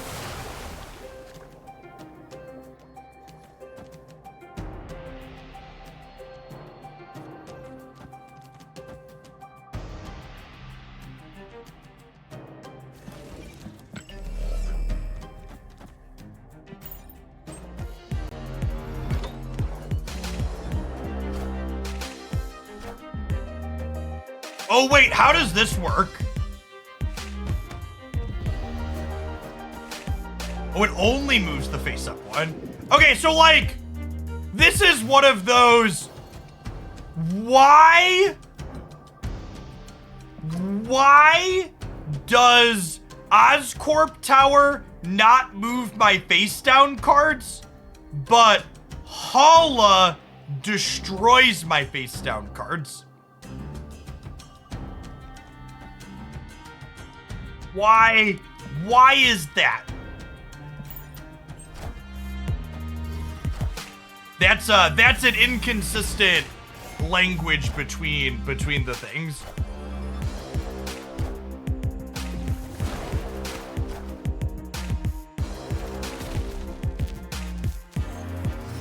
Okay, I have priority here, which means Blue Marvel beats the Galactus. Did I snap them? I think I'm gonna snap them. Pretty good spot. Try to get a second cube out of him here. Having priority here means my Blue Marvel flips up, meaning its power is counted towards winning the lane to beat Galactus. Yep. God, that feels fucking great. Praise Brood, chat. Praise Brood.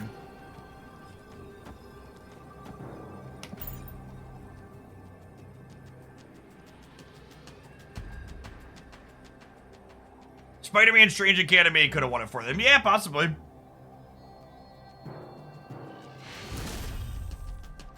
Victory.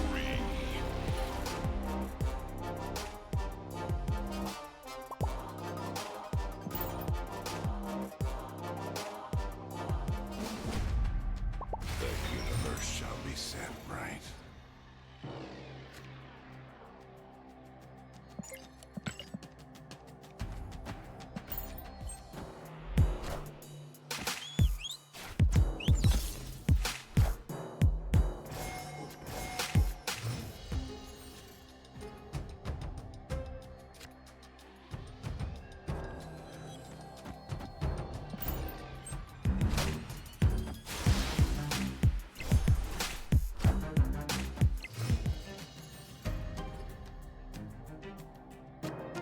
interesting thing to note here is, well, I guess they can't, I was gonna say, if they wave, I'd say if they play Galactus to one of these, but the Avengers compound means, I'm surprised the Yondu played here. I guess they could have wave for next turn.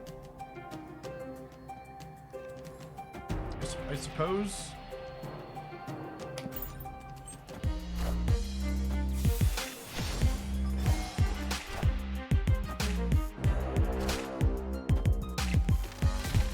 Just Electro.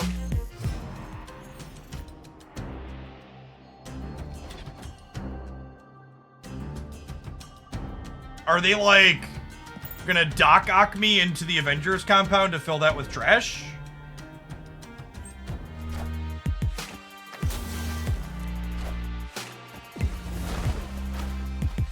Clear for takeoff.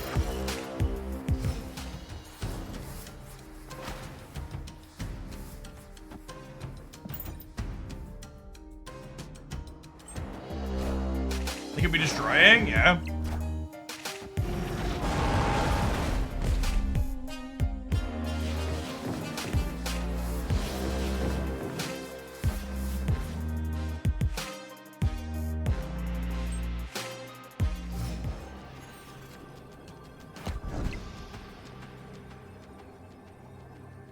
I should have snapped them again.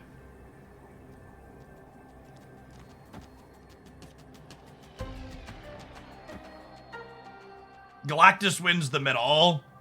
Does it? I'm going +8 there. Their Galactus is 11. No, I have 12 in the middle, right? I have Soulstone too. Oh wait, this means Galactus wins right though.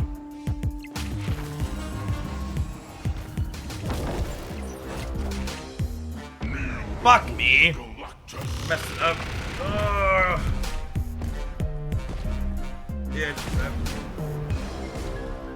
Oh, in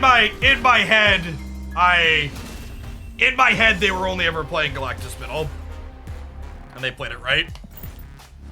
They emoted the crap out of us, so I assumed they're watching the stream. So they were either losing a cube or winning 2 there. Destiny will arrive. You emote me a bunch, I automatically assume the worst.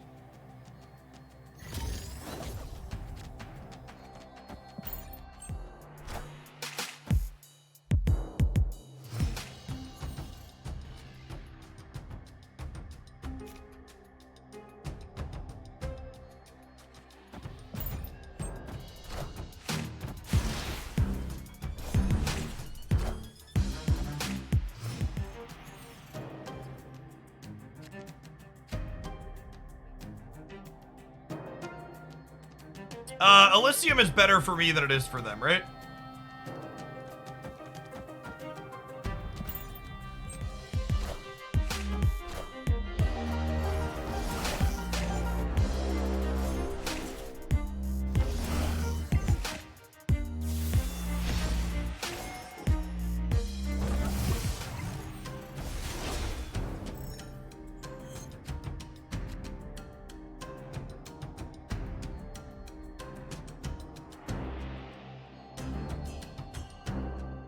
As Dino's not actually good, huh? Friendly neighborhood Spider-Man here. As Luke can auto-include in every deck. It's a very good tech card in the current format, yes.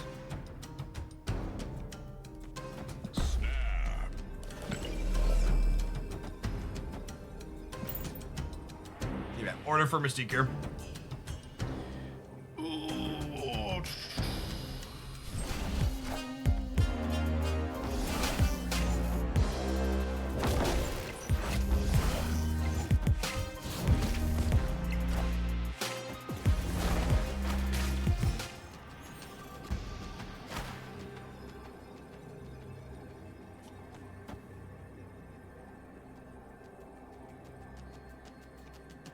Am I playing Mystique or am I playing a big dino? I think I'm playing Mystique, just to add a little bit of stats everywhere, right?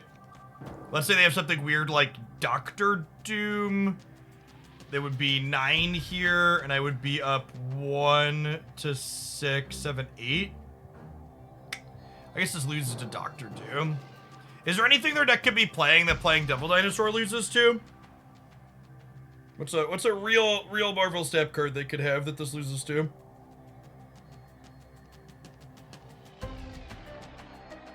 No, this beats Null because I'm winning all 3. Doc Ock middle. Nope. Winning all 3.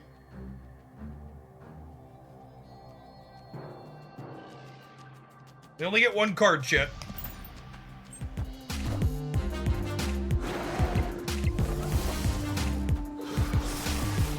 Enough said, Bob. Okay. Victory.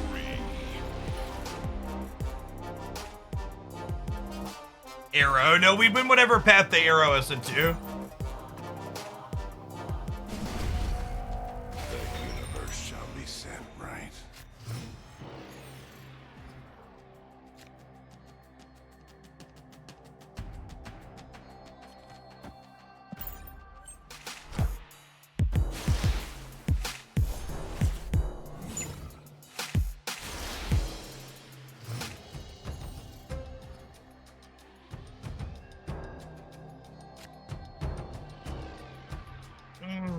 I wanted to get rid of Aunt May's, but I think I need to get rid of Oscorp Tower.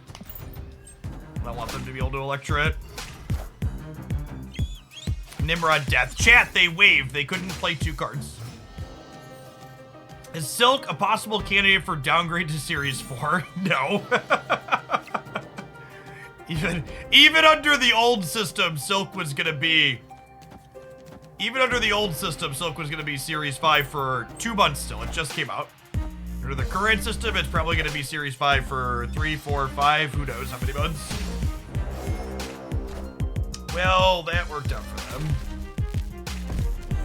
This is probably a fat L with Rickety Bridge flipping up, but it also wouldn't have been good for us with the other one, so that's what it is. It is what it is, what it is. You get what you get, and you don't throw a fit.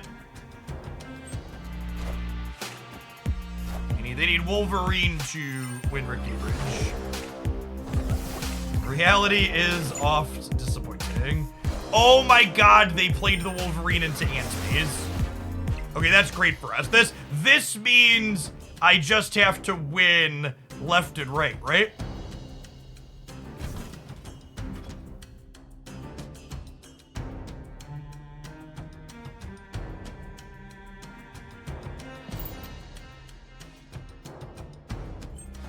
Take a Doc Ock middle. Yep. And then the Wolverine needs to go mid again for us.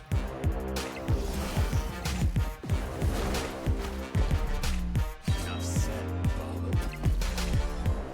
Okay. So, normally we'd retreat here, but all their cubes are in and retreating doesn't do anything. So we play, we see the Galactus, we leave the game.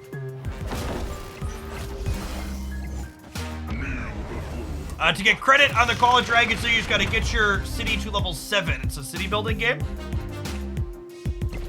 Chat, Dino Mid doesn't do anything. Dino Mid doesn't do anything. Dino Mid doesn't do anything. Nothing beats Wolverine, chat. Do we not understand how Rickety Bridge and Wolverine work? Enough said, Bob. Oh, Dino Mid stops Galactus. Oh, it totally does. Look at that. Chat, say that next time. My mental shortcuts are not all there. I have to really be thinking about this card that works differently now.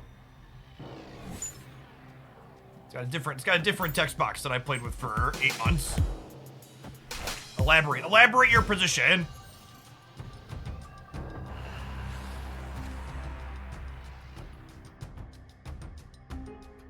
CJNJ, thank you for the 56 months. Welcome back.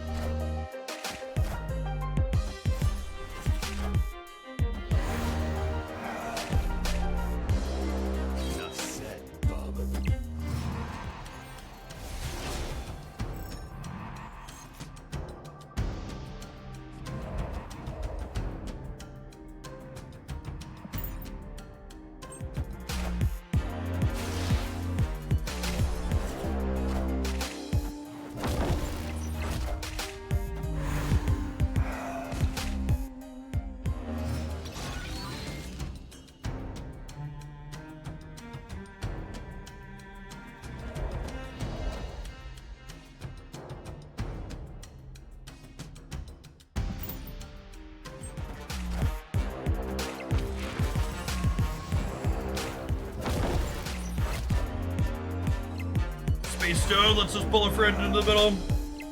Friendly neighborhood Spider-Man here.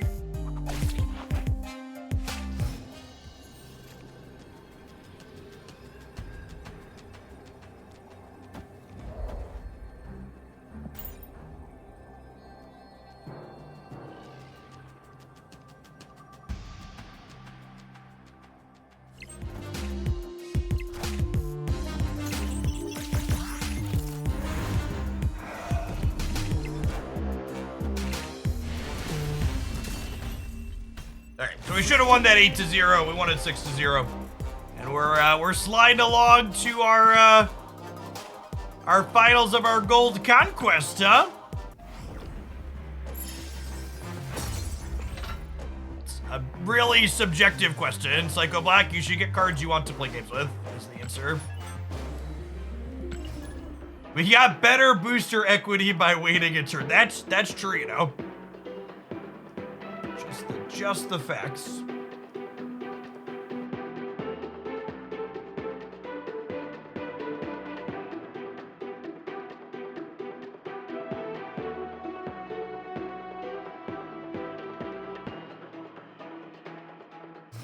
Hey, Gonzabone. Thank you for the 5 months and the well wishes.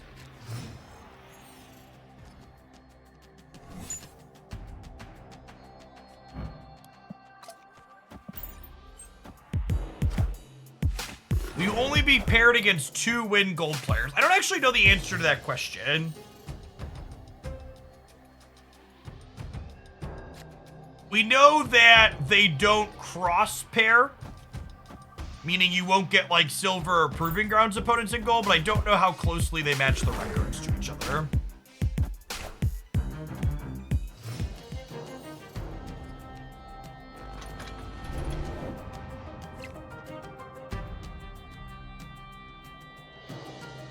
I continue to subscribe and watch your channel because other people I was watching previously would just spend the whole game talking about RNG instead of getting better. I mean, to be fair, it's much easier to complain that the game is all variance than it is to think about what's happened in your games and get better. Personal growth is tough.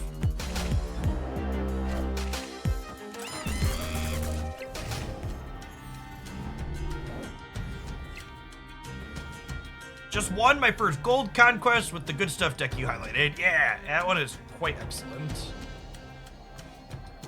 I think we're doing this. Your dimension is big Z's as always, though. The Beast 2. Thanks.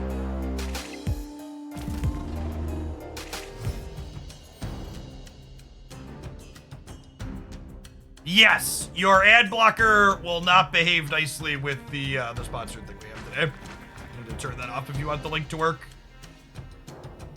I don't think it's that it thinks their whole site is an ad gen. I think it's the way the stream elements links work for forwarding gets caught by ad blockers with some consistency to give me credit that is coming through my link, basically.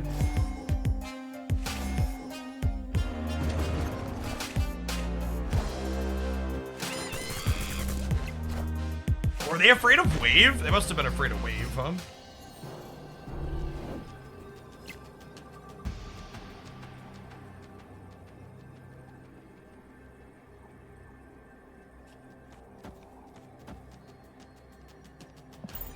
I think there's a chance this blue Marvel gets him for an extra cube here. Just like won't expect us to be able to get that big.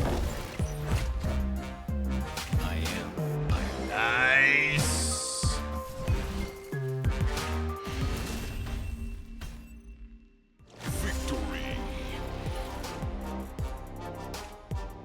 I read on Discord that the match algorithm tries to pair you into the same match record, but it'll relax that requirement if you sit in the queue. Yeah, that makes sense, Schrödinger. I got lucky and won a gold conquest with a pool 1 deck. Yeah, that's pretty fortunate. So my understanding is there's some collection level base matchmaking in gold, but not nearly as much as proving grounds and silver. And then the infinite conquest has no collection base matchmaking. None.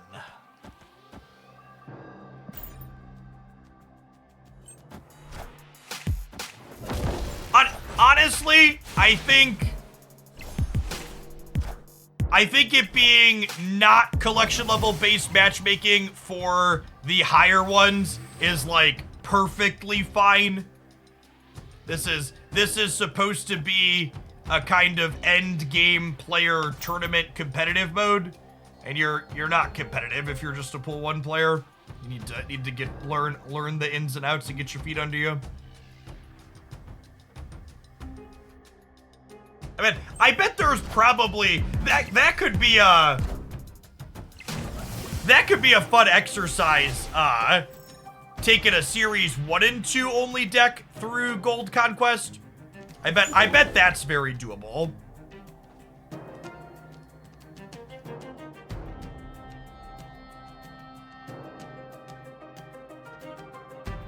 Series 1 only sounds unlikely.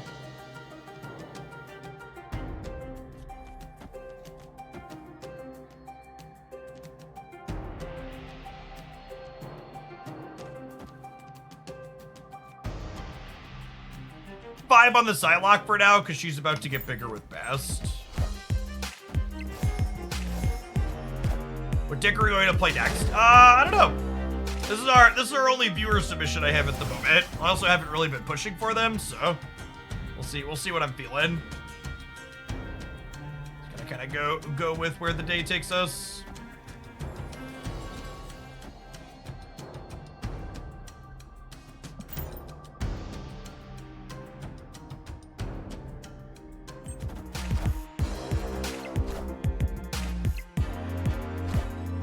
Saturday's Conquest highlight is a self deck, Crimson.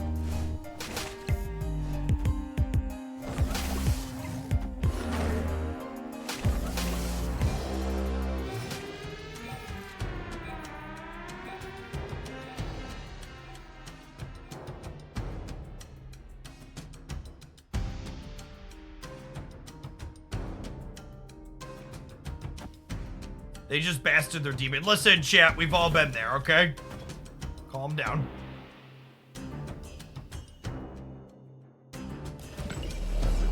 Opponent snapped.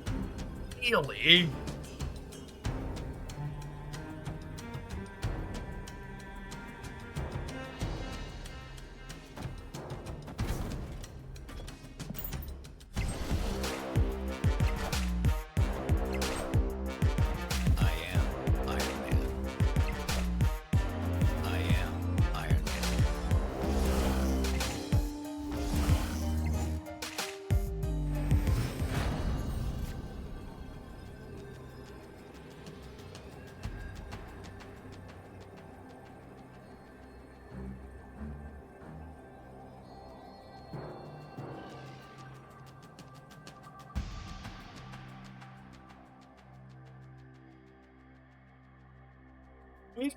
We could try and push them.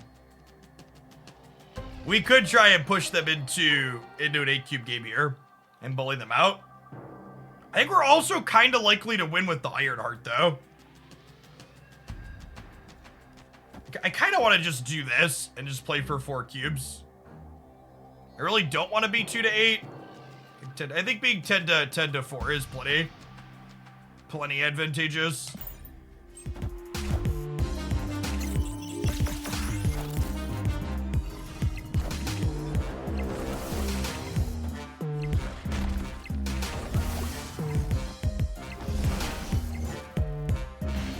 Ugh!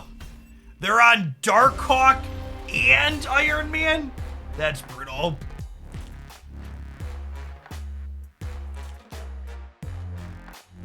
We had been a little bit luckier on the Ironheart. We win that.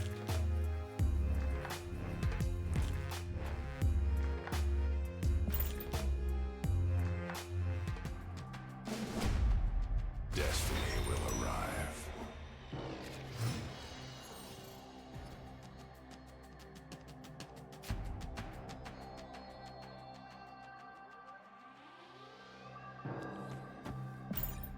Oh yeah, the Bass Pro Shop Conquest highlight is up as of 5 minutes ago.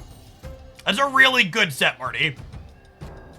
If you enjoy Conquest content, chat, the highlight on the YouTube channel today, I think, is one of the best Conquest sets I've played. Snowguard ain't good. No. Arguably one of the worst cards of the game at the moment. Yes, one of their 2 unknown cards is likely Mystique. I think it's a good take.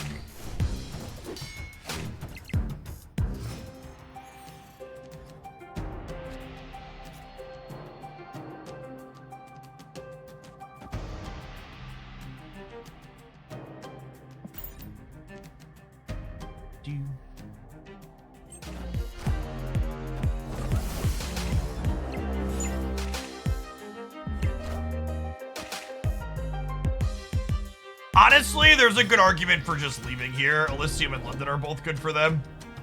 I probably should have gotten rid of London, honestly.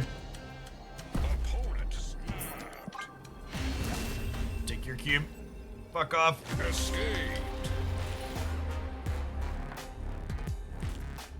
You had the last unknown as Chavez and not Mystique. I don't know. I think a lot of people are pretty... I think based on the other cards they're playing, their list seems pretty greedy, and I wouldn't be surprised if they cut Chavez.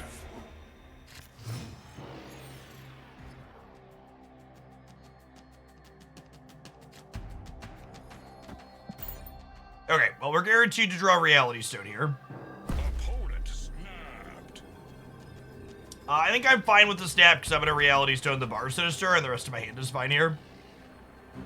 You Beast Mystique, does she keep her ability? Yes. Yeah, the last card, I think Mysterio or Mystique would be my bets for the last card here. Oh. Well, I mean...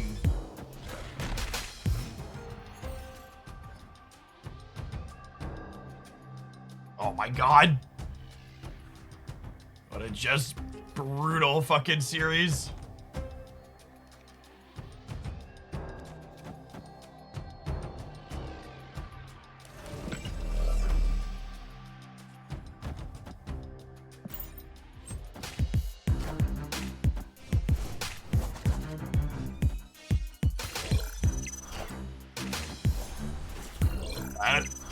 Tuck our 2 cubes between our legs and limp away here in a second. Oh my god. Alright. On to the next one. Sabian, thank you for the 32 months. Welcome back.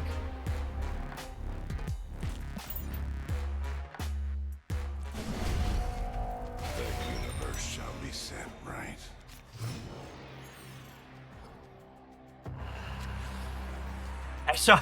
I saw a post from someone that they were like, I played the bounce deck for a day and I'm confident you want to cut Falcon from it. And I was just like,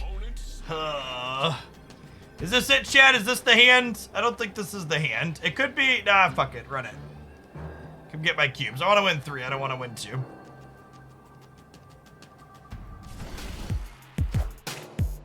Death Domain is better for us than it is for them. Tate Bomb, thank you for the quarter of a year. Welcome back. Appreciate it.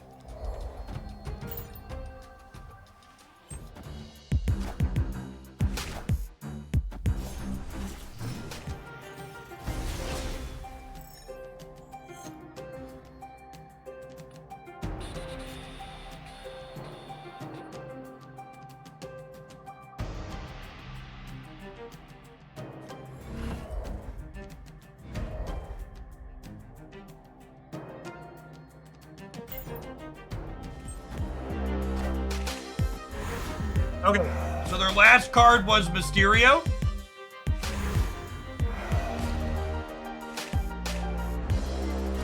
My read on they're too greedy to play other things was accurate. But this importantly tells us that they don't have ways to get into here, right? So I just need to put some stats in here with Devil Dino, Mystique, Double Iron Man. We'll be good to go. I just move Time Stone here to win Death's Domain, and then we Mystique, Iron Man, and then we go Dino, Mind Stone on the last turn, and we win the center by a lot.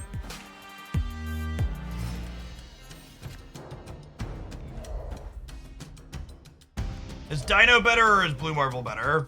We're gonna go this. I'll draw, or sorry, we can go Mystique. Sorry, need to go Mystique. And then next turn I'll have to decide, do I want a blue Marvel or not? Blue Marvel is 3/6 here, basically. And Dino's gonna be bigger than that, right? Yeah, I want a double Iron Man for sure. Reality Stone left turn 6. No, I don't want a Reality Stone left just in case it does something screwy to get me. Then we literally know their entire deck. We know they can't play into here.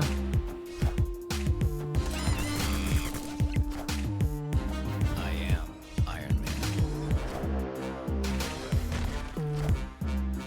I am Iron Man. I think their deck is incapable of beating what we're about to do here. I am Iron Man.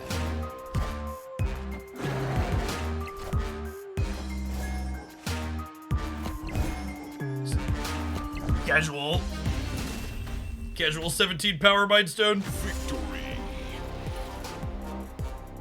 All right, 3 to 5. 3 to 5, chat. Chip in a chair, hope in a prayer. Akaros, thank you for the 7 months. Appreciate that. And Tape Bomb with the quarter of a year. Good morning, good morning.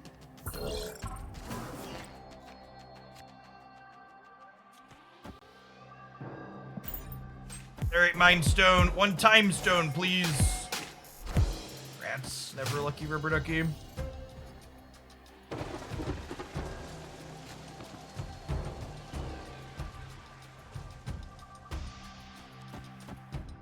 I think I'm gonna play into the island rather than reality stoning it. Let's wait and see what the last one is.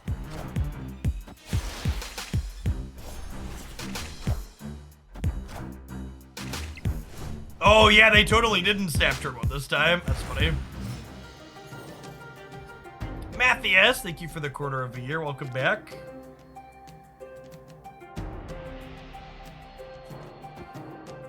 I think I'm just gonna play for the islands here. Their bishop's a touch better than ours on average, but I think that's fine. And the blue Marvel's a great pickup here, because it means that I'll be able to get 8 more stats into Murray Isle after the fact, potentially.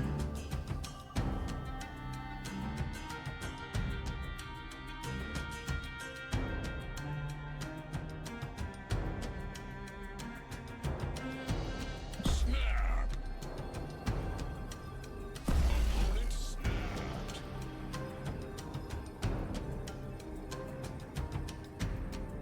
Why not leave mid open? Because I want to get the Murray Isle bonus on as much of things as I can. More things I stack there, the bigger the bonus gets.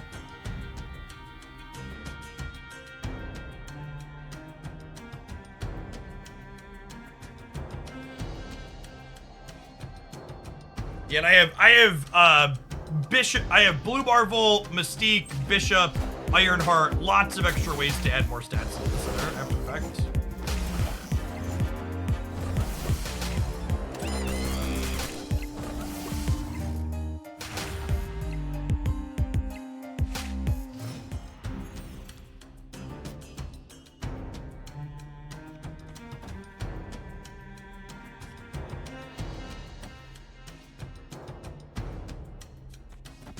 I assume they're using Beast Tier this turn.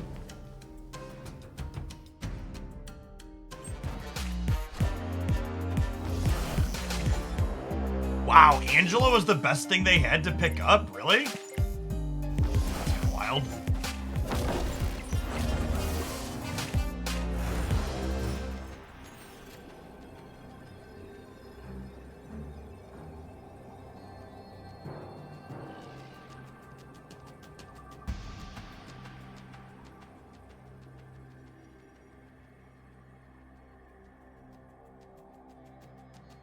So we have passed on negative because we drew almost all our good negative hits. I mean, what was I gonna do on turn 4, right? I didn't really have anything else. They have Kitty in their deck. Their whole deck list is right here. Kitty is there.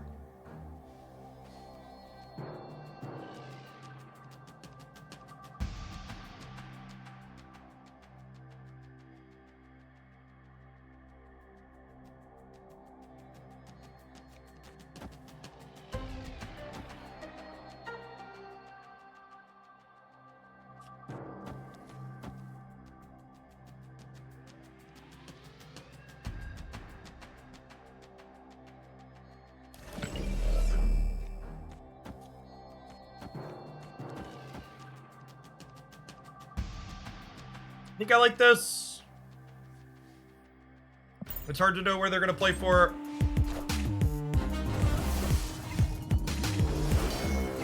But it might have been right to Ironheart to make the center less predictable.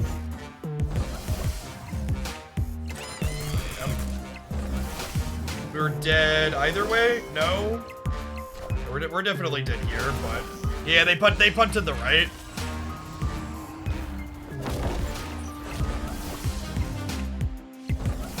My Ironheart would have needed 2 triggers to go mid, which is not impossible. We need Marth no name. Not impossible, but improbable.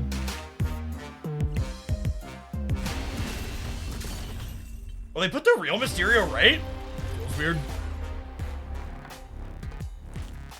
We had 2 in 1. I don't know. This deck felt weird. I don't know that I like it better than playing regular negative, but it's certainly novel. Rickety Bridge also would have won. Yes, that's true. We had 2 locations that won the game for us there. Rickety Bridge and Bar with no name both did it. We'd have won the breaker by 1. Could have been Rickety Bridge. Good shout.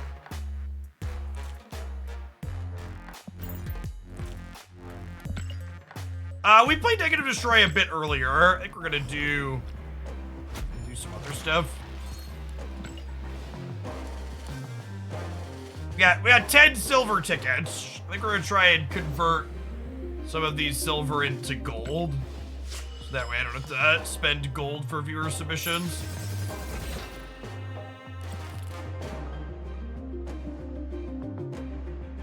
Hey, what's going on, Peter? Thank you for the quarter of a year. Welcome back. Morbid time. Can be convinced to Morb. Is deck solid? Sure. You sold me. You sold me on it with your Prime sub. It's Morbid time.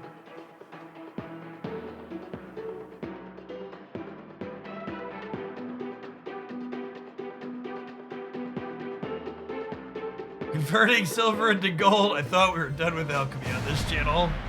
Yeah. You know.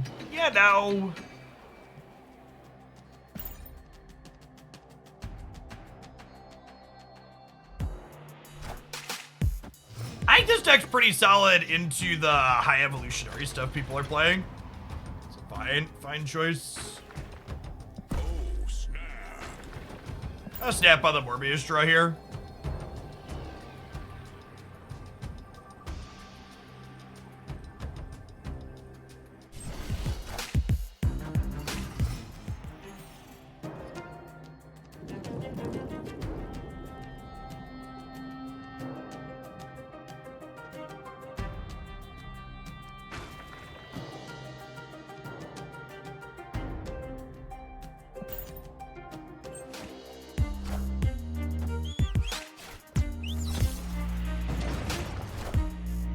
Confused.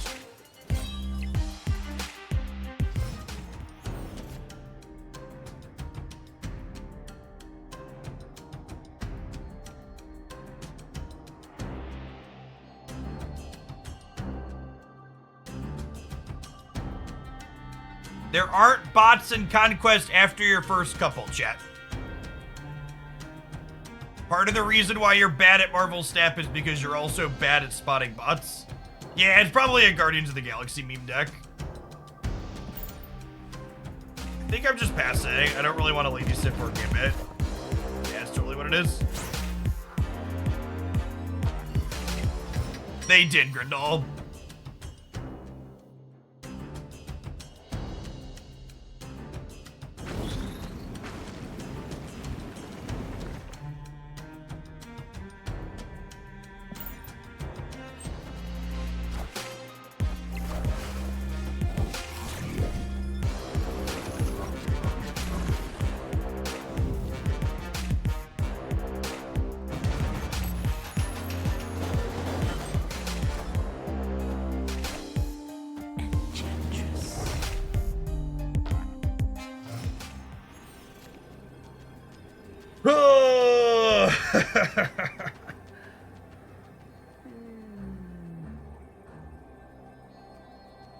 I'm gonna be honest, Grindel, I really don't like any of I really don't like any of the Thanos decks right now.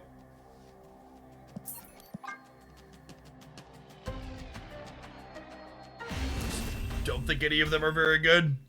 Escape.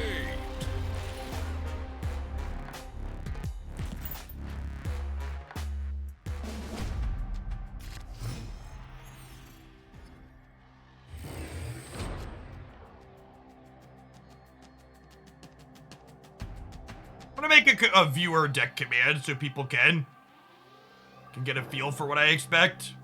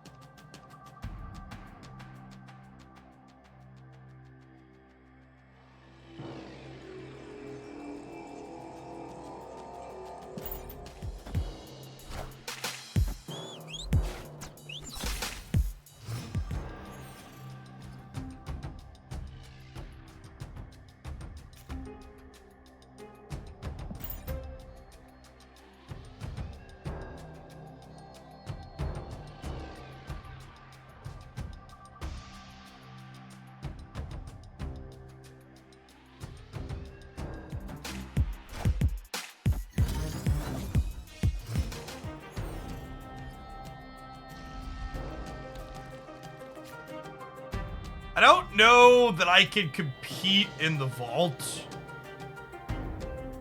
Do I even bother? Like, does Sif MODOK Wong compete in the vault?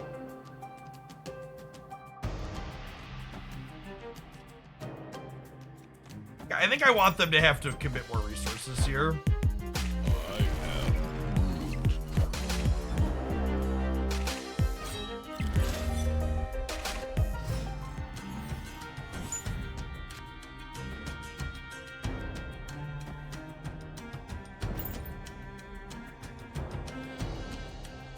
Oh, playing Wong middle's actually awkward with cloning bats because it means if they copy Gamora, they get a big Gamora back to their hands.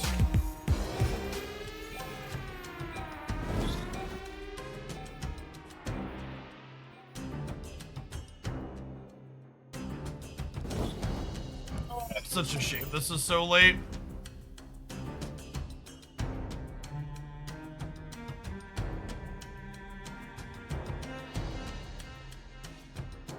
Collector been a little bit sooner. This would have been an insane MODOK.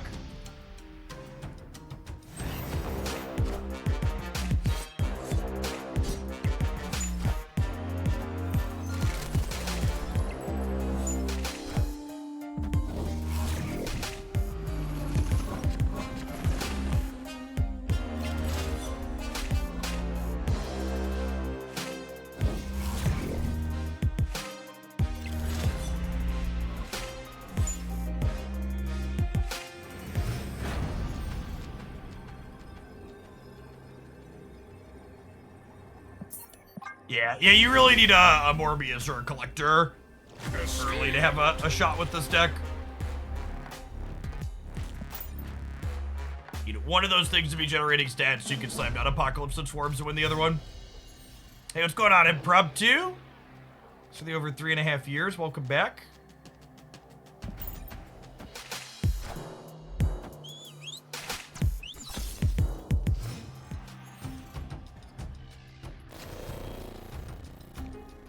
I don't think this deck really needs to counter wave.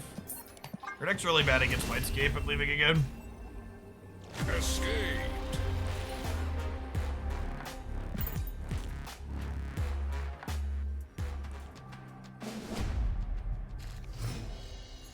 You think they snapped us there because they killed our Wong? That's kind of what it felt like. That's not why we were leaving. Our Wong's not that important. We're leaving because Mindscape is real bad for us.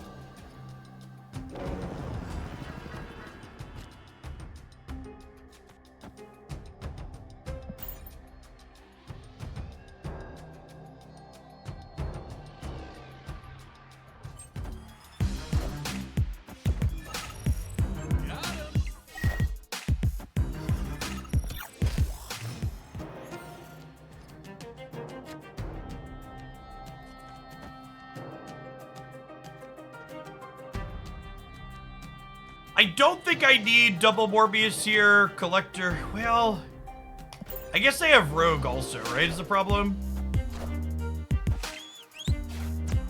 You like this card deck? This discard deck better than the stock one? Yes, significantly.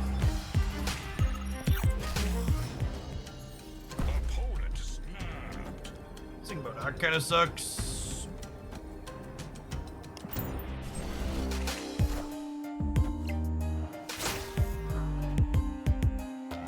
I submit a viewer deck. Subscribers can make a $20 donation for a deck to get played through a gold Conquest run.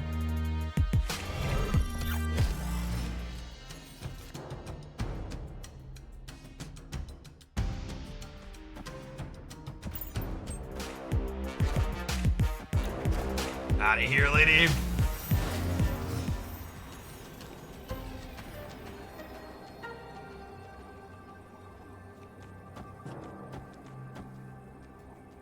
I believe.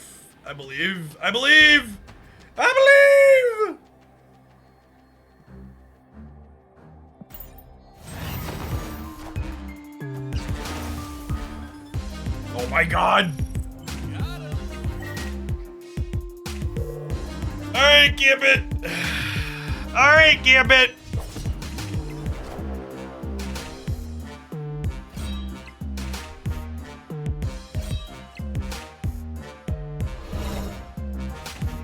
Take the wheel, bud.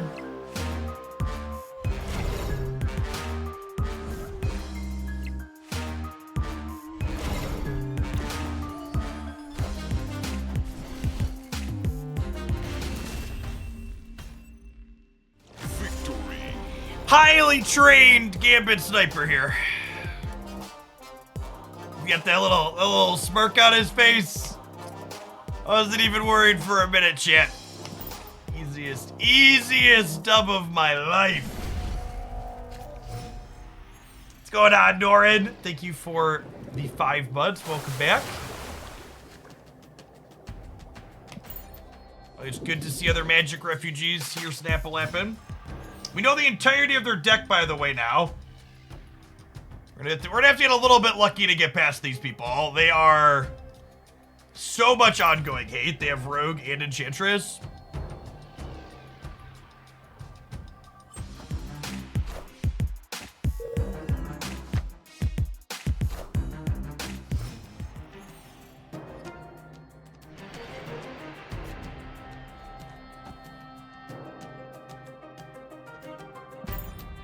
Gold background. You have a real gold background to me, Gambit. Don't listen to the haters. You have a big, strong, real gold background.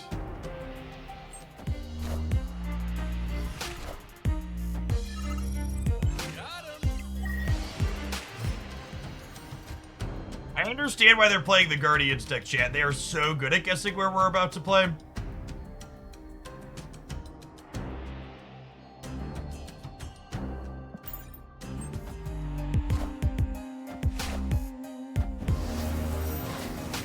They'll eventually implement a sideboard mode in Conquest. I hope so.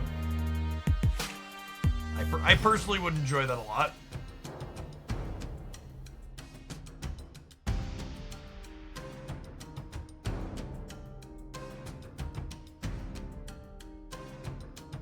Gold Viper and Gold Gambit, highly trained agent of Jeff. Hit series coming to a streaming service near you. God bless. This feels like they're about to murder my Morbius with this snap, right?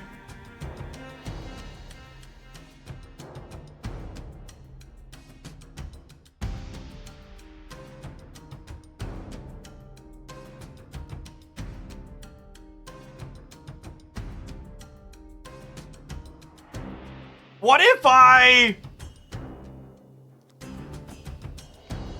I just did this? Gives me a 16 power apocalypse and murders 2 of their things.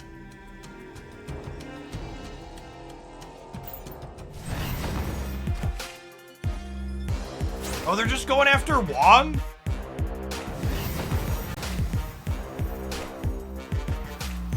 Yeah, I guess.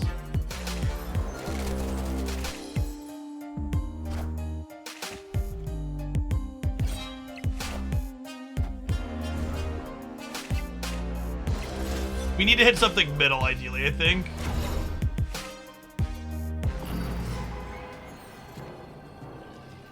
I guess I just get to move shit. I don't think I can stay for the full 6 here is the problem.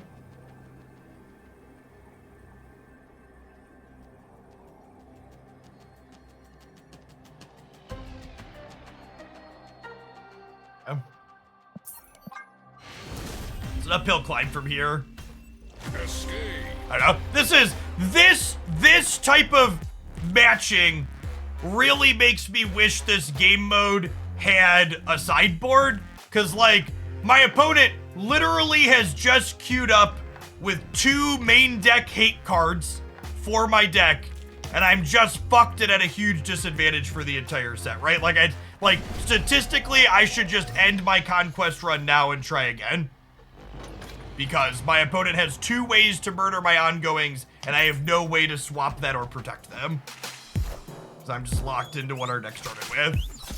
Skyzos, thank you for the 43 months. Welcome back. I don't know how this person ever beats a Lockjaw or a High Evolutionary, but they are really fucking good against what we're doing. An ongoing deck wronged them, and they said never again.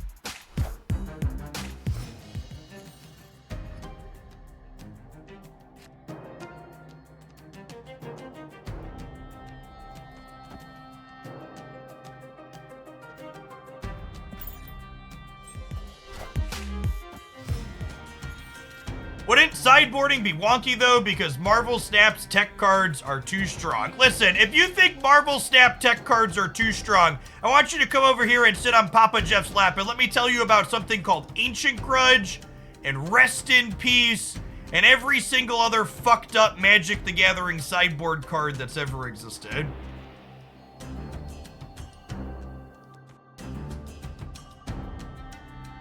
Leyline of the Void. The thing to understand about a side deck where you get to change cards out is your side deck gives you anti-tech cards as the combo deck just as much as it gives you, and then our last game, it gives you anti-tech cards just as much as it gives you access to tech cards, right? Like, imagine you're a deck like this and your Morbius loses to the Rogue Enchantress deck. Well, I could play Cosmo as an anti-Enchantress, anti-Rogue card. Imagine I'm playing a bounce deck that doesn't want to get turn 5 waived. Well, I could play Invisible Woman and or Magic to help my Kitty Pryde get around wave on turn 5. Stuff like that. It's not just tech cards that go into those cards you swap out. There's also anti-tech cards that can go into the things that you're swapping out as well.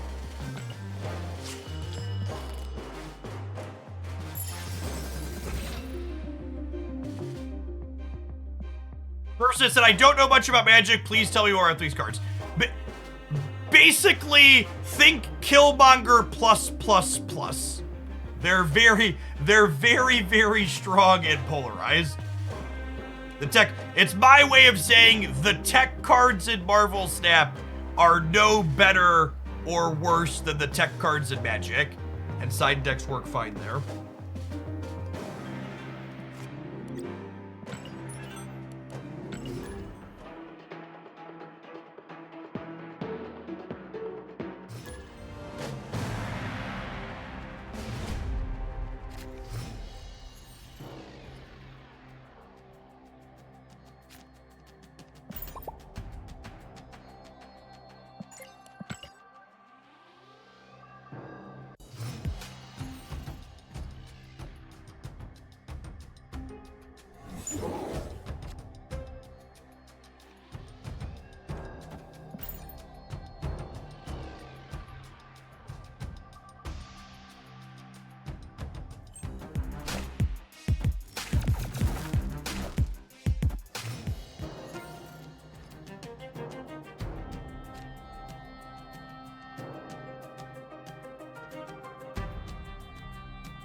I think I'm just playing Beast on curve here.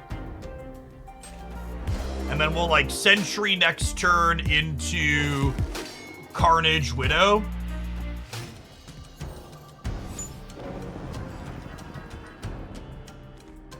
They are also a Shang-Chi deck, most likely, with the Zabu.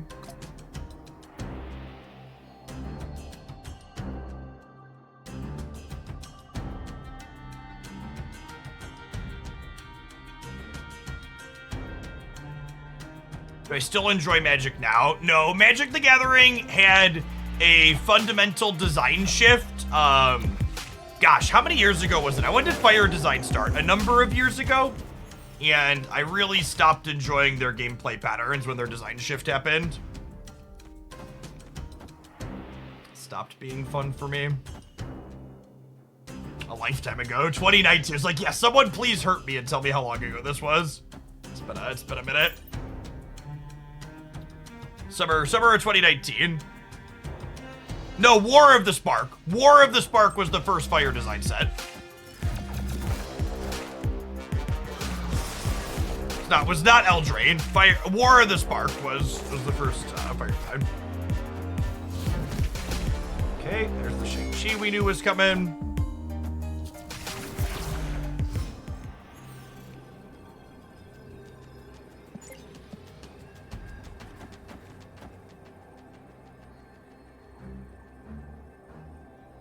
This Hawk is 12, so this is 14 here.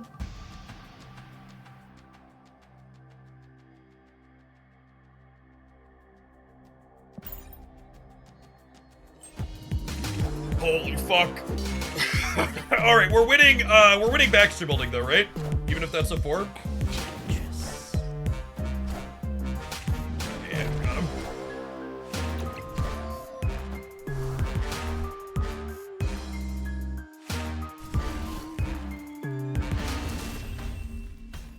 How much better is a bundle if you need the card inside of it? Because collecting that card because getting the variant doesn't give you the base version of the card, it means that in terms of overall collection progress, the card in there doesn't technically increase the value of it. It just gives you access to it faster, because you're still gonna eventually have to collect that card organically. It's like the TLDR. Yes, the opponent is playing the Sarah deck, is accurate.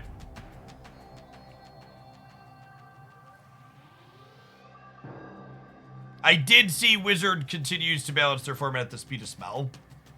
I kind of wanted to snap these opening 3 cards, but the Crimson Cosmos is pretty awkward for us. I'm going to play Hood out on 1, despite not really having a setup to Viper it, because they're a Killmonger deck, so they might Killmonger our Hood for us. Ooh, Diablo Space, if we win the 50-50, is huge here. Oh, do I just do this now? I think I just do this now. So you don't have to depend on the kindness of their Killmonger. Are you planning to make a video about the recent monetization effort? Seems like Snap players want to speak up on it. What's there to say, chat?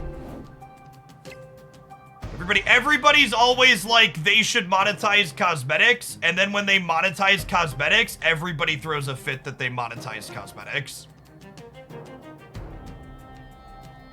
Yes, they released another overpriced cosmetic bundle. What else would you like me to say?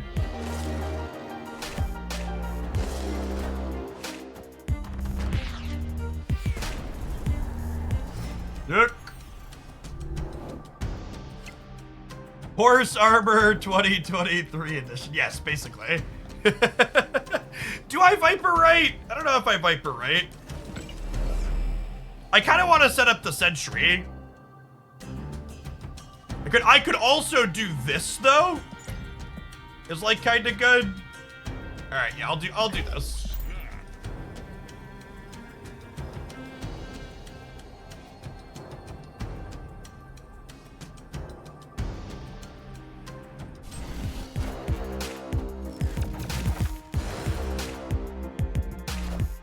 I think if the Mystery Series 3 card had existed in the token shop when I was collecting Marvel Snap cards, it's a feature that I would have used a non-zero amount. Whether or not it's useful for you personally to use it is a subjective measure that I can't really help you with.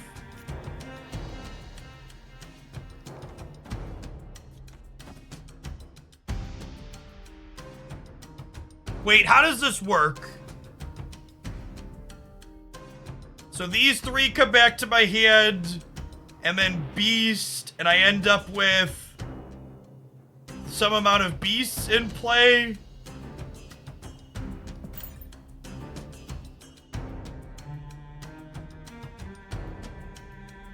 I'll end up with 2 beasts in my hand and 2 beasts on the right? Is how this works?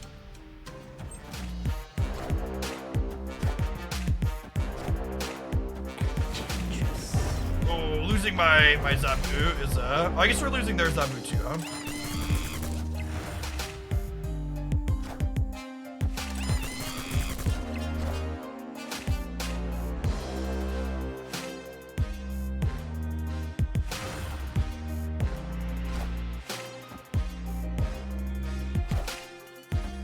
I think we're dead though.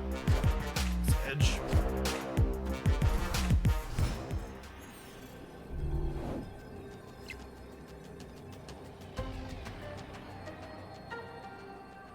Yeah, I think the Viper play was too cute, and I should have just set myself up to Sentry Viper on 5.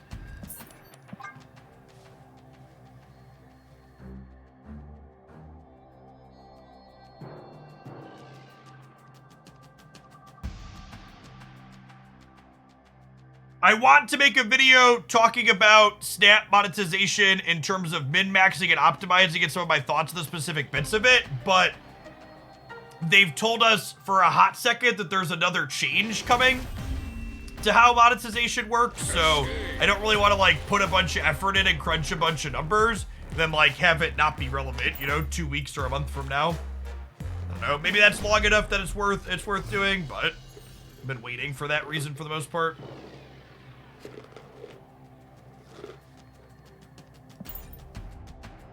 It honestly might be right to snap Dream Dimension against their Sarah deck.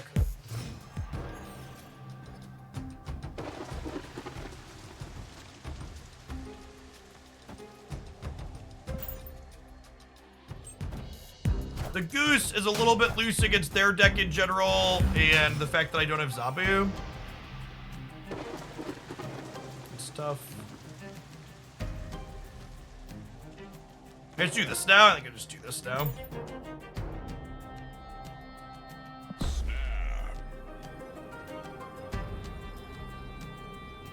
How much gold do you get per month if you're buying the season pass? So previously, I believe it was 1,900. But if they're going to be adding 150 gold for these weekend missions every weekend now, that number changes.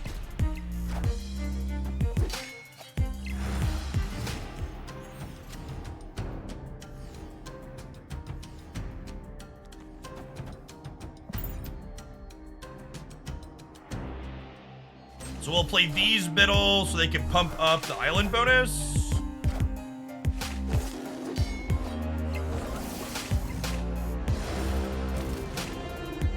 You notice any bugs with experience? I don't keep track of how much experience I should be getting in general. I'm not a free-to-play player. I don't micromanage all those resources. They say anything about gold for those who didn't get the weekend missions? Yes, basically everybody who should have gotten a weekend mission is gonna get credit like they would have finished it. The TLDR. Okay, so we unfortunately have priority here. Feels like there's a chance this wins it though. We kill their Angela, they could Shang-Chi us back, but like this here's a big swing and we're up here as well. I don't think I expected to be able to fill the raft without Sarah.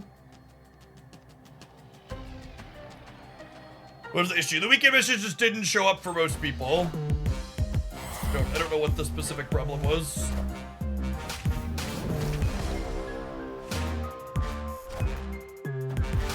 Okay, so they shanked us, and this like kitty in the middle, and we win. Killmonger middle. Oh, the Killmonger gets our demon. Fuck. That gets us by a little bit, right? Oh my god, did we win by 1? Oh, we got him by 1. Sick. Victory. Close. I guess we technically got him by 2. Because if they would have been 1 more, we were winning this breaker by a lot.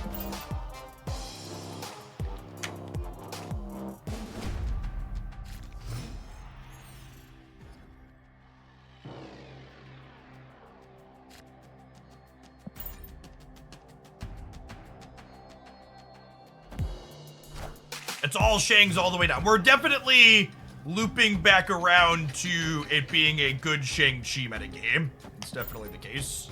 We want to draw Carnage or Viper next turn. Our two best draws by a wide margin.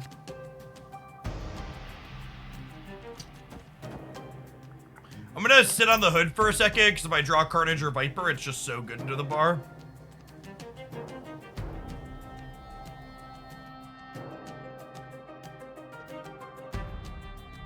My biggest regret in life is passing on the Medusa hit variant. She's pretty solid. I opened that one out of a random box. Back when she was still bad.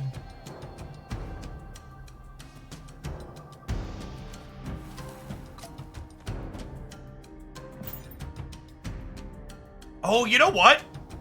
Maybe I'm better off beasting back the Medusa for flexibility there. That might be the case.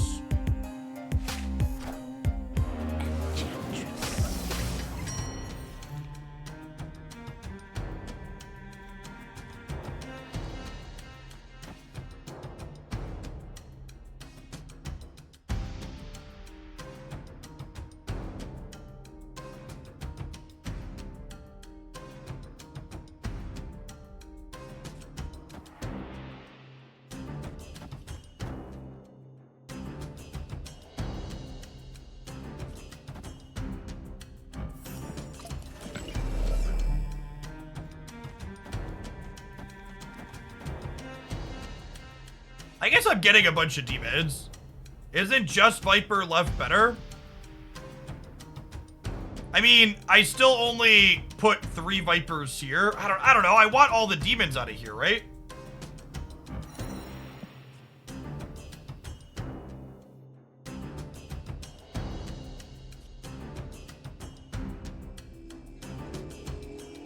I don't know.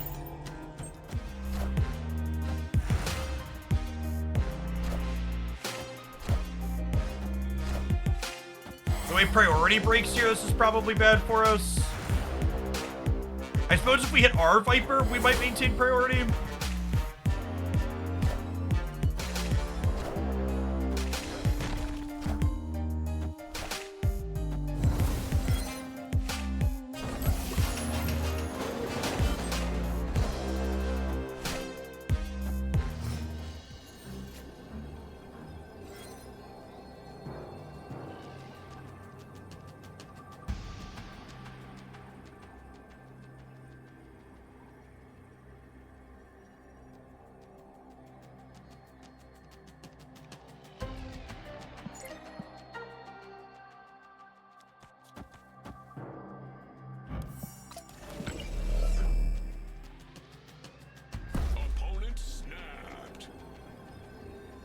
I don't think I can give him 4 cubes on a boomer snap.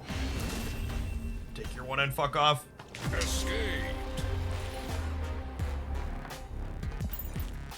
It's tough because like we did put 2 rocks into their deck there. That could be a buff snap too.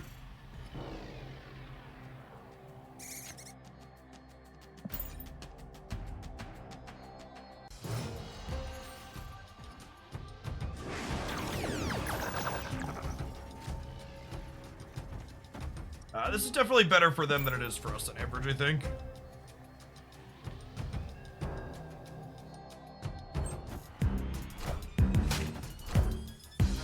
Decent point.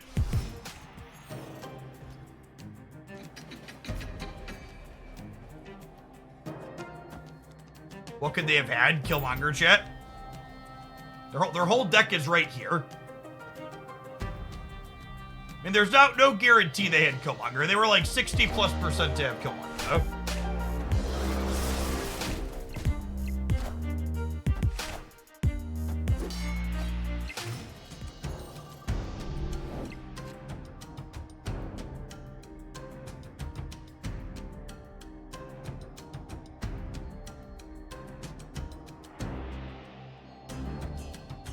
The missing card is Mysterio. Yes. Most likely the missing card is Mysterio. Do hot locations not apply to Conquest? They do not.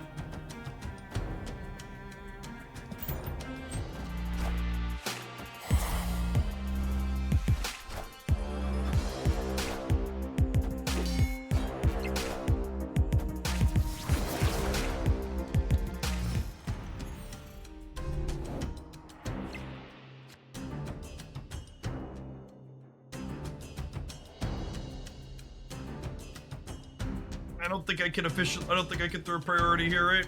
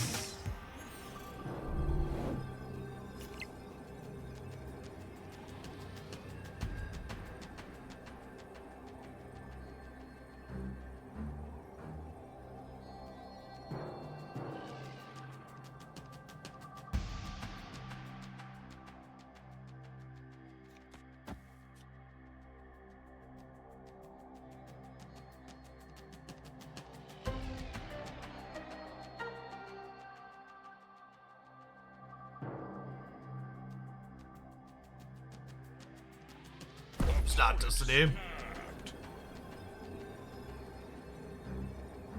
Snap doesn't do anything, bud.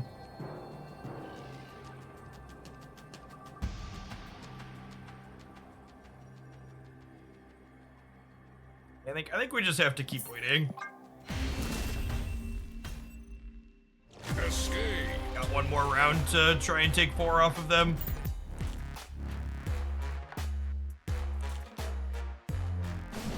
This definitely seems like a matchup that's not good for our deck.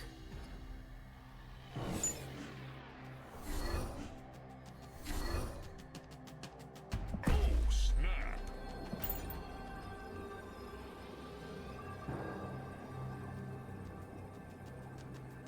Yes, the Kitty Pride and Sarah are both very good at them throwing priority. I'm aware that what I just did is a little bit aggressive, but I think this is our place to make a move here. And if we lose this, I could try and win back-to-back ones, but I think their Killmonger going in the toilet is great for us. Hey, Warlordy, thank you for the 2.5 years. Appreciate that. Welcome back. This might just be Medusa and to Beast the Medusa back. That sets us up for 12 stats in the middle down the line.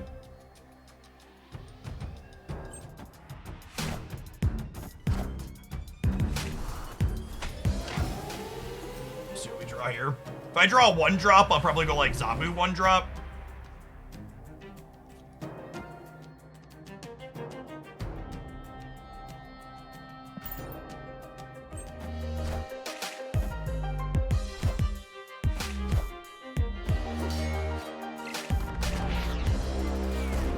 Last week, you talked about pushing stabs aggressively when you're in a bad matchup, and something like that happens. That's won me a lot of games. Yeah, I think in general, that's good. That's good advice. I'm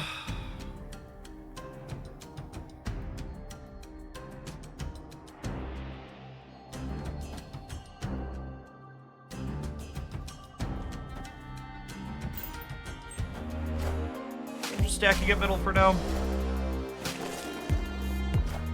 I have to try and figure out how I'm going to win the left or right, though. Yeah, losing Death's Domain was unfortunate for us.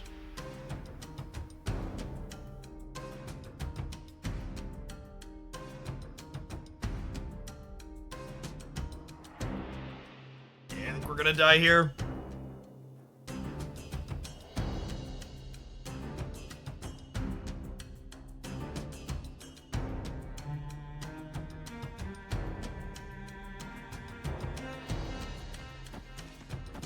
I think it's like this, so I give myself the ability to draw Sentry, Viper, Sentry on the last turn.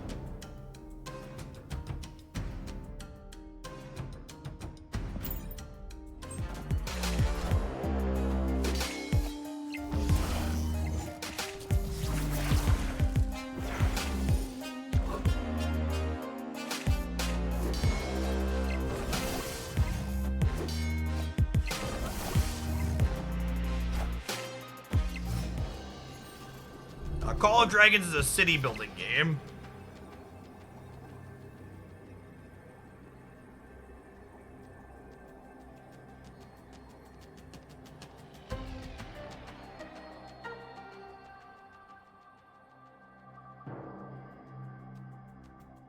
You just over screwing with us. I think our chance to win was drawing Sentry. It's one of our bottom 2 cards. That's fine. We gotta win the next 2.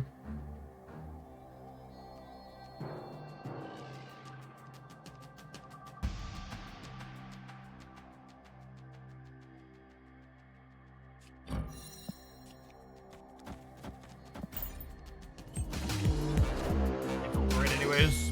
Smart.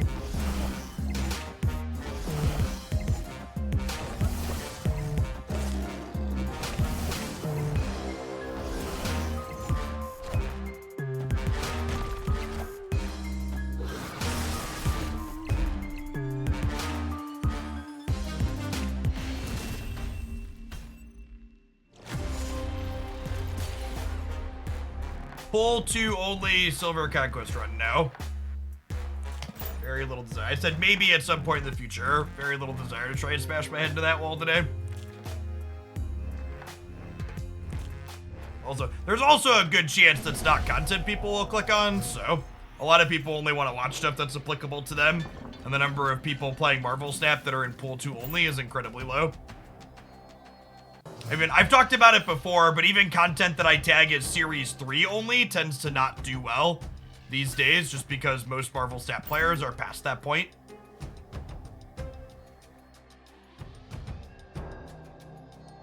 There's a perception when I tag a deck as Series 3 only that it's going to be worse than decks that aren't Series 3 only.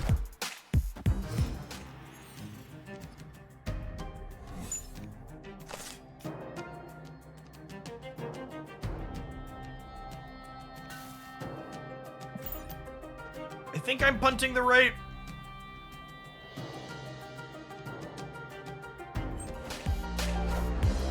They're Kitty Pryde already.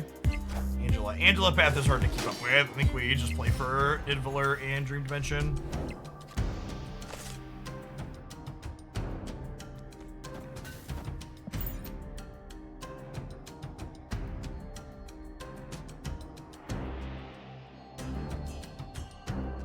Now, content with those types of tags, Varsis, have consistently performed poorly since Marvel Snap's matured as a game.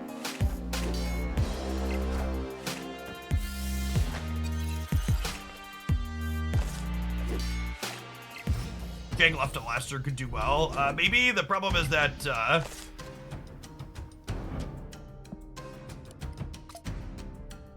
well, the problem is, 1, they can have a Shang-Chi. 2, it's kind of hard to throw priority here. Although, I guess if I just chill for now, we do.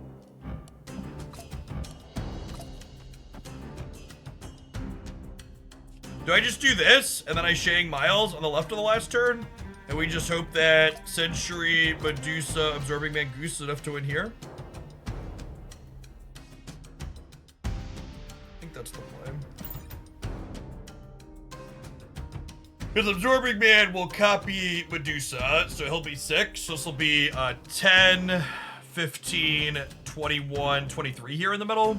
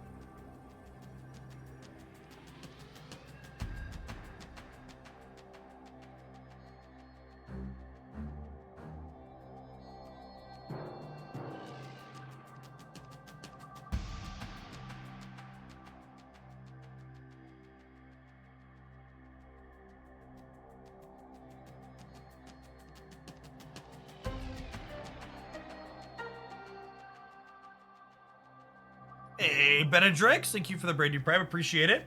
I appreciate the couple of people that have checked out Call of Dragons, a sponsored game, by the way. You can install that on PC and check it out. Extra way to get me a small bonus is to join an alliance. It give me an extra $1 due for everybody that does that. I'll be playing that on stream for the last couple hours today. It's a city building game.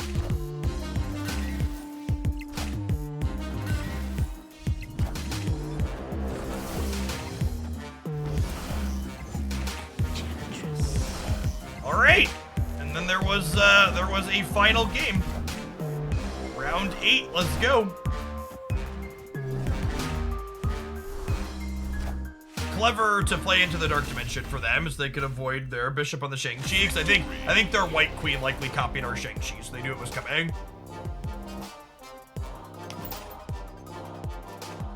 Now we are 2-1. Even though I only have 1 cube left, I get to play for 2 cubes, because 2 is the minimum with the high stakes round. It's been a close set so far. Like I said, I think we're a little bit of a dog in this matchup, because these games come down to who doesn't have priority a lot of the time, and their deck with Kitty Pryde is pretty good at throwing priority. The Absorbing Man copying Medusa mean he has a full head of hair now, asking the real questions.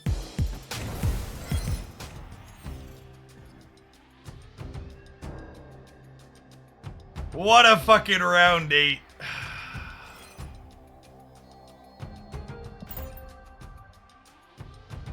What a round 8.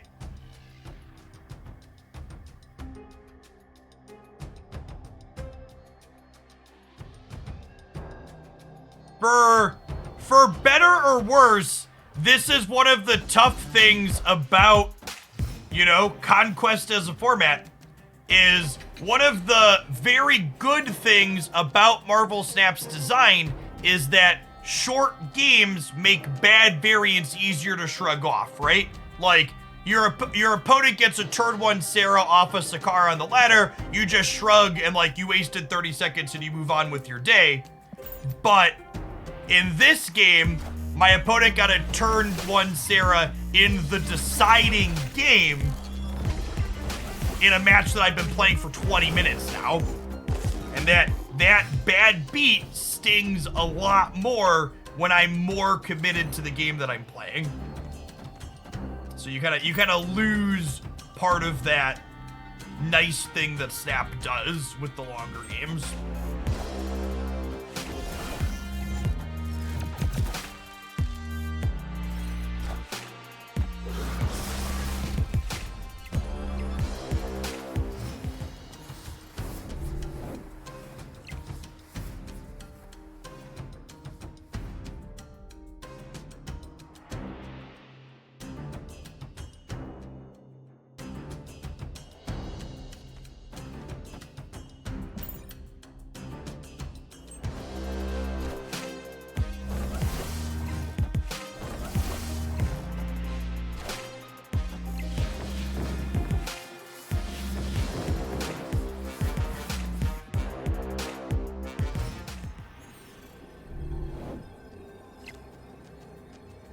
And this is exactly what I talked about earlier, why this matchup seems tough for us, is the Kitty Pryde is just, and Sarah making it so they don't need to play cards, is just so good at not having priority going into these final turns of the game.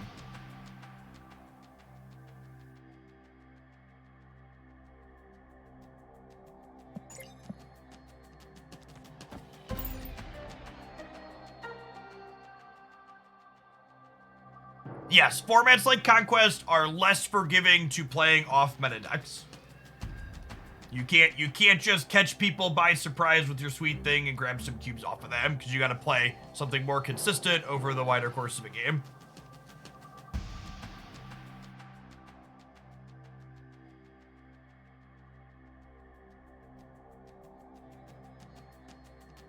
I mean, I didn't say it doesn't do that, Taskless. I was simply describing a part of the format that's very different and removes a key aspect of previous Snap things.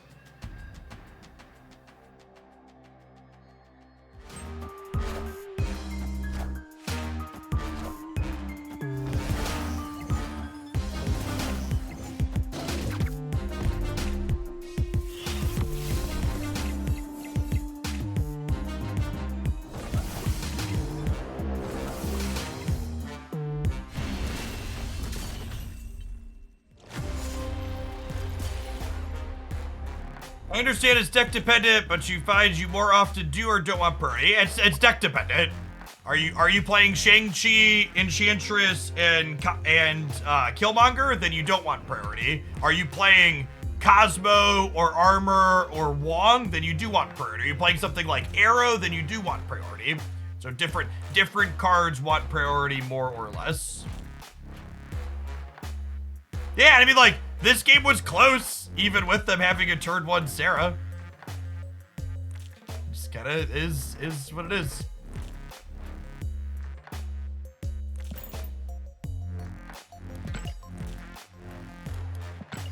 Alright, I'm gonna play a couple of ladder matches. I don't have it in me to lose another 20-minute match to a bad beat like that. Let's take her out of the ladder.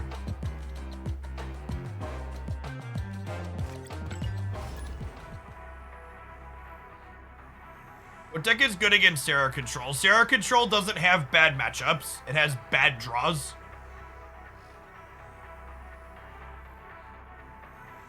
I think appropriately built Sarah Control decks have fine wave matchups, especially in Conquest, where they can know you're playing wave and play around it. The universe shall be set right.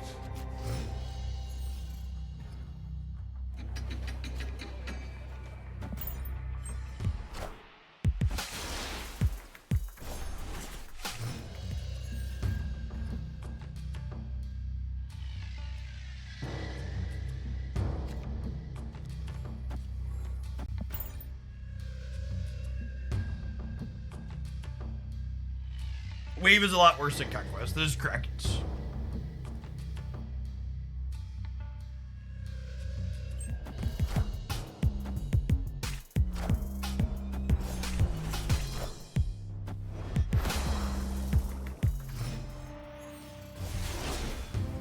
This deck has a little bit of everything. It does, yeah. If you haven't seen this deck before, that means you don't keep up with the many sweet Marvel Snap decks I highlight on my YouTube channel 7 days a week.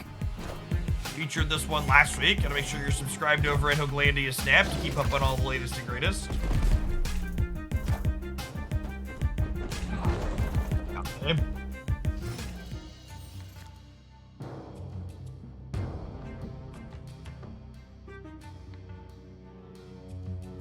I am definitely doing an hour of Diablo every morning to start Shia LaBeouf.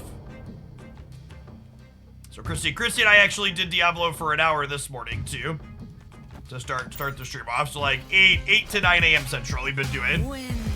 Aid my hand.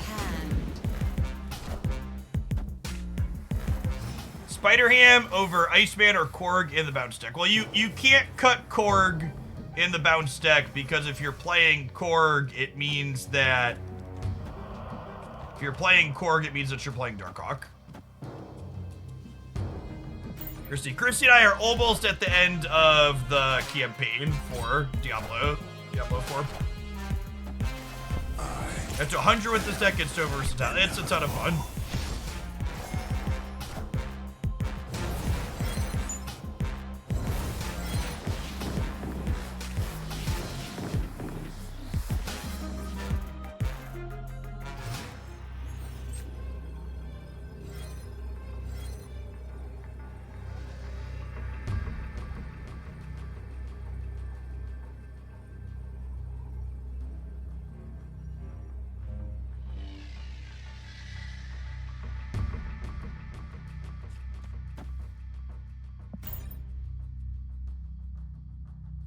I don't want a Thanos here because they're a Killmonger deck.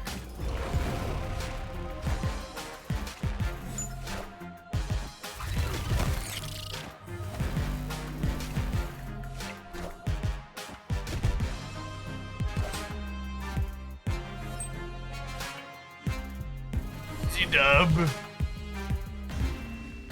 Easy dub. Never doubted her for a second, chat. Never doubted her for even a second. She's a lovely lass, that Hella ours. She's a lovely lass.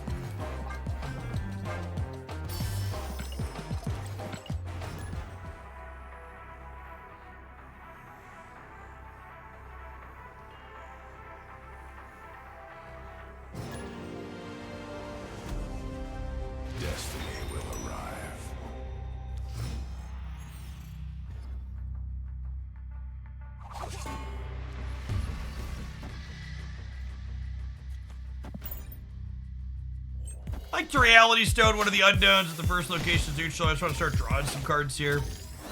It not being destroyable is actually a little annoying for us.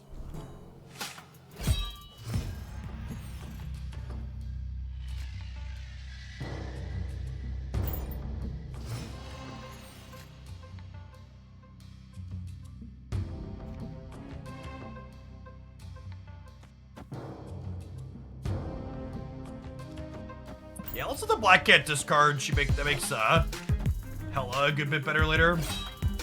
Swordmaster discarding Spider-Woman.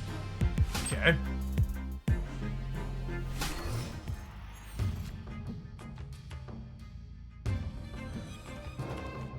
I think I murder an extra 1-drop here for the sake of death being better.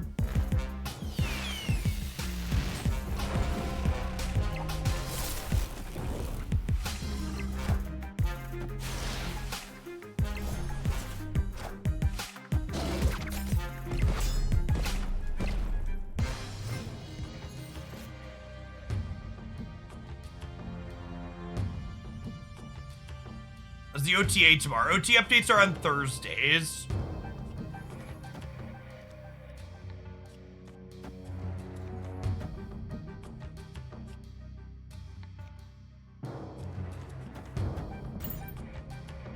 Okay, so we draw 2 stones out of our deck, and then we're like 1 in 5 to draw Hella.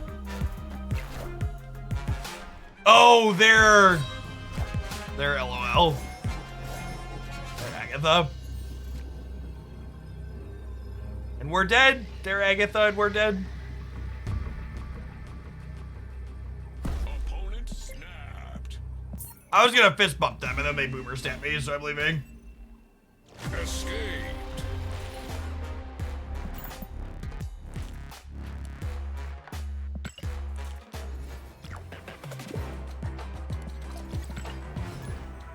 Yeah, the Call of the Dragon graphics animation style are very cutesy. We're gonna flip over to that in just a minute here. The universe shall be set right.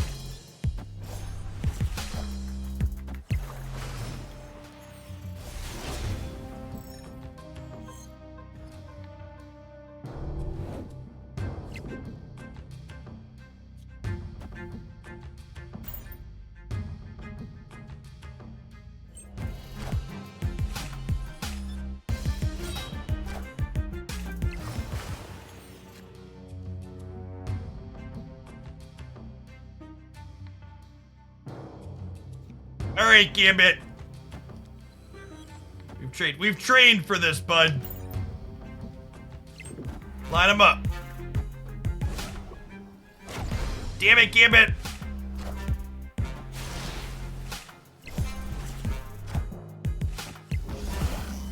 Okay. Okay. Death, Thanos, and Black Cat.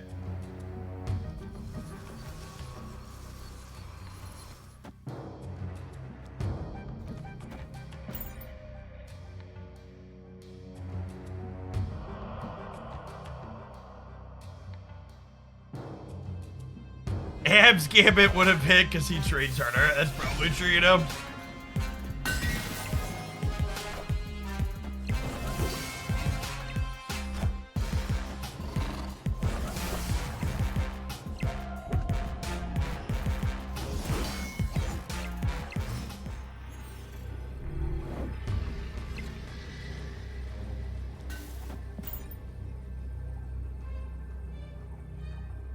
Alright, we want Thanos and Death to go left, ideally. Really pump up the jam there. We have a 12 power thing, a 10 power thing, and a 2 power or 7 power thing coming back here. I assume we're winning the right.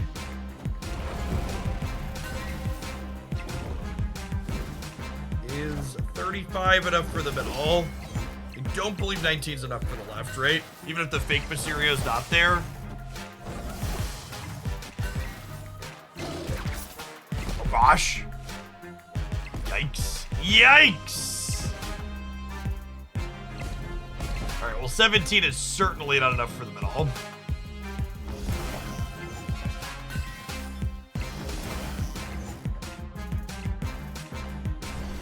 Oof size is large.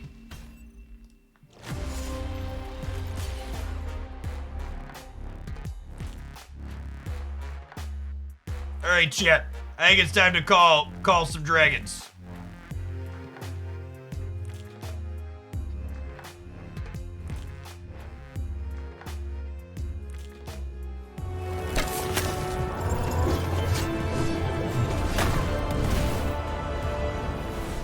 A little bit loud. Let's pull it down.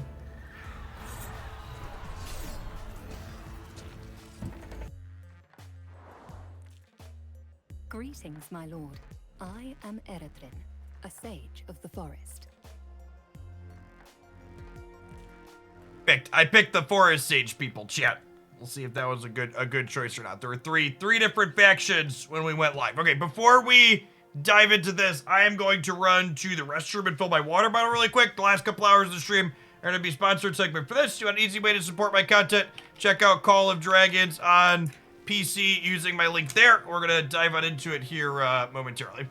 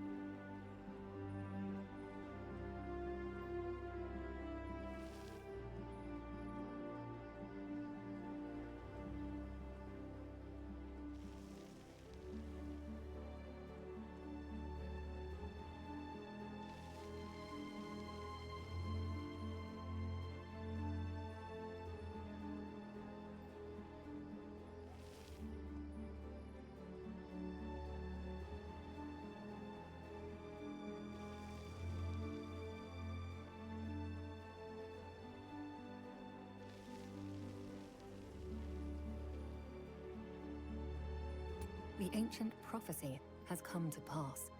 A dark shadow is trying to taint the world tree's radiance.